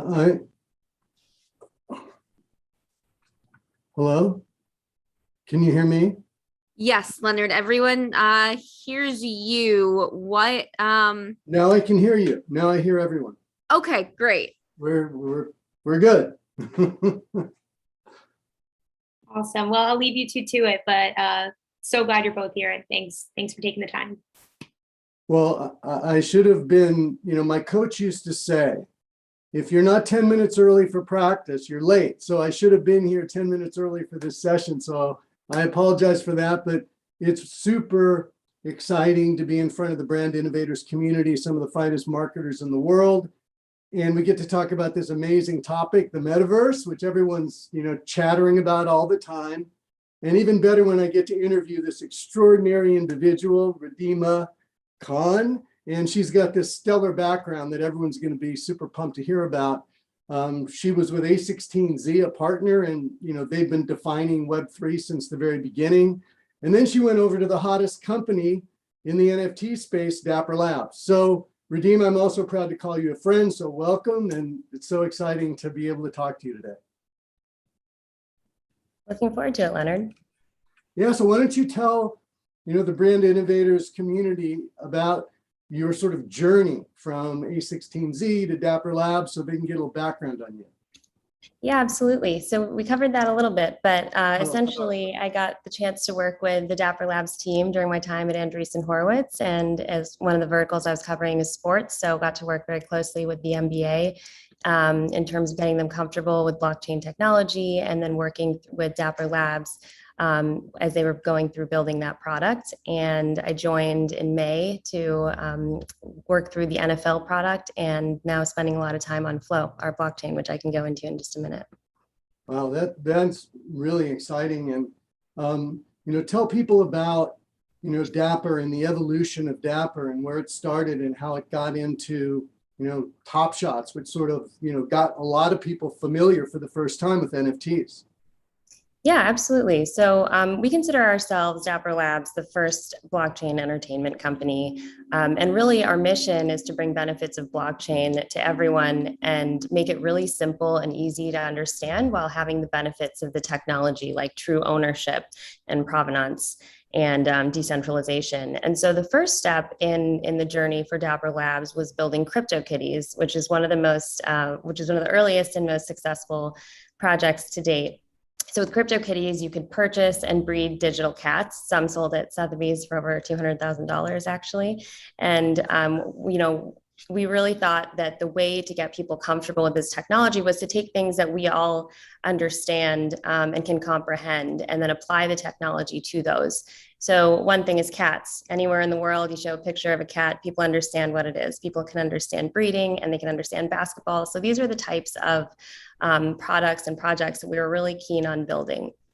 While we were building NBA Top Shot, we realized there was kind of a gap between where the promise of the technology was and then where it needed to get to. So we actually built our own blockchain called Flow as a more efficient and sustainable alternative to Ethereum, which we had initially used for CryptoKitties, or built CryptoKitties on. And Flow was really built specifically for consumer applications. It's one of the most environmentally friendly chains.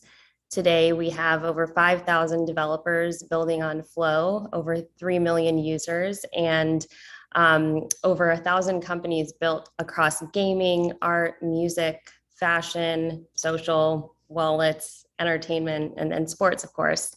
And all the Dapper Studios products are built on Flow. So the Studios products include NBA Top Shot, which has done about $1 billion in revenue in the past year, has over 1 million users. NFL All Day, which we recently launched, and I encourage you all to sign up and to be on the wait list for that. UFC Strike, which recently sold out of its first drop, and many more to come. Wow, that's unbelievable. A lot of people say, especially with NBA Top Shots, well, why are we paying all this money for something that we could watch on YouTube? So why don't you explain the value proposition of an NBA Top Shot and how it was conceived and why you think it has been so wildly successful? Yeah, so I think that there's this fandom that exists, and there are different ways of expressing fandom. One way that we saw was these collectible trading cards. And we think that Top Shots and NFTs are really the next iteration of how fans are going to display their fandom and engage with the communities that also have a similar common interest. And so it's different from just watching a clip on YouTube because there's only a scarce amount that are minted. We also have an exclusive relationship with the NBA where there's only a limited number that are created or minted as well. And so when you own a Top Shot, you own that on the blockchain forever and everyone can see it. So it's cool because if a player purchases their own Top Shot, you can actually purchase it from them. Athletes and creators can actually see who's purchasing their moments and who their fans are and have a different type of relationship and connection to them and level of transparency, frankly, that hasn't existed before. So I think to answer your other question around why I think it's been so successful, I think the fact that you're able to kind of track all these metrics, share with people what you're purchasing. I think our lives are incredibly becoming more digital. And so Web3 and the metaverse really empower individuals, change how communities form and grow, and how value is shared in digital worlds. And I really think that this is the first step in that direction. So storytelling and fan experiences will never be the same. Well, speaking of storytelling and fan experience, have you seen the Top Shots community grow? And is there anything special and unique about sort of the interaction among people in the Top Shots community? Yeah, our community is a core piece of why our products have become so successful. I think both on Discord, but on really on every social platform. Our community is able to engage directly with us at Dapper Labs. They're constantly providing feedback on our products and what they're like and what they don't like. And I think really having that direct communication with our fan base and having a community where people, like a digital community where people can gather around a shared interest is really valuable, and discussing it in real time. I think it's actually probably increased the amount that people are watching sports in some instances.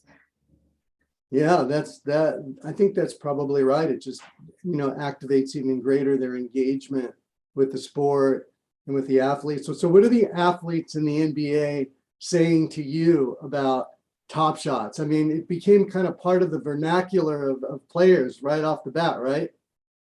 Yeah, absolutely. It's really fun to hear, folks say, put it on Top Shot that. It's becoming kind of a verb. So anytime there's a really exciting moment, I think internally on all of our Slack channels, we get very excited because we can now put that into something that fans can re-engage with whenever they want. Yeah. So since you were sort of the leader in, the NFT, certainly in the sports evolution of NFTs, how would you describe the methodology needed and required to develop, market, launch, and ultimately sell out of an NFT drop? Sure. So I think there are a lot of components that go into it. We have an amazing team. We have about 475 people now at Dapper Labs, and we have a team focused on creative. So our creative team has a 10-step process really that they go through to ensure that the product that we're producing is really relevant and true to the brand that they're building it for. And so I think the creative plays a huge role. We have an amazing product team that develops these products, a live ops team that's constantly tracking the activity that's happening. And the great thing about digital collectibles versus physical collectibles is that you can make data-driven decisions based on what you're seeing. I think the other thing that's really important to consider is the packs that we drop. So the way that it works is, let's say there's a pack drop Friday at noon. You get in the queue. Sometimes if you get in the queue even a few minutes before, I've been like 700,000th in line or something crazy. So the packs are scarce, but they're priced fairly. So you can buy a pack in many instances between $10 and $20, and you get a set of moments. And those moments range from being common to extremely rare. So it's really exciting to see what you can kind of open and get from those moments. And so there's a team that really focuses on the moments that are going into those packs, as well as, of course, our marketing and communications team, where we will announce different drops that are upcoming. And I think all of that kind of together plays a massive role. And of course, the technology, our engineers and everything it's built on to create really the user experience. So I would say that's really, really important. So when you go to any of our products, you don't need to know anything about blockchain in order to participate. All you do is sign up with an account, and your wallet is created. And then from there, you can use a credit card to purchase. You don't need to transfer funds in any way. It's really a frictionless experience. And I think that, low barrier to entry is really what's caught on well. Yeah, so explain to people that aren't super familiar with the way that you acquire NFTs in the traditional way versus the way that Dapper has sort of eased the pain points for the consumer. Kind of take us through that, because I think that's interesting to people, because a lot of people are just like, oh my gosh, what wallet do I need? How do I transfer this into crypto? How do I go and buy it? So talk a little bit about the sort of the evolution of that, so that the consumer is a little bit eased of the pain. Yeah, so what we've seen in the past, and kind of why we built our blockchain flow, was because we realized that sometimes when you were purchasing a crypto kitty, for example, it would take like 2 weeks to get to you. So it was a really long process. In some instances with other products, you have to transfer funds into a wallet. You can only purchase with crypto, and it's not a very seamless experience. It's more like a 10-step process. And I think we'll see that change. I think companies in the industry, our Web3 companies, are really making an effort to make it a more seamless experience. But that was kind of the core of what we wanted to do at the outset, because as I mentioned, our goal is to get billions of people on the blockchain. And I think the closer we can get to making it easy for consumers, the easier that'll be for us.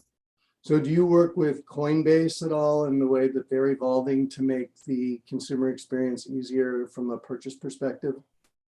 We work with, because we've been in the industry for so long, we work and speak to pretty much every player in the industry. We're all kind of working towards the same goal. And so it's great to be able to share best practices and ideas. So yeah, we work with kind of everybody.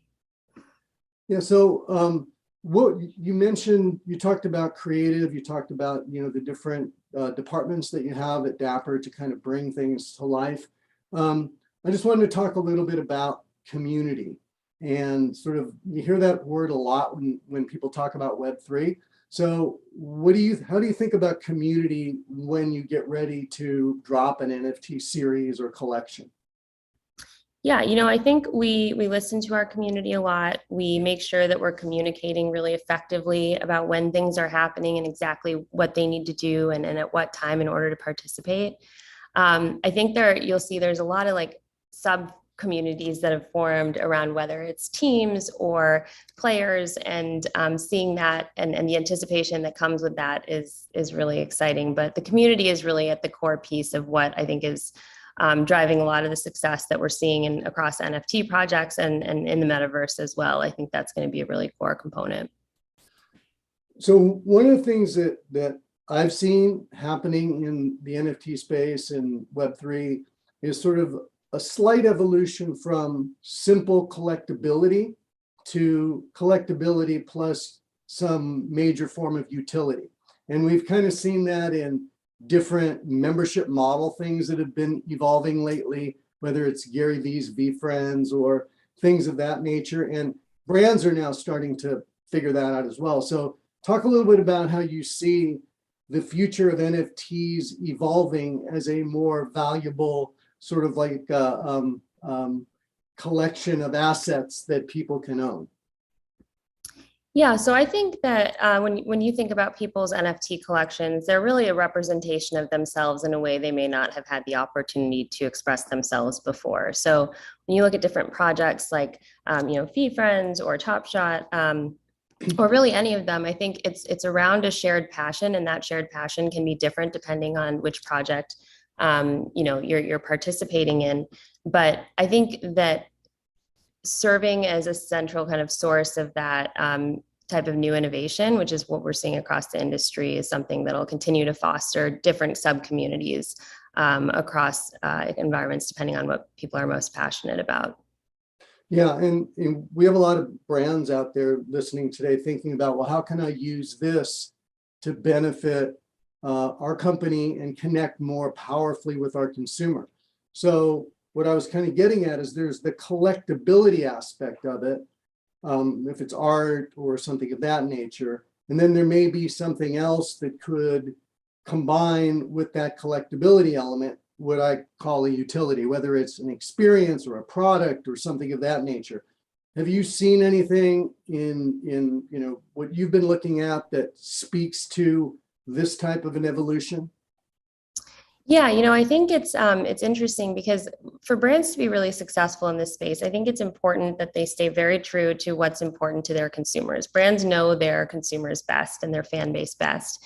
And so thinking about, depending on the brand, what's most exciting to them is what I think will drive a lot of value. And so I think Chipotle actually did a great job with their burrito campaign. And, you've seen a lot of projects come out where people are just kind of taking, on the alternative side, people are just taking photos and then kind of posting them and considering those to be the true value. And I don't necessarily think that's the case. I think it depends on exactly what that brand is hoping to achieve. So what I've heard from a lot of brands is we want to build more community amongst our fan bases. So I'm starting to hear brands focus on loyalty as sort of like loyalty programs or alternatives to loyalty programs as a way to bring their community together and then reward their biggest fans. And whether that's through airdrops or access to certain gated events, or even things like receiving some sort of a physical object as well. I think all those are great, but we continue to maintain that the digital asset itself is really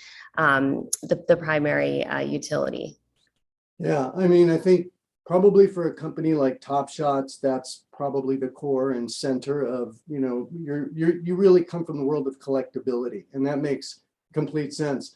On the brand side, it's really interesting because what got me the most excited about the space was that, I could see, over time, digital assets have become more and more valuable to people. And as they become more immersive, I think they'll become even more valuable going forward. But the interesting thing was the connection between the digital and the physical and the experiential world. And I think that's where brands can really have a heyday, because to your point, I think it is the loyalty program of the future. And to your point, I think certain experiences have great value to people in real life, and also products still have great value. So, I love the scenario where you're buying something digital and that allows you to get something physical. And, that sort of like virtuous circle is really super exciting. I just wondered kind of if you felt the same way or if you had a differing point of view. Yeah, no, I absolutely do. And, actually, I was just at Art Basel last month. And what was interesting that I saw, and it's not necessarily tied to an NFT, but rather a DAO. So Friends with Benefits is one of the earliest and most well-known DAOs. And it was started by Trevor Fedries, whose company Bread we recently acquired. And it was really interesting because they have these real life events for members of the DAO. So a lot of these folks had never met in person, but were part of this community and played different roles within this community. And I think seeing that real life community come together in a real way in a physical format after having this shared digital interest is really exciting. And I think brands have a great opportunity to do that as well.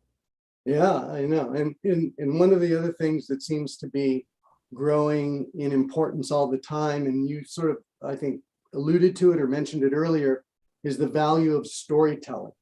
A lot of people now are hearing, oh, Bored Ape Yacht Club, oh my gosh, look what happened there. Maybe you can talk a little bit about how something like that comes to life through storytelling, and all of a sudden, there's tremendous value in, that community.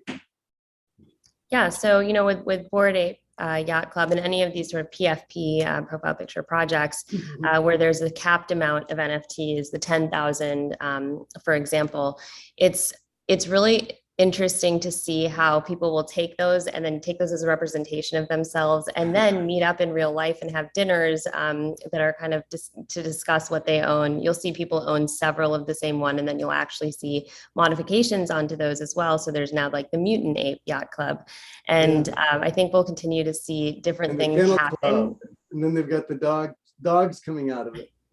Yeah, exactly. And I think as you see kind of what's happened with CryptoKitties as an example, people were making like CryptoKitties shirts and selling them and creating other products based off of what they purchased with CryptoKitties. So I think we'll see more of that, more of what people are doing with their apes and other PFP projects. Seeing Twitter's announcement recently around enabling verified profile pictures of NFTs, I think, is one step that we're seeing in that direction.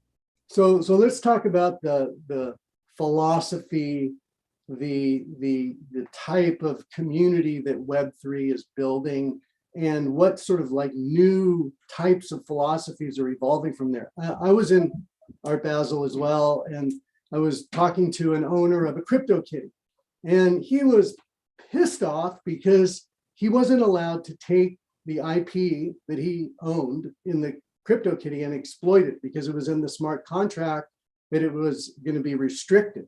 But generally speaking, and with Bored Ape Yacht Club, if you buy an ape, you can do whatever you want with that ape. You can use the IP in any way that you feel is appropriate. And in fact, remember a couple of the ape holders formed a rock band with Universal Music or some kind of an artistic collaboration. And you really have license to kind of do whatever you want in Web3. And there's this sort of almost decentralized, a lot of people operate with pseudonyms. A lot of times you can't see what they look like. It's kind of a mysterious, new, evolving world. What are your thoughts on all this? Yeah, I think it comes down to expression and in the traditional ways that we've done it with our name and our face and really personal attributes. I think this is just a new personal attribute. And so to see people that are taking, this type of content and then kind of making it their own, or having people's opinions of them really be based off of the things that they're saying or building or supporting is really kind of a new new dimension to this whole world. And I think that's going to be a really great thing, especially for people who might express themselves in different ways than what we've seen traditionally. Yeah, I mean, I think that brands out there are used to licensing intellectual property or having some kind of a transaction that takes place if they were going to use any kind of IP in any of their marketing or products, et cetera. But, theoretically, if you bought a Bored Ape, you would be able to use that on merchandise or in any way, shape, or form you wanted to. Isn't that right? Well, you can actually, and you can actually do it with CryptoKitties as well. So there's some really exciting ways that people can leverage what they're purchasing. Going forward. And I think, that's the difference. I meant CryptoPunks. Sorry, I made a mistake. I know CryptoKitties you can. CryptoPunks, they put a restriction on, I believe. Right. Yeah. Sorry. It's okay. But yeah, I think that those are definitely ways that's kind of the benefit of Web 2 versus Web 3. I know in preparation for this, we were chatting, and I think that moving from Web 2, which is kind of a more centralized world, to a decentralized world where people have more control is really exciting, and part of the reason that I wanted to jump into the space, that I think a lot of others are making the jump as well. Yeah, so I think everybody would love to hear you explain a little more about the difference between Web 2 and Web 3, because in a sense, they're part of the metaverse in a way, because they're outside of the scope of real life. So, companies or it really comes from the gaming industry, right? Whether it be Fortnite or Roblox or any of those. Could you just talk a little bit about Web 2 and what exists in those worlds and how Web 3 changes the game? Yeah, so really quite simply, Web 2 represents more sort of centralized ownership, and Web 3 is decentralized ownership. So it's not everything is owned by one person. It's kind of like the community of people own what we're discussing right now. So I think that's a really compelling piece of it, is that it's just not as centralized. And when you think about, and we can kind of talk through the components of the metaverse. There's things like, basically that it never resets or pauses or ends. It kind of continues indefinitely. And even sort of pre-scheduled and live events will happen just like they do in real life, but that's an experience for everyone to kind of consistently in real time live. I think these types of things make the metaverse and a really compelling value prop. And we can talk through more attributes later as well. Yeah. And just to kind of, go a little deeper into what you said about the decentralized worlds of Web 2. So just to clarify, if you're in Roblox or if you're in, let's say, Fortnite, and you have a skin in Fortnite, you don't own that skin and you can't transport it outside of the game, right? I mean, it's not owned in the form of an NFT. It's really centralized in that one platform. Whereas in Web 3, you can buy something in the form of an NFT, you actually own it, and it's registered on the blockchain. Is that a correct assessment? I think the real benefit of the metaverse and going forward, I think people are going to be able to buy digital items and then carry them with them everywhere they go. And you're starting to see, as I mentioned, some of the social platforms jump into that, where you can now display them in social platforms. I think you'll start to see that across games. It won't necessarily be tied to one game, but rather if you own that skin, you own it on the blockchain, so you can take it with you where you go. And the exciting part is that we're really just at the early innings of what that looks like today. Yeah, so I'm going to ask you a really, I don't want to say loaded question, but I know what your answer is going to be. But there's this controversy that exists between Mark Andreessen and A16 and Jack Dorsey and Twitter. And Jack Dorsey has accused A16 of owning the metaverse or Web3. And of course, A16 doesn't agree with that. So tell us about your view on that whole little controversy and how you sort of come out on it. I will probably steer clear of that question. Oh, come on. We are among friends and innovators. Anyway, so, for everybody that's out there, A16 and Redeema used to be an executive there, has made heavy investments in Web3 from day one, and has a lot of interest in companies that are doing great work in that space. And Jack Dorsey, who is the founder of Twitter, is acting like, well, it's just going to get centralized again because A16 is going to own it all. Now, it's just a fun sort of question. And people talk a lot about whether eventually it'll happen because when the internet first started, it wasn't centralized, and all of a sudden the platforms started to own everything. Facebook, Twitter, Apple, all the big ones, obviously Google and all those folks. So it'll be interesting to see how Web3 evolves. Right now, the community is decentralized, egalitarian, democratization, creators are rewarded, there's a lot of freedom. And so it'll be fun to see how it evolves and really interesting to see how it evolves. Yeah, absolutely. And, in A16Z's defense, I think they're investing in the technologies and in sort of the pipes as well that are creating the opportunity for a more decentralized world. And I think that's really important. Yeah, so I'm just looking at the comments here and seeing what people are wanting to ask you. I think one of the things I want to ask you, are there any great NFT experiences that are focused on women and gender equality and inclusivity? And I was just thinking of World of Women. Are you familiar with that project? And is that something that you lean into at all? Yeah, absolutely. It's really important to me that everybody has access, and to Dapper, that everybody has access to blockchain. I think World of Women is an amazing project. I think it's really important that women and underrepresented folks also really lean into the education piece of this. I think education is really power in this industry, and there's many, many ways you can self-educate. As a call to action, if there are folks that are on this Zoom call, the great thing about blockchain is that it's going to touch absolutely every single industry, and the perspectives that you can bring, regardless of where you're from or what your background is, don't really matter. It's actually a beautiful thing to see many people enter the Web3 space from various backgrounds and see how much value can be added. So if we're truly building this decentralized world, we need everybody to participate. So to the extent that anyone that's listening to this is interested in the blockchain space and wants to enter it, I'm happy to chat and support folks that want to enter. But I think it's great to see more. In fact, I was looking at some of the metrics, and it turns out that women are actually pretty on par with men when it comes to some of the purchasing here. And when you think about the future purchasing power too, I think there's a lot to be said around why there should be more projects that are geared towards women and everybody in general. Yeah, so you're seeing the trend of inclusivity in Web3, and you think that is going to be a continued movement that gains more and more momentum. Is that right? It is. I think we're not where we need to be yet, but I think we're definitely on a path to being there. When you look at the leadership team actually at Dapper, many of my peers are women, and our founder is a minority. And so I think seeing everybody have the ability to learn different, for example, programming languages is really great. And I hope that more people lean into that. And I do see that being a trend in the future. Yeah, and sort of getting back to how brands can really benefit from the knowledge and wisdom that you have. I know a lot of brands are thinking, okay, how do I play in this new world in the most effective way? One of the things we've seen is Nike doing some really interesting things in the Web3 world.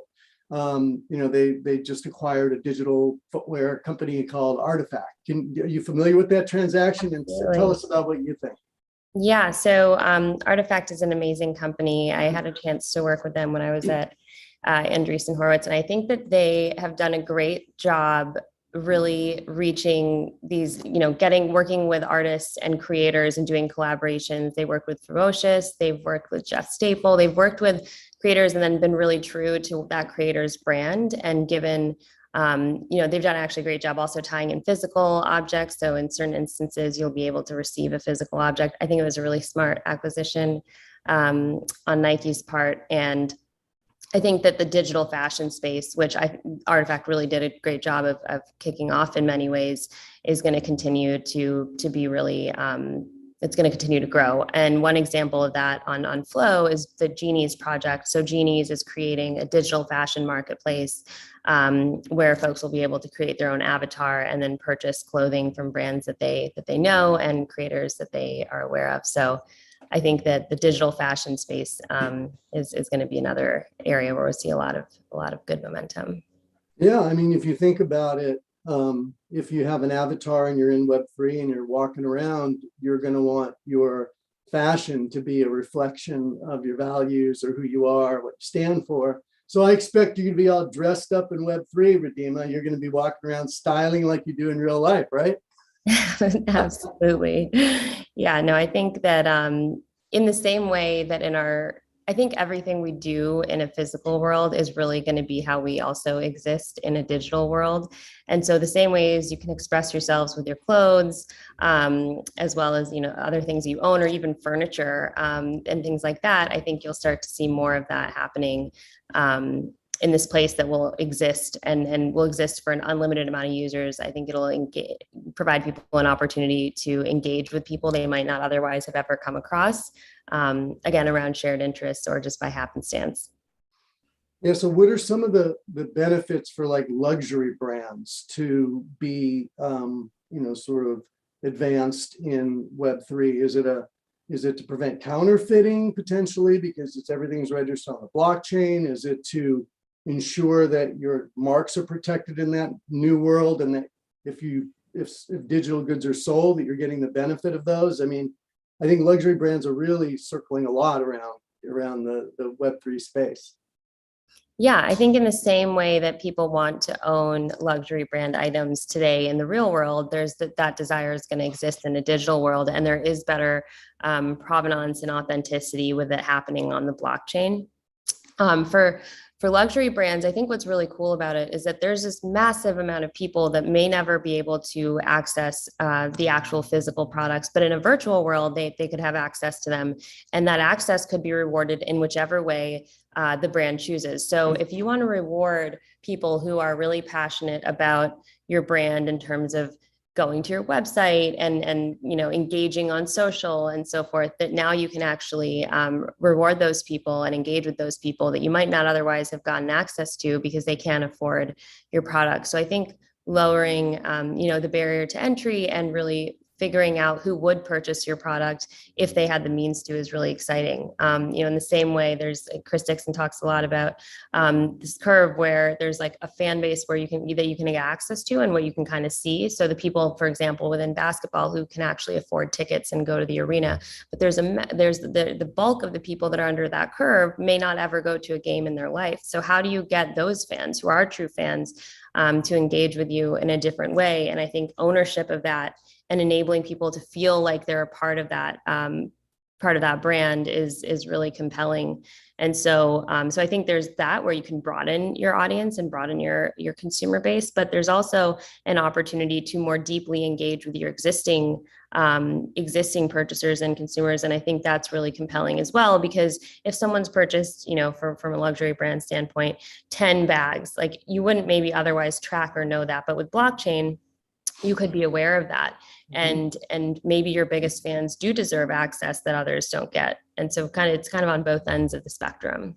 Yeah, I mean, it gets into access, as you pointed out, and maybe giving access or availability to underserved people. You could look at it that way.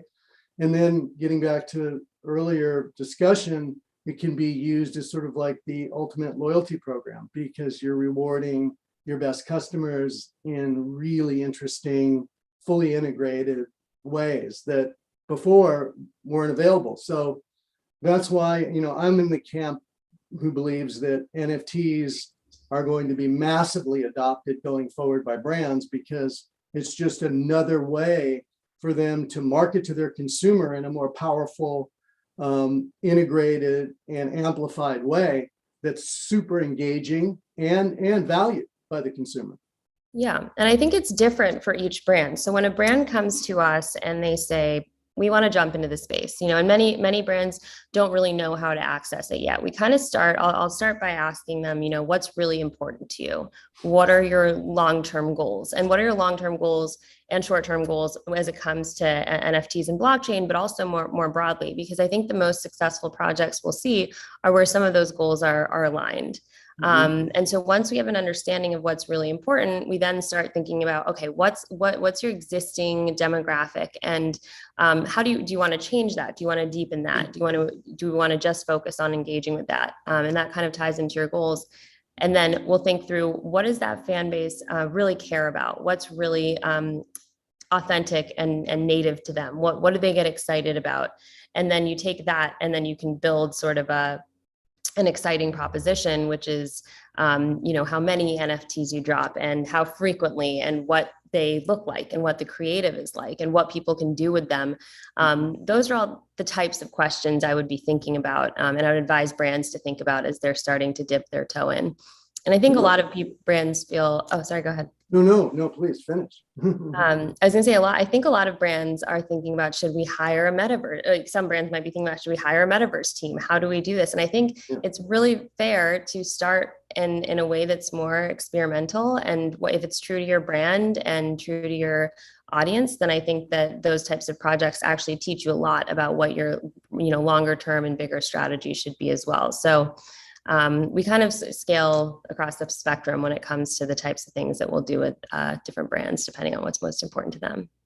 Aren't most of the brands that you at Dapper deal with like sports leagues and sports, people who are in the business of sport, and you're trying to figure out how to steer them into a place where they can effectively have a great collectible strategy, whether it's UFC or NBA or any of those other companies? Is that the sweet spot of what you do? So it's interesting. I think those are the products that people know the most about right now. But so within Dapper Studios, that's where we build a lot of the sports properties. But Barbie, for example, recently did a drop on Flow. CNN has done drops on Flow. And so we really scale the gamut. So when you think about Dapper Studios, those are kind of the projects that we've built in-house. And then because we have so many developers and amazing companies building on Flow, we work across the spectrum. So we work with art galleries, music companies, creators individually. So I'm very excited about the opportunities for creators directly. So you'll see a lot more of that coming from us. So we really scale across the spectrum. Food brands, pretty much everybody you can think of. So a company would come to you and say, we're thinking about doing an NFT drop. What should we do? Yeah, absolutely. Yeah. Okay. Interesting. Because that takes me back to the conversation that you and I had when you were sort of thinking about your next chapter in your career, and we were sort of talking about brands and how that's such an evolving space. I don't know if you remember that conversation, but that was a really fun conversation to have, and it's happening in a really interesting big way. And from my standpoint, I've always really been interested in the reason I'm so excited about this new metaverse space, Web3, NFTs and how they work. It's all about, to me, marketing. And I've always been sort of a marketer from day one. When I first started working with Shaquille O'Neal, and we set out to kind of transform the way athletes were marketed by owning your own IP.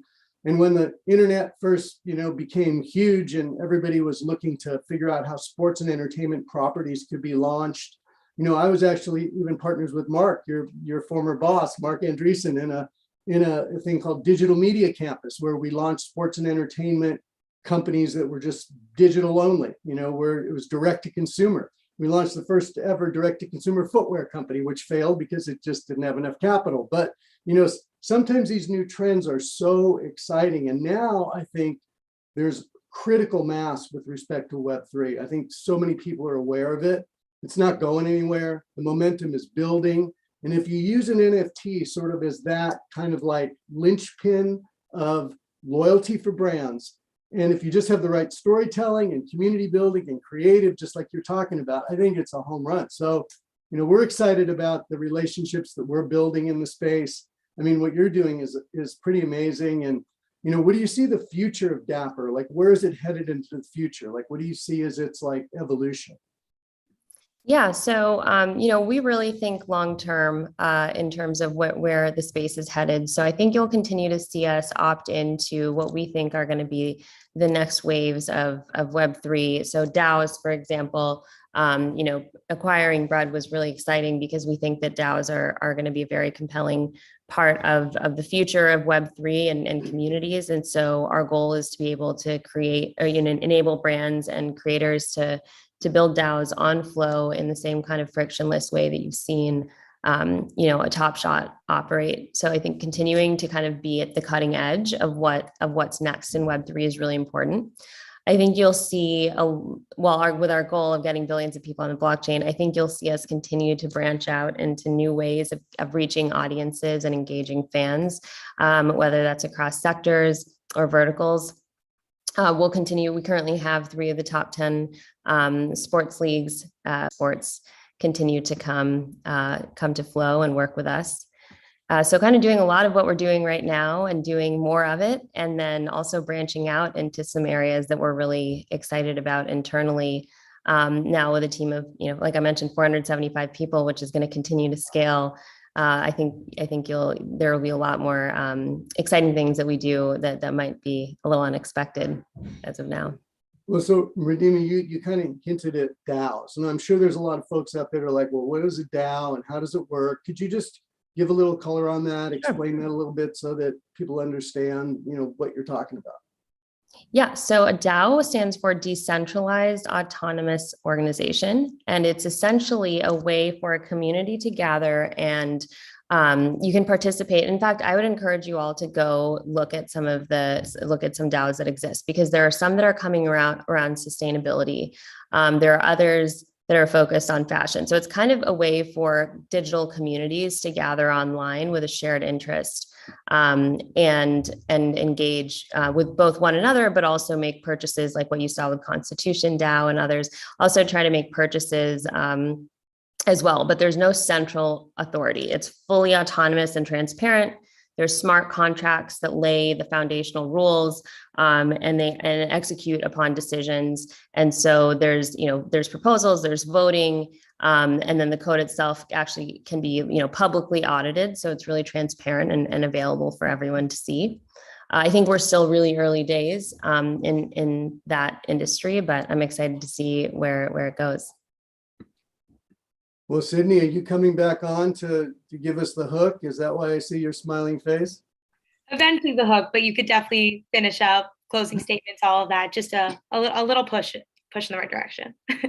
All right, so you want us to have a closing statement. So I can ask Redeema where she thinks the biggest opportunity is for people in 2022. Where's the biggest opportunity that you can plant your flag so you can get some measurable results this year? I think the biggest opportunity is actually just jumping in. So whether that means, to be honest, I think whether that means joining a DAO or figuring out doing an NFT drop, I think jumping in in an educated way, as I mentioned before, that's authentic to your brand is really the biggest opportunity, and staying educated. I know the folks that were on just before me were talking about following the most influential folks in Web3. And we're happy to support people jumping in as well. So feel free to reach out to me anytime. It's redeema@dapperlabs.com. And we're happy to go through any questions you have and continue to educate. Yeah, and I just want to say thank you so much, Redeema, for allowing me to have a nice conversation with you today. And I concur wholeheartedly that, while Web3 seems a little daunting, if you just kind of jump in and don't be afraid to be bad for a while and not feel like you're an expert, and just keep learning and have that mentality and openness, you'll find great satisfaction in it. So thank you so much. And thank you, Sydney, for having us. Thanks, Leonard. Thanks, Brand Innovators. Thank you both so much for taking the time. This was so awesome. Have an amazing rest of your night. Thank you. Okay, so up next for our final speaker of the day, we are going to have Brian Irving, the VP of Marketing from Meta VR Labs. And we are back with Ryan Deter from Influential. Thanks, Sydney. Of course. Hey, Brian, how you doing? Good. How are you doing, Ryan? Very good. Good to see you. Thank you for making time. Oh, my absolute pleasure. Beautiful. Well, Sydney, thanks again for hosting today. My brother was out. We should all wish him well. He had some neck surgery, but he is back in the mend. And Sydney, thanks for filling in for us and giving us all the support. So I talked to amazing people like Brian today and talk about all the things around the metaverse and what it means for you guys at Meta, what it means for, oh, Thanks, Sydney. Means for the future. So I'll start off first off, just in case those who don't know Brian. Brian actually came from an amazing marketing background at Airbnb, Levi's, and the CMO of Eventbrite. We'll jump right in. How did your prior experience in these places prepare you for the Meta Reality Labs? Thank you, Ryan, first of all, for asking me to participate today, and hello to everyone out there that I can't see, but hopefully there's more than just a few of us here chatting. And to Brand Innovators. Okay, so like there's nothing that has prepared me for this job. Like, let's be super honest. The two really important things I think that I've brought with me, one is a really great community of marketers and brand leaders who I rely on often. And the other one is the fact that I truly love a journey that starts with zero planning, which is perfect because that's kind of what we're embarking on here. But I do have, I think more tactically and tangibly, certainly my experience at Apple, when I led the marketing communications for iPhone and iPod. I learned a lot about how to bring new products, new categories to market in a way where, despite the fact that they did so much and so many things to really try to connect on, simple proposition when new is not just new, but potentially also very confusing. And then the second thing has just been where my passion and my work has been able to converge. I think that this is a really huge, important part of my life, which is believing in the potential of humanity when we can connect with each other. And I've been able to do that through Airbnb, through the theme of travel, and then also Eventbrite with just all kinds of experiences of coming together and certainly, both the hardware and then bringing people together, the mission of, at the time, Facebook was, is rooted in that. And so, it felt like a serendipitous opportunity to start a new journey with not a very clear roadmap. Well, so you're an innovative marketer. You've been through the ringer across the board, from launching products to essentially overlooking teams.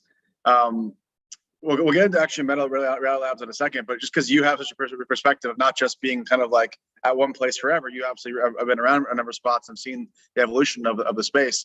From the rebrand, Facebook became Meta. It was, I will just personally say that whenever everyone has an opinion on it, it has, to me, driven hundreds of billions of dollars worth of interest and money into the space the moment that one of the biggest companies in the world is called Meta.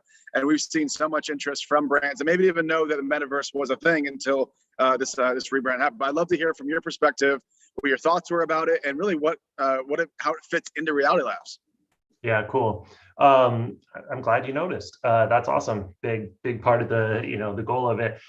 I mean, for me, what I loved about the process was, first of all, it was rooted in our mission. So our mission stayed the same, but we had a new vision, right, for the company that we needed to embark on. And so the fact that like any branding process that is rooted in those two things, for me, what comes through is authenticity, which is, I think, the most important thing. And to your point, there are, and rightly so, like so many critics, skeptics, contributors, whatever they are, to the actual event. But when it is completely rooted in those two things, I think that authenticity is really important. And so that's what I really felt happened as we did this part. And we needed to signify a new chapter because we were becoming something so much more than just our past. Like, it's not that our past is left behind as being a social media company, but our vision for the future was so much greater. And this provided us an opportunity to signify that new chapter and really signal that our intention of moving this direction was bigger than just a moment in time. It also, like, honestly, like, really helped to clarify a lot, because, you know, confusion between Facebook as a company, Facebook as an app. And so we think that, you know, there's benefit to consumers, partners, everyone, that we have that clarity. And then, you know, when I come back to authenticity part of it, you know, Meta as the name that we land on, the cool part of it is that it really is rooted in meaning of beyond, and that unknown, and that, you know, what's come. Like, obviously there's, you know, a connection to metaverse, just, you know, slightly, but it just had that beyond. And, you know, again, I think so as a brand that can sort of like signify potential, it was really strong. So I thought it was a really great process. It was, I mean, once in a lifetime opportunity as a marketer to participate in it, and really cool. And specifically, obviously, I imagine that the executive and the board is very interested in what Meta Reality Labs is up to, among other things in the company. So tell everybody how this part, maybe whether it's the rebranding into how it goes to the narrative of the reality, Meta Reality Labs, because and also feel free to just explain what that is to the people that are listening. What does that mean? What do you guys touch, from, you know, different hardware to software, et cetera? Yeah, sure. So Meta Reality Labs has, you know, like a lot of things, evolved into and continues to evolve into its sort of self. It started a long time ago as, you know, XR, AR, VR, like really that that innovation engine for the future of the company. Because while the branding is new, you know, the strategic development is not something that just happened overnight. And so it had continued, and you know, launched products from Oculus, Portal. We also, in partnership with Luxottica, launched the Ray-Ban Stories. So really, what are considered like access points or entry points into the metaverse, as well as now things like Horizon, which is, you know, the world's Horizon workrooms, and the ability to create within the metaverse. So what, you know, started as a you know, this sort of like investment and innovation part of the company is now really central to the future of the, you know, of the vision for the company. And obviously extremely exciting stuff for the outside world. I'm sure even more internally trying to figure out how to, you know, a lot of potential we see from the presentation that Mr. Zuckerberg and everyone else did around what can be used for applications.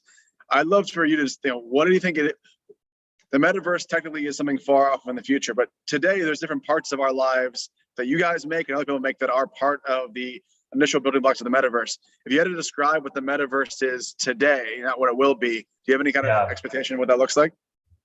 Yeah, I mean, when you think about it, the root of it, like from our vision, right, because of our mission, like it really is about the social experiences that are capable within the metaverse that we just don't have access today. And I think, you know, if you think of the metaverse as you know, really a set of like digital spaces, including 3D experiences that are very immersive, and those exist today within VR for sure, as well as like even immersive 2D experiences. And like, how do we take traditional things like screens and help them feel like there is greater social presence and greater social experience? And even with things like Portal that does that combination of video, sound, augmented reality really helps to bring in like the now of the metaverse and access points to the metaverse. But it also becomes just a better version of online connection. You know, like it's not a replacement for in-person contact. I mean, in-person contact is so critical for humanity, you know, and that's something I not only get to, you know, support as part of the company, but as a personal belief. So it doesn't replace that, but the time that we do spend online longing to sort of like fill that void when we can't, it becomes so much richer and better, and closer to the real things. And I think, you know, I was loving what Radima was saying at the end of her, you know, I caught that it is that interoperability of the ecosystem where it's open and we can travel, you know, across, through, and in these different worlds with the people that we want to connect with, that I think is exciting. So we're on a spectrum for the metaverse of not only the sort of like depth of experience from more traditional 2D screens to highly immersive VR to you know, augmented in-world experiences, but we're also on that journey of each one being at sort of various phases. So there is the now aspect of the metaverse, and then certainly, you know, a lot of what we talk about and what Mark talked about at Connect is about, you know, the future potential. Well, it's a great segue, because ultimately, all of those things sound like the ethos makes sense. It's the interconnectivity, it's interoperability. From a technology perspective, you know, what exactly is coming in the next couple of years do you think that are going to make the biggest, you know, kind of foray into what we call, you know, or assume is the Ready Player One metaverse type, you know, fantasy scenario? I mean, is it the Oculus headsets? Is it the, I guess, how do you picture or visualize? Is it more hardware? Is it more software? And then both?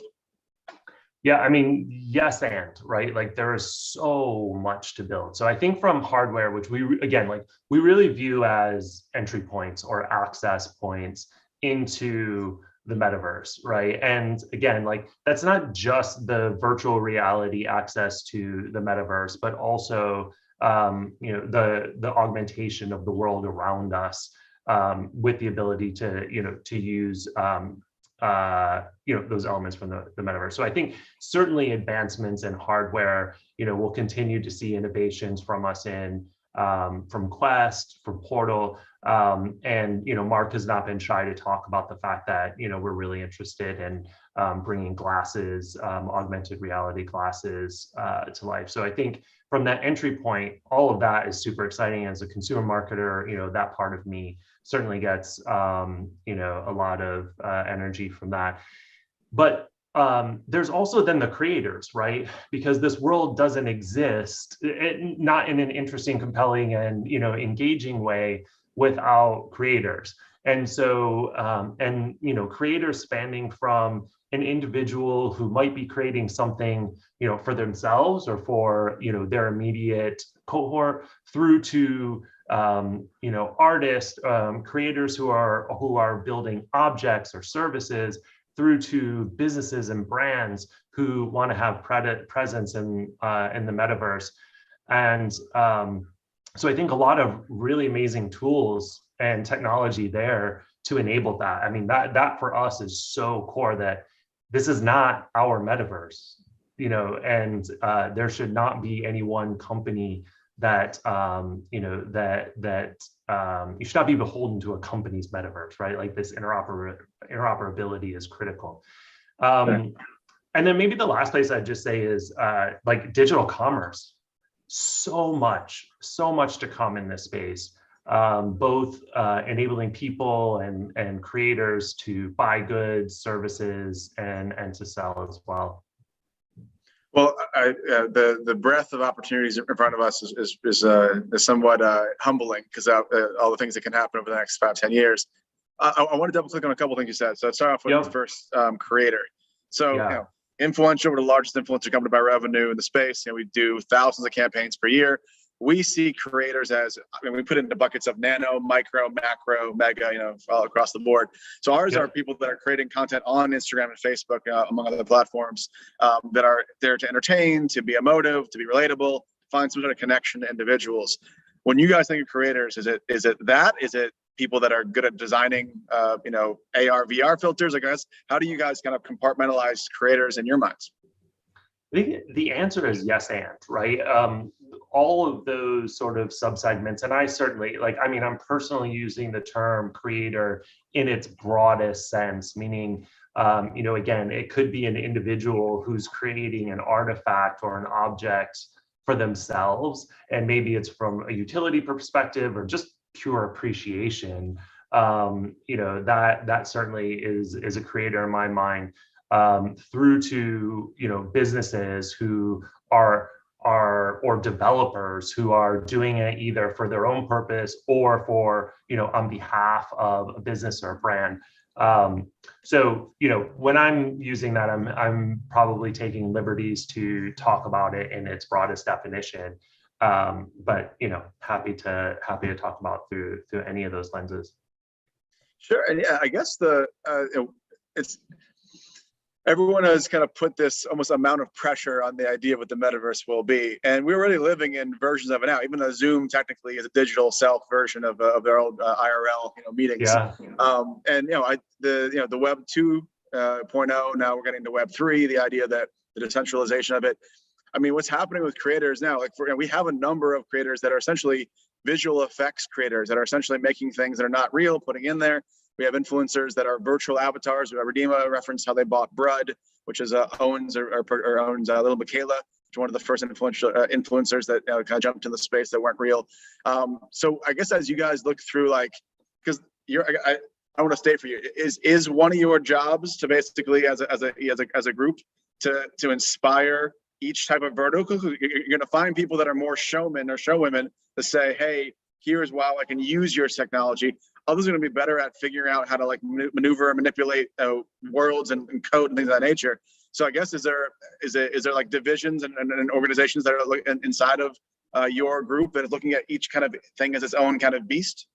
Yeah, I mean, I think certainly we see a few things like enablement of creators and developers is a huge part of our overall mission. I mean, again, like Mark talked about it extensively at Connect, because it is so critical to what we believe, again, is going to be a rich, immersive, and fulfilling experience for the metaverse. And so I think there are those who, like, there are going to be the creators who are instantly savvy at just getting in, getting hands-on and figuring it out.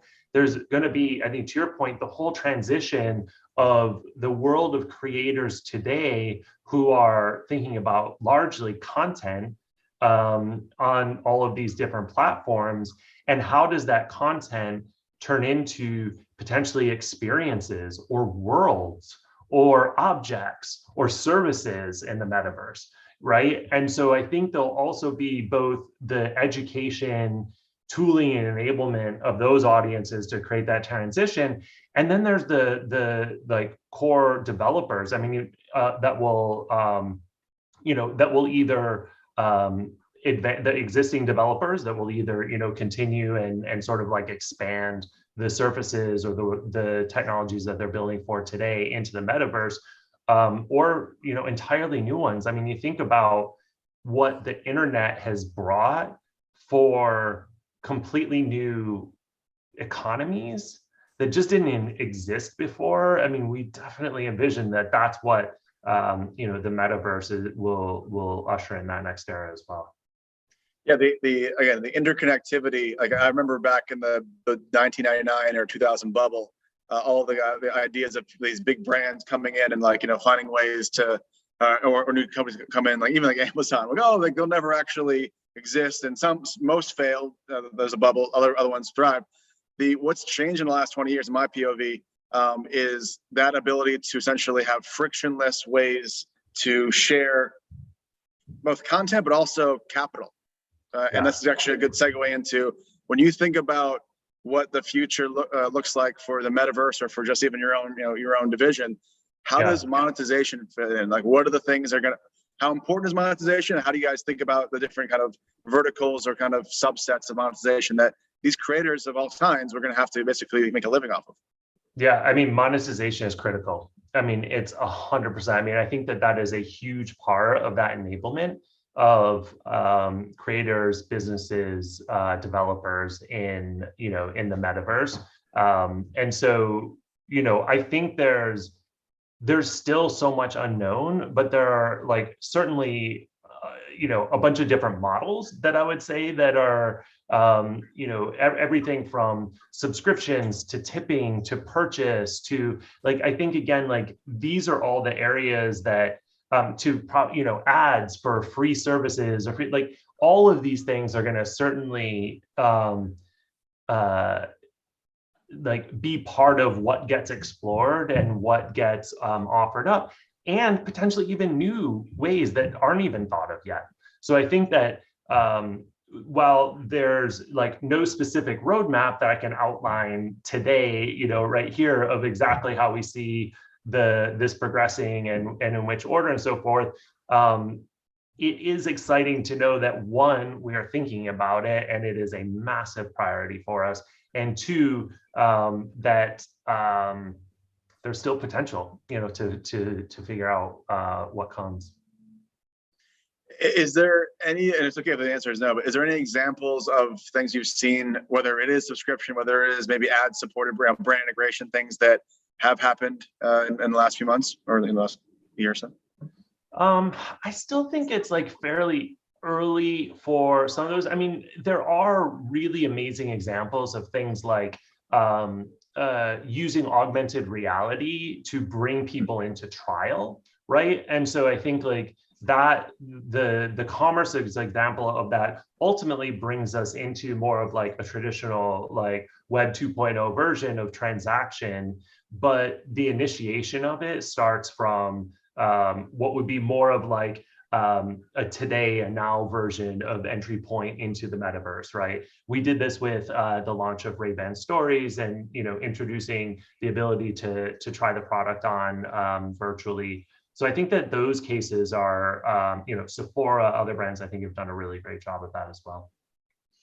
So in this, I guess, does your division or department touch things like NFTs? I know you guys are more AR, VR, and we're describing kind of things, but do you guys touch kind of the different kind of amalgams that come out of that? It's not an area that I feel comfortable talking to be honest with you. So it's not, it's not the place where I spend my time. So I would probably, not venture down that path just because I don't think I could add very much. Yeah. I know we've had some NFT whales on today. We had some people redeem ups with Dapper Labs. So yeah, I was just curious because watch those sessions. Yeah, watch them. I watch the matches at work. I guess because I'm trying to think of it's because the next thing I want to talk about is AR and VR. I mean that's where the different kind of ways you can lenses. You guys can brands have for years monetized by putting a new movie release or putting things out a fashion based product in that world. I think almost as I apologize for being pedantic, anyone listening or any brands, but can you really outline between AR and VR, because they get grouped together and they're very, very different. Yeah, so different. I mean, if you think of virtual reality as more of a very intentional, immersive experience, right? You physically need to put on a headset to experience virtual reality today. The amazing part of that is that sense of presence in it. I mean, don't get me wrong, I love my Beat Saber and use it almost, do it almost every night. It's an awesome game for those who aren't aware of it that you can play within, within Quest, but and it goes to music, and also, by the way, you can burn a ton of calories. So if you're trying to kill a few birds with one stone, it's a really great experience, like I am. But some Workrooms. So Workrooms is another product that we have that Horizon Workrooms. We announced it and launched it at Connect this past year in 21. One of the reasons why I love it so much is it's one of the most immersive experiences for that social presence.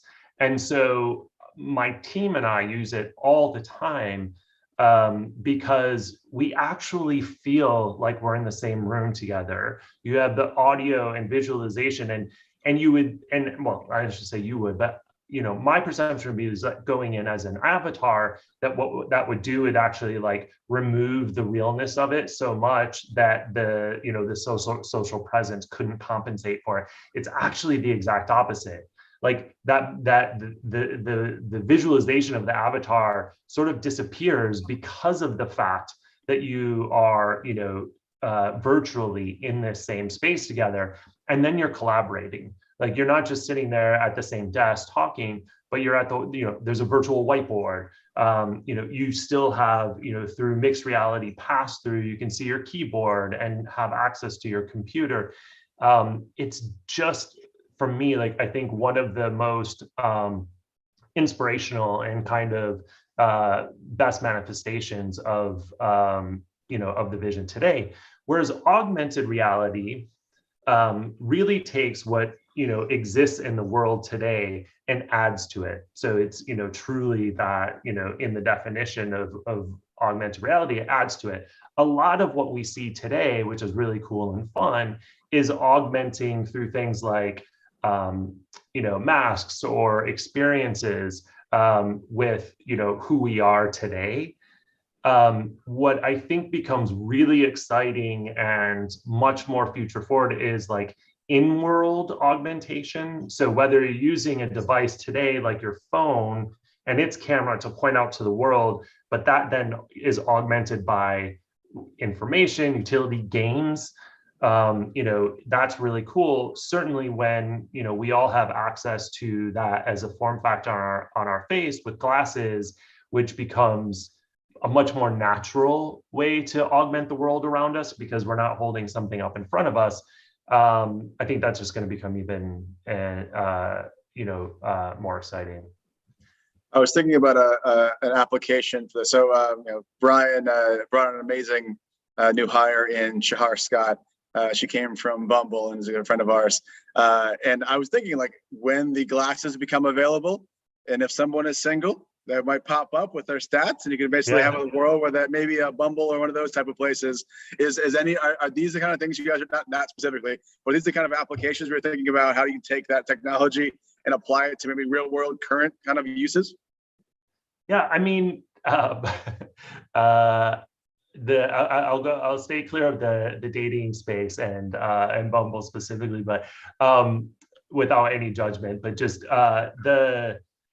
that is like augmenting your real world to be more present in the real world and not interrupt the real world and truly make it better, either because you now know that someone you already know and care about is like 30 steps ahead of you, in real time, if that's, if they've shared that with you, or the brand and the item that you've been, trying to find is actually in this little boutique shop that you had no idea even existed. And so that level of discovery is really exciting. So yeah, I mean, I think that the in-world experiences, as we sort of grow beyond the augmentation of, sort of ourselves out into the augmentation of the world, they will see a lot, some really great utility, but also,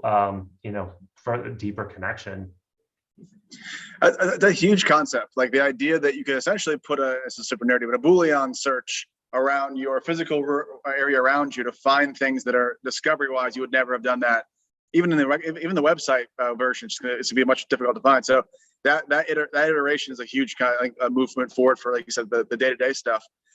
I went on the Meta Reality Labs website and trying to do a little digging about things. I don't know if to me it sounds like I don't know if it's pronounced Novi or Novi, the wallet piece. That is a huge part of this. Is that it kind of goes back to the .com bubble. It was like, all right, well, is the metaverse thing a bubble? No, because it's now all interconnected. So is the Novi wallet a big part in your minds for like how this all kind of connects in the monetization way to pay for things you want and have it kind of go in a frictionless way? Yeah, I mean, so it really coming back to digital commerce. So yeah, so like as a company in totality, digital commerce is going to be a huge part of this. And there are different parts of the organization, those that exist today, new ones popping up that are working on this. So yeah, I mean, the ability to both, transact and, and carry what you own with you throughout the metaverse is just, a critical component to all of this. Love it. Well, I know we're in questions time. This is the last Cool. 9 minutes. Start off with just advice. We're getting people that are hitting us up on chats, and I think the first one is, how can these marketers that are tuned in today, how can they get started? What advice do you have for brands looking to dive into a new space? Yeah, I mean, Rudima said this as well. I think experimentation, because and this is the part that I love about my job as well, is this is new for all of us. And so, I mentioned the fact that while not, first to market, but, using things like AR filters with, fashion and Ray-Ban stories is something that, we experimented both from a brand perspective, from an engagement perspective, from a conversion perspective. So trialing with that, we're launching a new campaign in a few weeks. Hopefully you'll all see it, but we think it's one of the first ads that you can actually then experience in the metaverse as well. And so, we're investing in that. So my two things would be if you don't do it already, definitely carve out time, space, budget for innovation with, your OKR, KPI, whatever being discovery and just figuring it out. The second thing would be get hands-on. I remember you were talking about 99, 2000. I was going to pretend like I wasn't around them, but I was. And so, we all saw, I think, younger versions of ourselves interacting with either clients or bosses or whoever who are so disconnected from the web, from then mobile. And it seemed like the smallest things were a huge sell-in. And it was because they were only getting it through a presentation. So I would say, look, of course I want you to buy, Meta products, but Quest, Ray-Ban stories, try the products, get into it and explore and then test. And I have to ask follow-up, because you mentioned that you guys are doing some stuff in the next few weeks. Obviously, you're in the meta reality, but you're heading up the marketing portion of it. Is this very meta? Do you advertise on Meta, or do you go across the board? I guess, how do you think about marketing this going forward? Absolutely. Certainly, our advertising platforms are, unbeatable. And we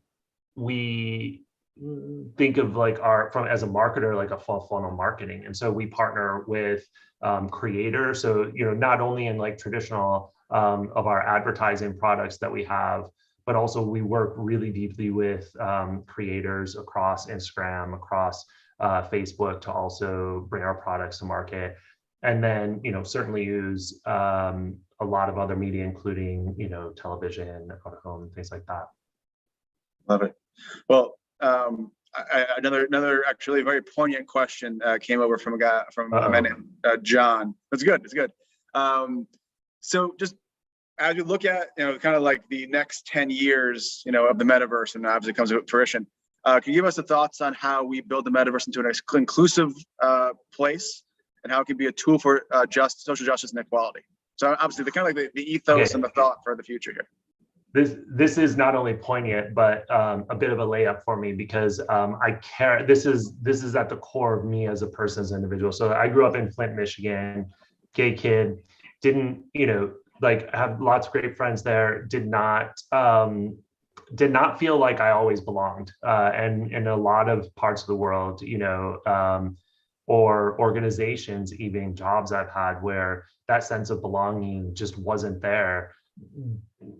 And there wasn't an appreciation for then the diversity or what I could bring to the table because of who I am, not only whether I belong there. And so this is a critical part of what we think about, and I think we've certainly, as a company, as the chapter of being primarily a social media company, we also have a lot of experience and learnings from this that we get to bring into our next chapter as well and what we build. I don't think that for anyone, I still think like it's going to be hard because it's not just about technology, it's about society as well. But this is from everything to our product development process through to how we bring and who we market to. We are, very conscious and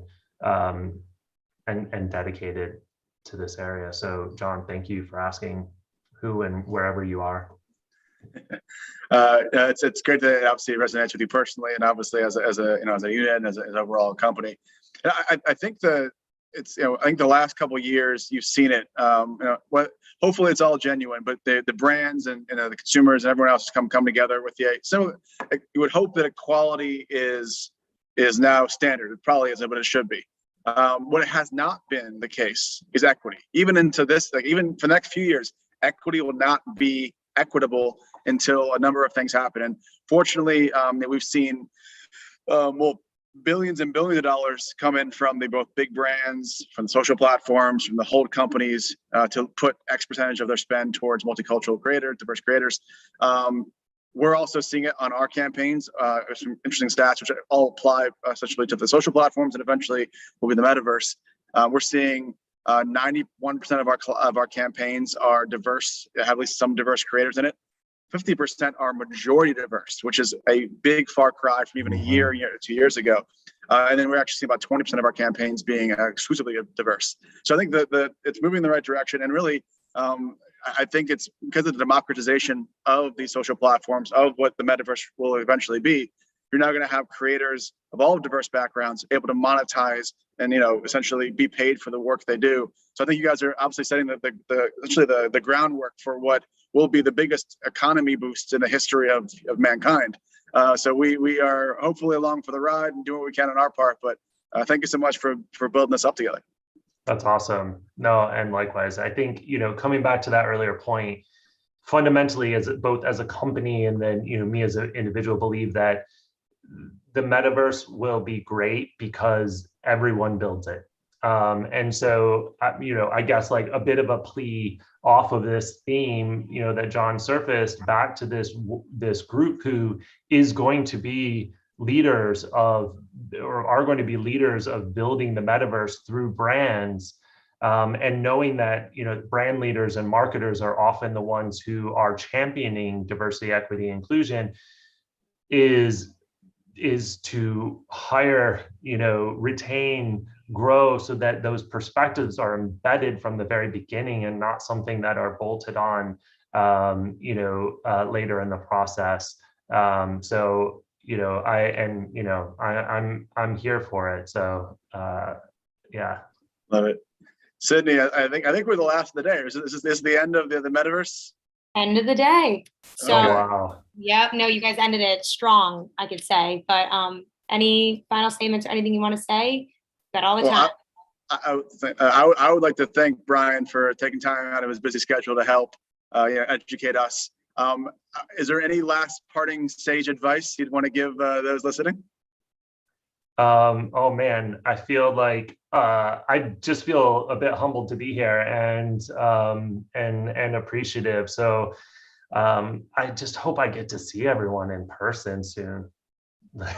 Same, agreed. All right, guys. Thanks, Brian. Thank you for hosting, and those who have hung on through. I know on the East Coast and till the end. Thanks for being here. Thank you. Thanks, everybody. Sydney, appreciate you again taking over for the day. Let us know if you want to come in real life, hang out with me and Brian somewhere. We're in for it. Oh my gosh, of course. I would absolutely love it. Just gaining my expertise one metaverse time. Perfect. Thank you guys. so much. Thanks, Sydney. Thank you so much. Appreciate it. Bye.